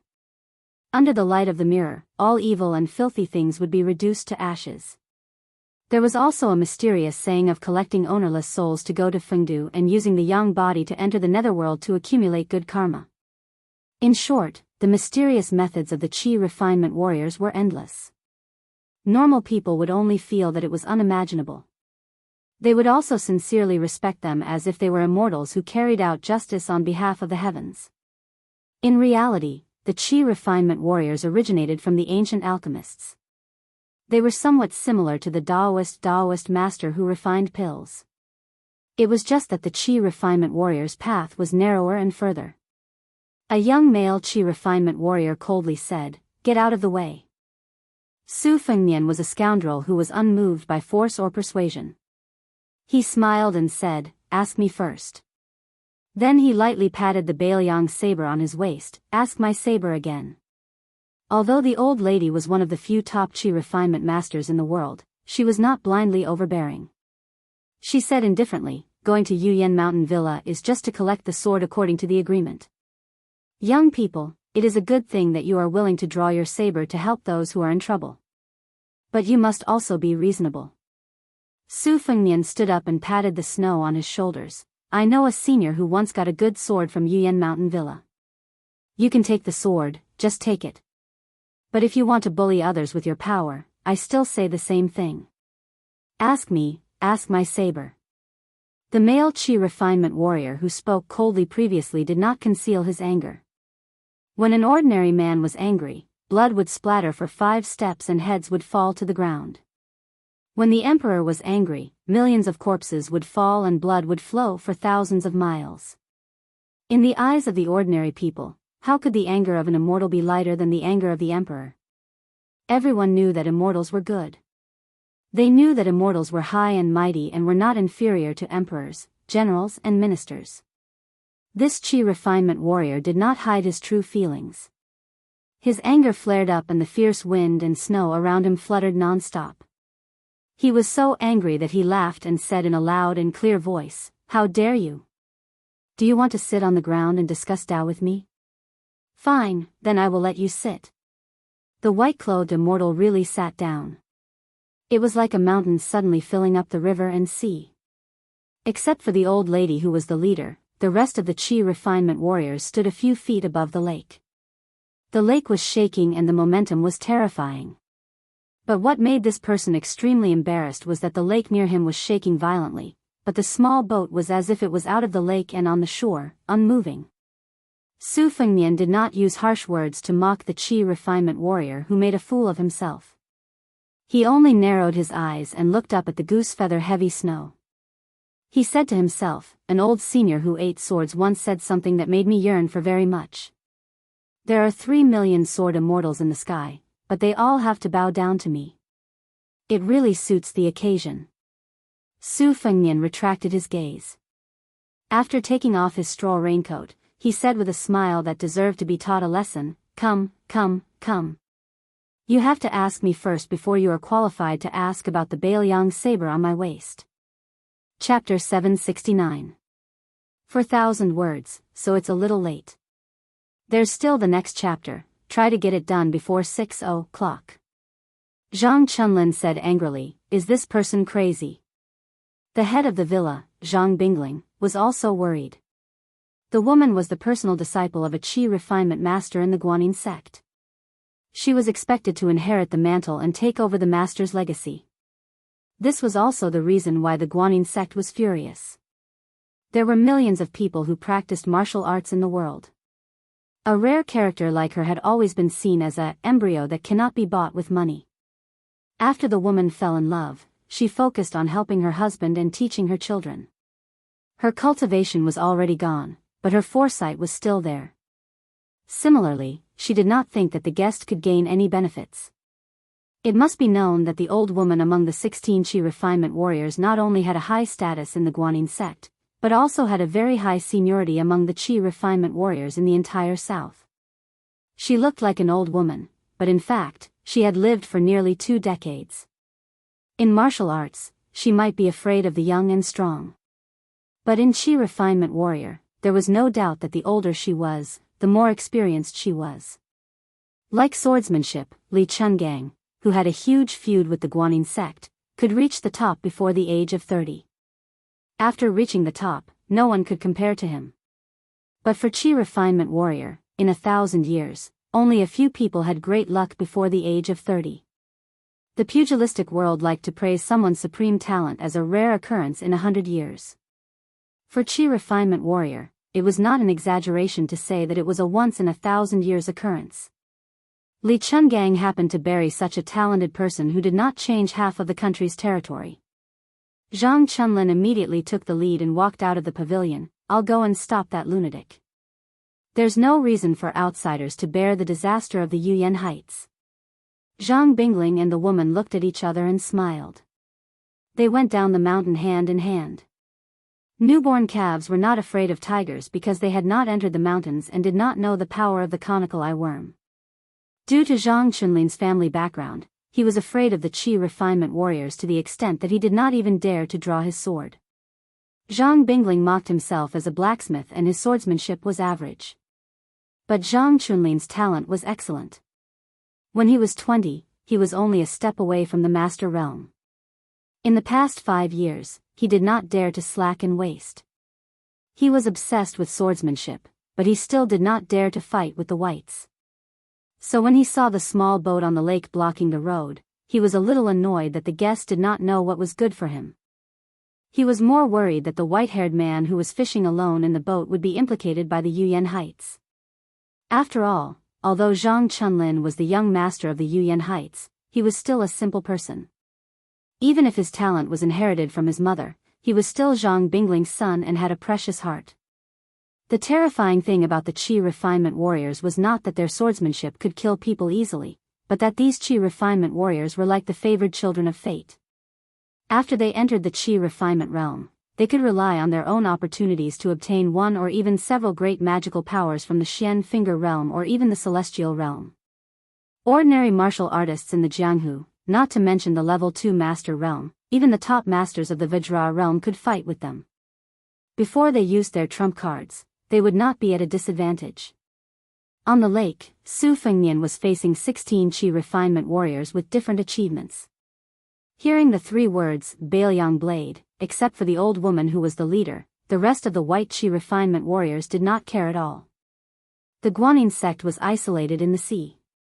Even during the Spring and Autumn War, they did not care about anyone's feelings. Before the Central Plains was in turmoil and the Divine Land sank, there were countless emperors and ministers in the sea who worshipped the Guanyin sect with the most prestigious secular identity. When they met Immortal Tan, they all followed the etiquette of a disciple. They were ecstatic and sincerely asked for advice on how to maintain their health. The Qi refinement warriors of the northern sect were also called dragon-attaching sect or dragon-supporting sect. They were similar to the ancestral court of Taoism, Dragon Tiger Mountain. The Qi refinement warriors of the southern sect were more like the peaceful Wudang Mountain in a corner. They did not ask about the common people but only ghosts and gods. After the 16 white Qi refinement warriors of the Guanyin sect left the sea and landed on the shore, they only walked on the steep path. They climbed the mountain when they met the mountain, stepped on the water when they met the water, collected the sky thunder when they passed the heavenly abode, and hunted the flood dragon when they were near the abyss. They did not meet the common people face to face. When the sun rose from the east, they breathed in and out the morning glow on the peak of the mountain. It was true to the old saying that immortals did not show their true colors. In their eyes, the life and death of the Yuyan mountain villa were nothing but the growth and death of the grass and trees. They did not disturb their hearts at all. This was not because the Qi refinement warriors regarded other people's lives as lowly as ants, but because the Qi refinement warriors treated themselves the same. A white-haired man with a Baoyang blade was not worth mentioning in the eyes of these Qi refinement warriors who were used to worshipping immortals. What really impressed them was the cultivation of the man who sat steadily on the bow of the boat. Heaven's net has a long arm. The Qi refinement warriors were the secret characters who found the loopholes in the heaven's secret. If the heaven's secret wanted them to leap over the dragon's gate, then they would support them. The Imperial Astronomer Dragon Affiliation sect came because of this. If the heaven's secret was missed, then it would be regarded as an extraterrestrial demon, an evil and filthy thing. They must break the soul and send it to the Moon Mirror Courtyard so that it would never be reincarnated. The Guanyin sect did this even more. In the past, the great immortal Qi Xuanzhen on the Lotus platform was angered by the heaven's secret. He ignored the future heaven's calamity and killed the extraterrestrial demon but did not send it to the immortal island courtyard. Instead, he took the initiative to give them a way out and treated them the same as the ordinary evil people. He only sent them to the 6 paths of reincarnation. Therefore, the Guanyin sect had always regarded him as a brilliant earth immortal. When Su Fengnian fought with others, no matter how extraordinary he was, he never liked to nag. It was only a matter of life and death. Today, he made an exception. He lightly stepped on the boat and the fishing rod on the boat jumped up. He held it with one hand and shook his wrist. Wherever the fishing line touched, the snowflakes were crushed and scattered. The reason why I stopped you today is because I have 2 things to say. I know that your Guanyin sect has never interfered with worldly affairs, and can be considered a genuine overseas immortal master. I personally don't have the slightest bit of ill will towards you, but you've always felt that Qi Xuanzhen, the reincarnation of Ancestor Lu, slayed the demons back then, but then let them go and sent them to samsara. This is a heaven-defying act. But today, I want to say something to Qi Xuanzhen, or rather Hong Shixiang, that as far as I know, he self-destructed twice, once on the devil-slaying platform of Mount Longhu, and once on Wudang's Little Lotus Peak. The male Qi cultivator who did not know whether to sit or stand up sneered, "How dare a vulgar person speak of the heavenly Tao?" The old woman who was thousands of miles away from the vulgar people gently raised her hand. Her face was expressionless as she signaled the younger generation to not speak. Chapter 770. Su Fengnian continued, "Everyone says they are right. I don't expect to order you around. Whether you listen or not is your business, it has nothing to do with me. But for the second matter, neither of us will be able to escape." Most of the white-robed immortals were somewhat dissatisfied with this person's nonsense, but they were not too angry. They just felt that it was a little funny to listen to an ignorant child who was still wearing diapers boasting about the important matters of the country and helping the people in front of the loyal officials of the imperial court. The barefoot woman was probably an unreasonable freak. She didn't fit in with the crowd at all. Her eyes were wide open, overflowing with spiritual energy, as if she had seen a ferocious beast divine object recorded in the ancient books of the sect. Su Fengnian ignored their expressions. Holding his fishing rod and wearing his cold blade, he turned around to look at the pavilion at the top of the mountain, but it had already disappeared. Retracting his gaze, he smiled and said, the first senior who taught me swordsmanship was a blacksmith. He once bragged to me that he had only been in Jianghu for a few years, but he had already met a very famous person. He even said that he felt like old friends at first sight, so he stole his family heirloom and gave it to him. Only later did I find out who he was, and who was the young man who gave him one of the famous swords in the sword case. The sword was called Agarwood. It was left in Martial Emperor City. It was once the best sword made by the Dragon Rock incense burner. The young master who gave him the sword back then also became the master of Yuyan Mountain Villa. I don't know why you Guanyin sect sent 16 people here at once. But I sensed that one of you had a murderous intent. So even if I am unreasonable, I have to interfere. Yes, you won't care if I'm wearing the Northern Liang saber or not. You won't even be afraid of the Northern Liang saber and the 300,000 iron cavalry. They're thousands of miles apart. Even if one side is Su Shao and the other side is the sect master of the Guanyin sect, it's impossible for them to go to each other's territory to cause trouble. Therefore, today's matter is over. If you can't reach the shore, can you not kill people in the village? If you have something to say, you can talk about it peacefully with Zhang Bingling's family of mortals. The old woman sighed, today's matter is over. If everyone was like you, there would be no place for us qi cultivators in the world. Su Fengnian waited for her to continue. The old woman shook her head, unfortunately, some rules can't be broken. Our agreement with Yuyan Mountain Villa was set by the master before he went into seclusion. If there are 81 talisman swords in the Dragon Rock incense burner, it doesn't matter if there are a few less. I can risk being punished and plead for Zhang Bingling to keep her life. But the talisman swords matter is really important. Moreover, whether Zhang Bingling is alive or dead, our sect doesn't care. But the traitor must be killed. Without rules, nothing can be accomplished. This is the reason why people think that we qi cultivators are heartless. If you want to do the heavenly Tao, you can kill your own family. Su Fengnian smiled, you have explained everything. Since we don't owe each other anything, then let's fight to the death. Even on the island, the old woman who was known for being close to the heavenly Tao smiled. After leaving the island, the total number of words she said was less than 10. At this time, in less than 30 minutes, she had already exceeded it. Young master, you can do whatever you want. Even if I and 15 disciples of the sect die on the lake, it is because of fate and will not implicate anyone. But in the talisman swords matter, even if 16 people died, there will still be another batch coming to Yuyan Mountain Villa. As long as you don't play tricks, you can stop them. Naturally, you are very lucky.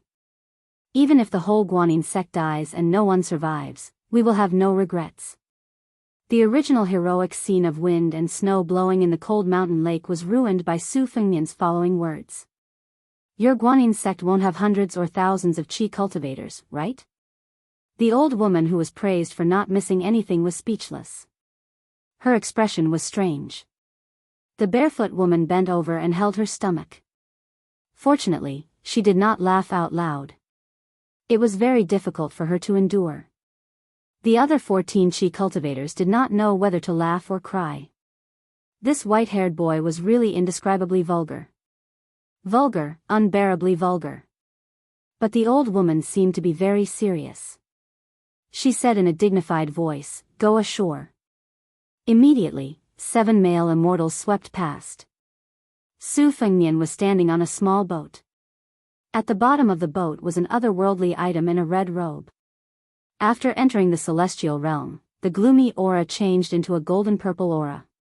Previously, the qi cultivators sat on the lake. The lake swayed, but only the boat did not move. Su Fengnian, with his second-level inner force, naturally did not have the cultivation that only first-level inner force could do. Perhaps only the old woman knew the severity of the situation. She was facing a strange opponent who might be stronger than the Xianji. Su Fengnian waved the fishing rod with one hand and his sleeves with the other. In addition to the 12 flying swords in his sleeves, the 2 swords formed a pair and stabbed at the 6 qi cultivators. There was even a silver-white fishing line behind the boat, splitting the shore and the lake. Perhaps the qi refinement warriors were not fond of fighting one-on-one. After being blocked by the shocking means of flying swords and river severing, they did not forcefully collide with the sword formation and water wall. A middle-aged female Qi refinement warrior, whose status was probably second only to the old woman, whispered, "Form the Big Dipper." Su Fengnian kept shaking his wrist. With just a fishing rod, he broke the river again and again. His qi was like the Milky Way. It was really the temperament of an immortal who could overturn rivers and seas. The extent of the shaking of a big lake was not comparable to that of the male qi cultivator who sat on the lake. There was already Su Fengnian who did not show mercy. He solemnly said in a clear voice, "Invite the sword to Yuyan Mountain Villa." Invite the sword. Under the instructions of the Villa Lord of Crouching Tiger Mountain, almost everyone in Yuyan Mountain Villa had a sword. There was no shortage of servants and maids. With lightning speed, they brought out all the famous and ancient swords hidden in the villa. Zhang Bingling even brought his wife and son and rushed back. The villa lord carried 2 swords sealed in the Dragon Rock Incense Burner, Dragon Whisker, and Beacon Fire. The woman carried a slender waist Yang Chun. The young villa lord Zhang Chunlin removed his rootless heavenly water and carried the last famous sword sealed in the sword furnace, Sha Dong. On the lake, it was as if several evil dragons were working together to harm one side. The waves were unstable and the scene was terrifying. Su Fengnian threw the fishing rod into the lake with the broken fishing line. He cut the river for the last time. His white hair was no longer restrained and fluttered freely. He looked like a celestial being who was mixed with celestial beings and demons. It was not that heroic spirit, but a sadness that no one could understand. His voice was as loud as a bell. "The world can't remember you, so I'll do it again for you. Sword, come." It was said that a man whose heart was not content was like a snake trying to swallow an elephant. This white-haired young man had the spirit of an evil python trying to swallow the heavens. The thousands of swords in Yuyan Mountain majestically flew from the mountain, the villa, the sword sheath. Without exception, they all flew towards the man on the little boat. He had not drawn his sword. So he said that he would ask me first, then ask my sword. Su Fengnian stepped out, his 2 hands shaking. One hand was like an immortal touching the top, the other hand was like an azure dragon.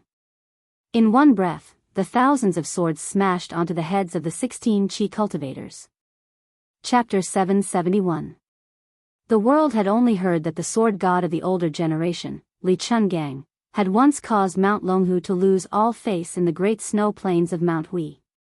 Such a magnificent scene was only hearsay, and could not truly understand its magnificence. With thousands of swords floating in the air, if one was under them, would one not feel the pressure of Mount Tai? Zhang Bingling and his wife looked at each other in dismay. On one hand, they were shocked by the stranger's ability to cut off the white robes, as well as using thousands of swords to suppress the immortal. On the other hand, they were confused as to why this person would act. Zhang Bingling was generous and generous. He seemed to be a prodigal son that did not manage his family well, but his own sword skills were mediocre, and he was unable to stabilize the position of the villa in Jianghu. He could only use this method to make friends. It was like casting a net to catch fish, relying on luck to act, hoping to catch a few carps that would become dragons in the future. After so many years had passed, he had long been disheartened. The people of Jianghu who lived in Jianghu were mostly as slippery as loaches.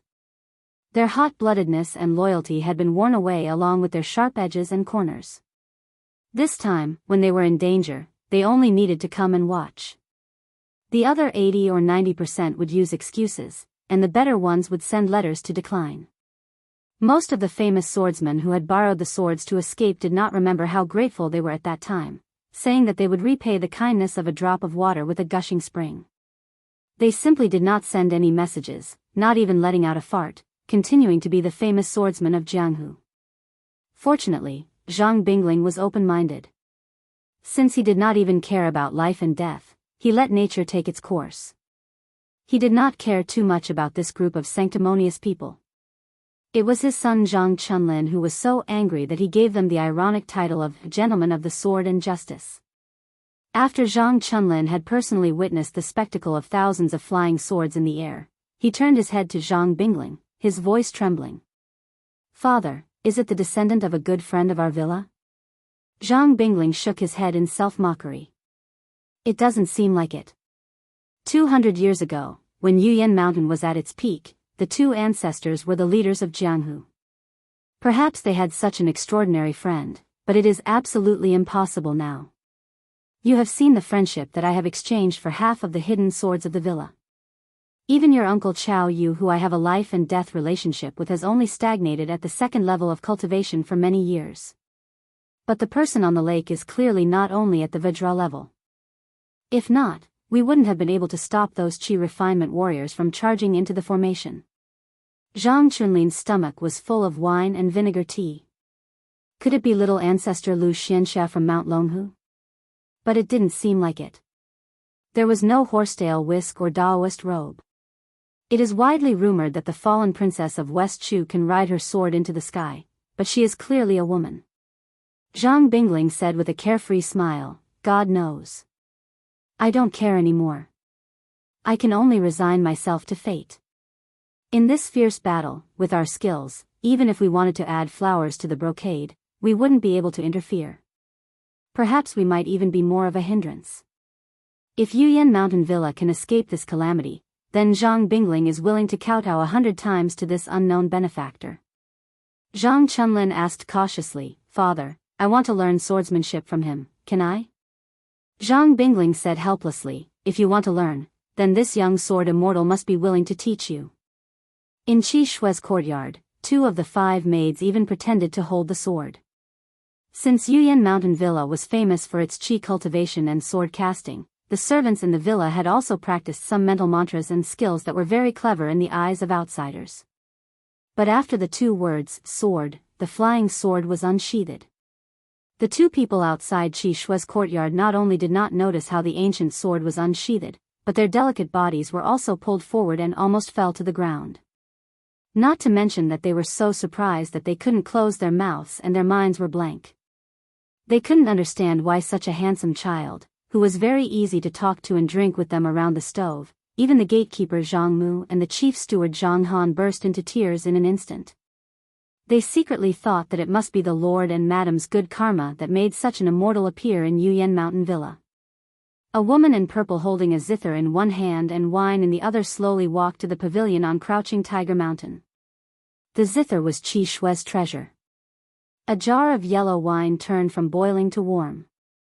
When she was about 70 or 80 feet away from the pavilion, she rushed up and sat on the ground. With the zither on her knees, she raised her head and drank a mouthful of yellow wine. She just suddenly pressed the string with one hand. The sonorous sound was like the cry of a phoenix in the 9th heaven, clear and unparalleled. That year on the top of Mount Hui, when the scholar entered the sage realm, there was no snow on the snowfield. It was just a heavy rain. After the waves calmed down, before Li Chungang became a sword immortal on the land again, there was a man she hated to the core who held an umbrella for her. She didn't know whether she hated him or not. When she came to Mount Hui, she finally caused the death of her parents. She could only feel guilty for the rest of her life. Or she hated him for having the identity of the heir of Bailiang, which was envied by everyone, so he didn't have to suffer like her. She could only rely on herself like a weak duckweed. She didn't know why she was asking a tiger for its skin. She was willing to do business with such a sloppy beggar who was in dire straits when she first met him. When did she stop hating him as much as before? Was it because she knew that he went to Beimang alone and his luck was gone like a piece of white paper, while her state skyrocketed because she absorbed the imperial jade seal, so she could finally pity him? Or was it because after he knew that the wooden sword ranger broke his sword, he was so depressed but didn't tell anyone? He only told her about his dream and the snowman while lying on the deck chair? Or was it because he bent down and gently tied a knot for her skirt under the table when they went to the Jiuzhou embassy in the snow of Tai and City? Sitting on the top of the pavilion, Xianyuan Qingfeng finished a jar of wine and threw it high into the lake. Sword maniac Wang Xiaoping was probably the last outsider to join in the fun. She walked out of the courtyard and looked up at the heavy snow. She didn't know if she was thinking of the time when she saw her master carrying her younger brother up the steps of Wudong. She also saw her eldest brother following behind silently and continuously brushing off the snow for her younger brother. Wang Xiaoping, who was serious in speech and manner, smiled knowingly. The resentment in her heart that her eldest brother was lucky to have the golden court and then lost it. She also felt that her younger brother didn't hesitate to sacrifice himself to achieve the Great Way for another 300 years. Looking at the back of the young man on the lake, Wang Xiaoping patted some snow off her shoulder. Senior brothers, even if I, Wang Xiaoping, once disliked Su Fengnian from the bottom of my heart, I will still bear the burden. Wang Xiaoping, who was practicing her sword on the mountain and going down the mountain to ask for the Tao, was still smiling. She strode to the lakeside and stretched out her hand. She condensed a long sword from the snow. It was crystal clear. Who dared to come ashore? Since Wang Xiaoping was doing things like killing demons, she had also killed the so-called immortals from overseas. Chapter 772. In fact, Su Fengnian did not expect Xianyuan Qingfeng and Wang Xiaoping to take action. This had nothing to do with trust. He was used to not relying on outsiders for everything. Of course, the otherworldly item in the red robe was an exception. The friendship between a living person and an otherworldly item was built up from several life and death battles. They worked together to kill the devil Luo Yang at the Dragon Wall of the Yellow River, went to Ruoshui to meet Su Huainan, went up the mountain of soldiers to kill the fifth raccoon, secretly intercepted at the Iron Gate Pass, the sky demons descend in Tai and City, fought against Master Lu Hao, and finally left the palace city hand in hand.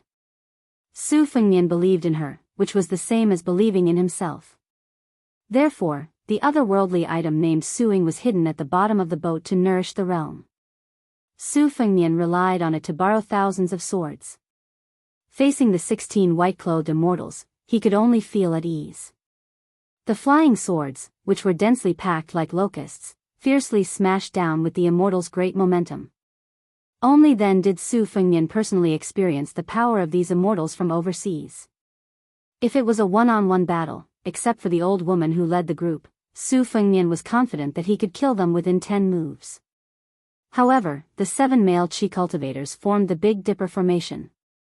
The accumulated power of the 7 talisman swords could not be underestimated. The more than 300 flying swords on their heads only destroyed the sword formation, severely injuring one of the immortals who was guarding the eye of the formation, and slightly injuring 3 or 4 others. The rest could fight with all their strength. Since ancient times, Guanyin sect was famous for having more yin than yang. Therefore, Su Fengnian took out 600 swords and threw them at the 8 immortals. The strange sword formation formed by the talisman swords spun like pearls, forming a mirror. Not only did it not hurt anyone, it did not even destroy one of the talisman swords. The remaining swords flew towards the old woman alone, but were all bounced back when they were 10 feet away from her. It was Su Fengnian's first time controlling swords on such a large scale. His technique was inevitably rusty and sluggish. However, after 3 journeys, Su Fengnian's mind had been polished to perfection. The flying swords were like the 12 complete sword embryos of Dong Tai. How could they be exhausted after a spurt of energy? After a wave of flying swords smashed the top of the head, he waved his hand in a semicircle, controlling the majestic flying swords with the small boat as the center. The second wave of flying swords turned to the side and attacked from the side. The lake was injured by the sword aura, tearing up countless splashes. The vast expanse of white goose feather snow was stirred up before it fell into the lake. The position where Su Fengnian stood gave people the feeling that between heaven and earth, he was using thousands of black swords to kill millions of white snow. The people on the lake followed the rotation of the flying swords. There were 2 groups of men and women dressed in white. Their footsteps were agile as they stepped on the lake's surface, walking side by side. Together, they faced the evil and ferocious swords that were like the otherworldly items of Fengdu that were confusing the world of the living. At this moment, the old woman who was standing still at the same spot was the closest to Su Fengnian. The 8 female Qi refinement warriors' clothes fluttered in the wind like the flying fairies of Dunhuang. The wide mirror surface formed by the talisman swords changed from horizontal to vertical. The 8 talisman swords were incomparably agile and lively.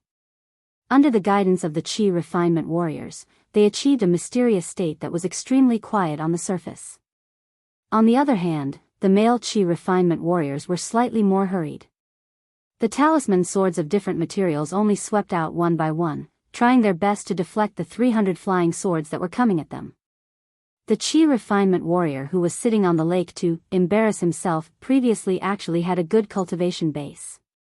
After the Qi refinement warrior in the eye of the formation was seriously injured, he immediately took charge of the Tianshu. When facing the enemy, he still had some arrogance born from his identity. At this moment, he did not have the slightest bit of impetuousness. Vaguely, he had the demeanor of a Qi refinement warrior who had reached a higher level. This time, they targeted the Yuyan mountain villa to take the talisman swords.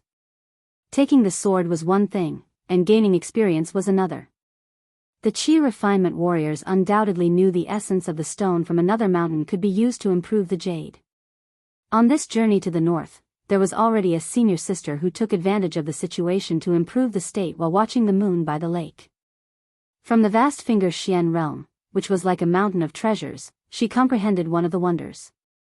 According to the unique saying of the Qi refinement warriors, it was like the dragon palace searching for treasures, retrieving the dragon's eye and returning it.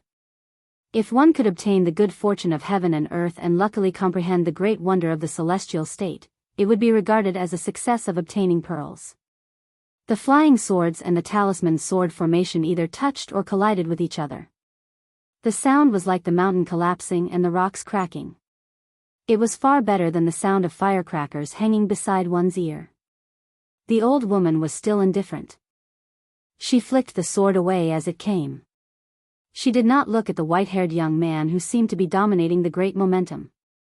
She only gently looked at the two groups of proud disciples of the same sect but different lineage. She did not reveal any strange expression. After driving the flying swords twice, the sword driving technique improved at an amazing speed. Su Fengnian raised both hands. In the third wave, 300 flying swords still rushed to the male Qi refinement warrior. The remaining 700 flying swords simply ignored the old woman who had a profound cultivation and rushed to the female Qi refinement warrior. Moreover, the most exciting thing was that this time, the flying swords did not gather together like a dense pile of flying feathers. Instead, it seemed to be extremely messy. The flying sword's trajectory was simply chaotic, making it impossible to guard against. It was not possible for a sword formation mirror to block all of them. The Qi refinement warrior was better than concentrating on Qi refinement warrior. In the end, their Qi could swallow the heaven and earth. Only in terms of physique, most of them were far from being comparable to second-grade martial artists. Not to mention 700 flying swords, even if only a few flying swords pierced through the body, these fairies in white would die. A female Qi refinement warrior who was as beautiful as a gorgeous woman but had a graceful temperament said calmly, "Condense the treasure bottle." 8 swords condensed into a big bottle, as if the southern sea guanyin was holding a treasure bottle. The talisman swords turned from moving to still, and their Qi was connected into a net, weaving into a big net. The woman who had escaped from the treasure bottle sword formation smiled slightly and withdrew her talisman swords. She gently breathed on the talisman swords and murmured softly, "Finger sword. Finger mountain to fill the sea." She had encountered the bottleneck that every Qi refinement grandmaster in the southern sea guanyin sect would encounter. This time, after leaving the island and observing the moon to comprehend the mystery of finger mystery, she finally broke through the bottleneck with the finger sword. The white fairy did not ride the flying swords out. Instead, she straightened her middle finger and hooked her thumb to her ring finger. Using this, she kept pointing on the flying swords. A little spiritual light was a talisman, and little spiritual light formed the fairy book. The flying swords covered the sky and the sun. First, one of them fell into the lake, then 2, 4, 8. Perhaps there was a limit to the power of human strength. After about 100 flying swords fell into the lake, she flipped them over. Finger sword. Finger CC to destroy mountain. The 100 swords in the lake jumped out of the water again. They were actually under her control.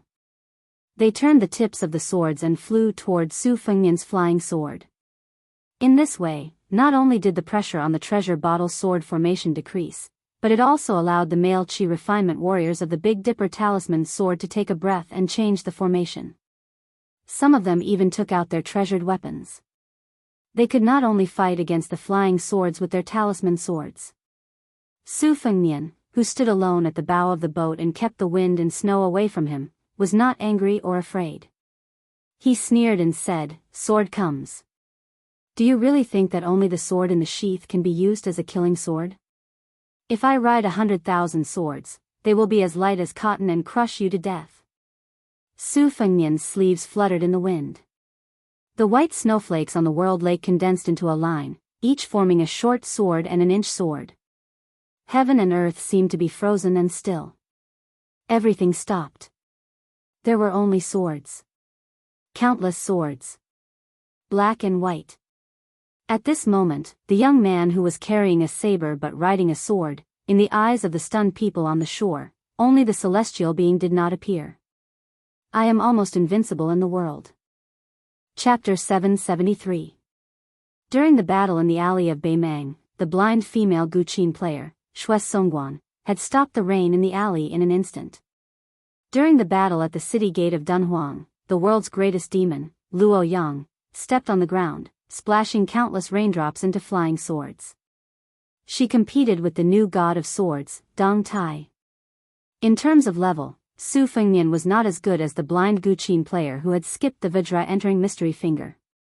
In terms of internal energy, he was miles ahead of Li Chungang and Luo Yang outside Dunhuang. However, under his feet, there was a two-faced and six-armed celestial phenomenon expert in a red robe. Both of them were mentally connected. Su Ying continuously transferred internal energy to Su Fengnian. Like a flood rushing into the lake, Su Fengnian naturally had the illusion of being an independent sword deity. Su Fengnian thought he knew his limits. He used his heavenly energy to make tens of thousands of crooked snow swords. The deterrence was far greater than the actual effect. However, he did not know that in his body, there was a dilapidated pond that looked like a withered lotus leaf. A purple gold lotus seed had broken out of the ground and a tender seedling was swaying gently. Above everyone's head, there were tens of thousands of white swords on the lake. They were slanted horizontally and vertically, and their thickness and length did not have a fixed pattern. However, in terms of grandeur, it was indeed rare. Su Fengnian's unique understanding of swordsmanship, coupled with the support of Su Ying's perfect celestial phenomenon level, had finally created this picture scroll on the Dragon Lake. In Jianghu, there was an unavoidable grassroots atmosphere. If one could not afford a sword or a secret manual, he would be in poverty. A single copper coin could kill a hero. In Jianghu, there was a vicious atmosphere. Although they called each other brothers, they would backstab each other. In Jianghu, there was a righteous spirit. Drawing a sword and becoming a swift strike would not disappoint the youth. However, the Jianghu also had the aura of immortals and chivalry. The Qi cultivators' white robes fluttered in the wind as they walked on the lake. This was undoubtedly the aura of immortals in the eyes of the commoners. Su Fengnian insisted on blocking the way for the sake of his old friend's kindness. At first, it seemed like a mantis trying to stop a chariot. This was the aura of chivalry that ordinary people could not understand. Tens of thousands of snow swords floating in the air was even more of an aura of immortals. Su Fengnian bravely pursued the cornered bandits, not giving them the slightest chance to catch their breath. He suddenly pressed down with both hands.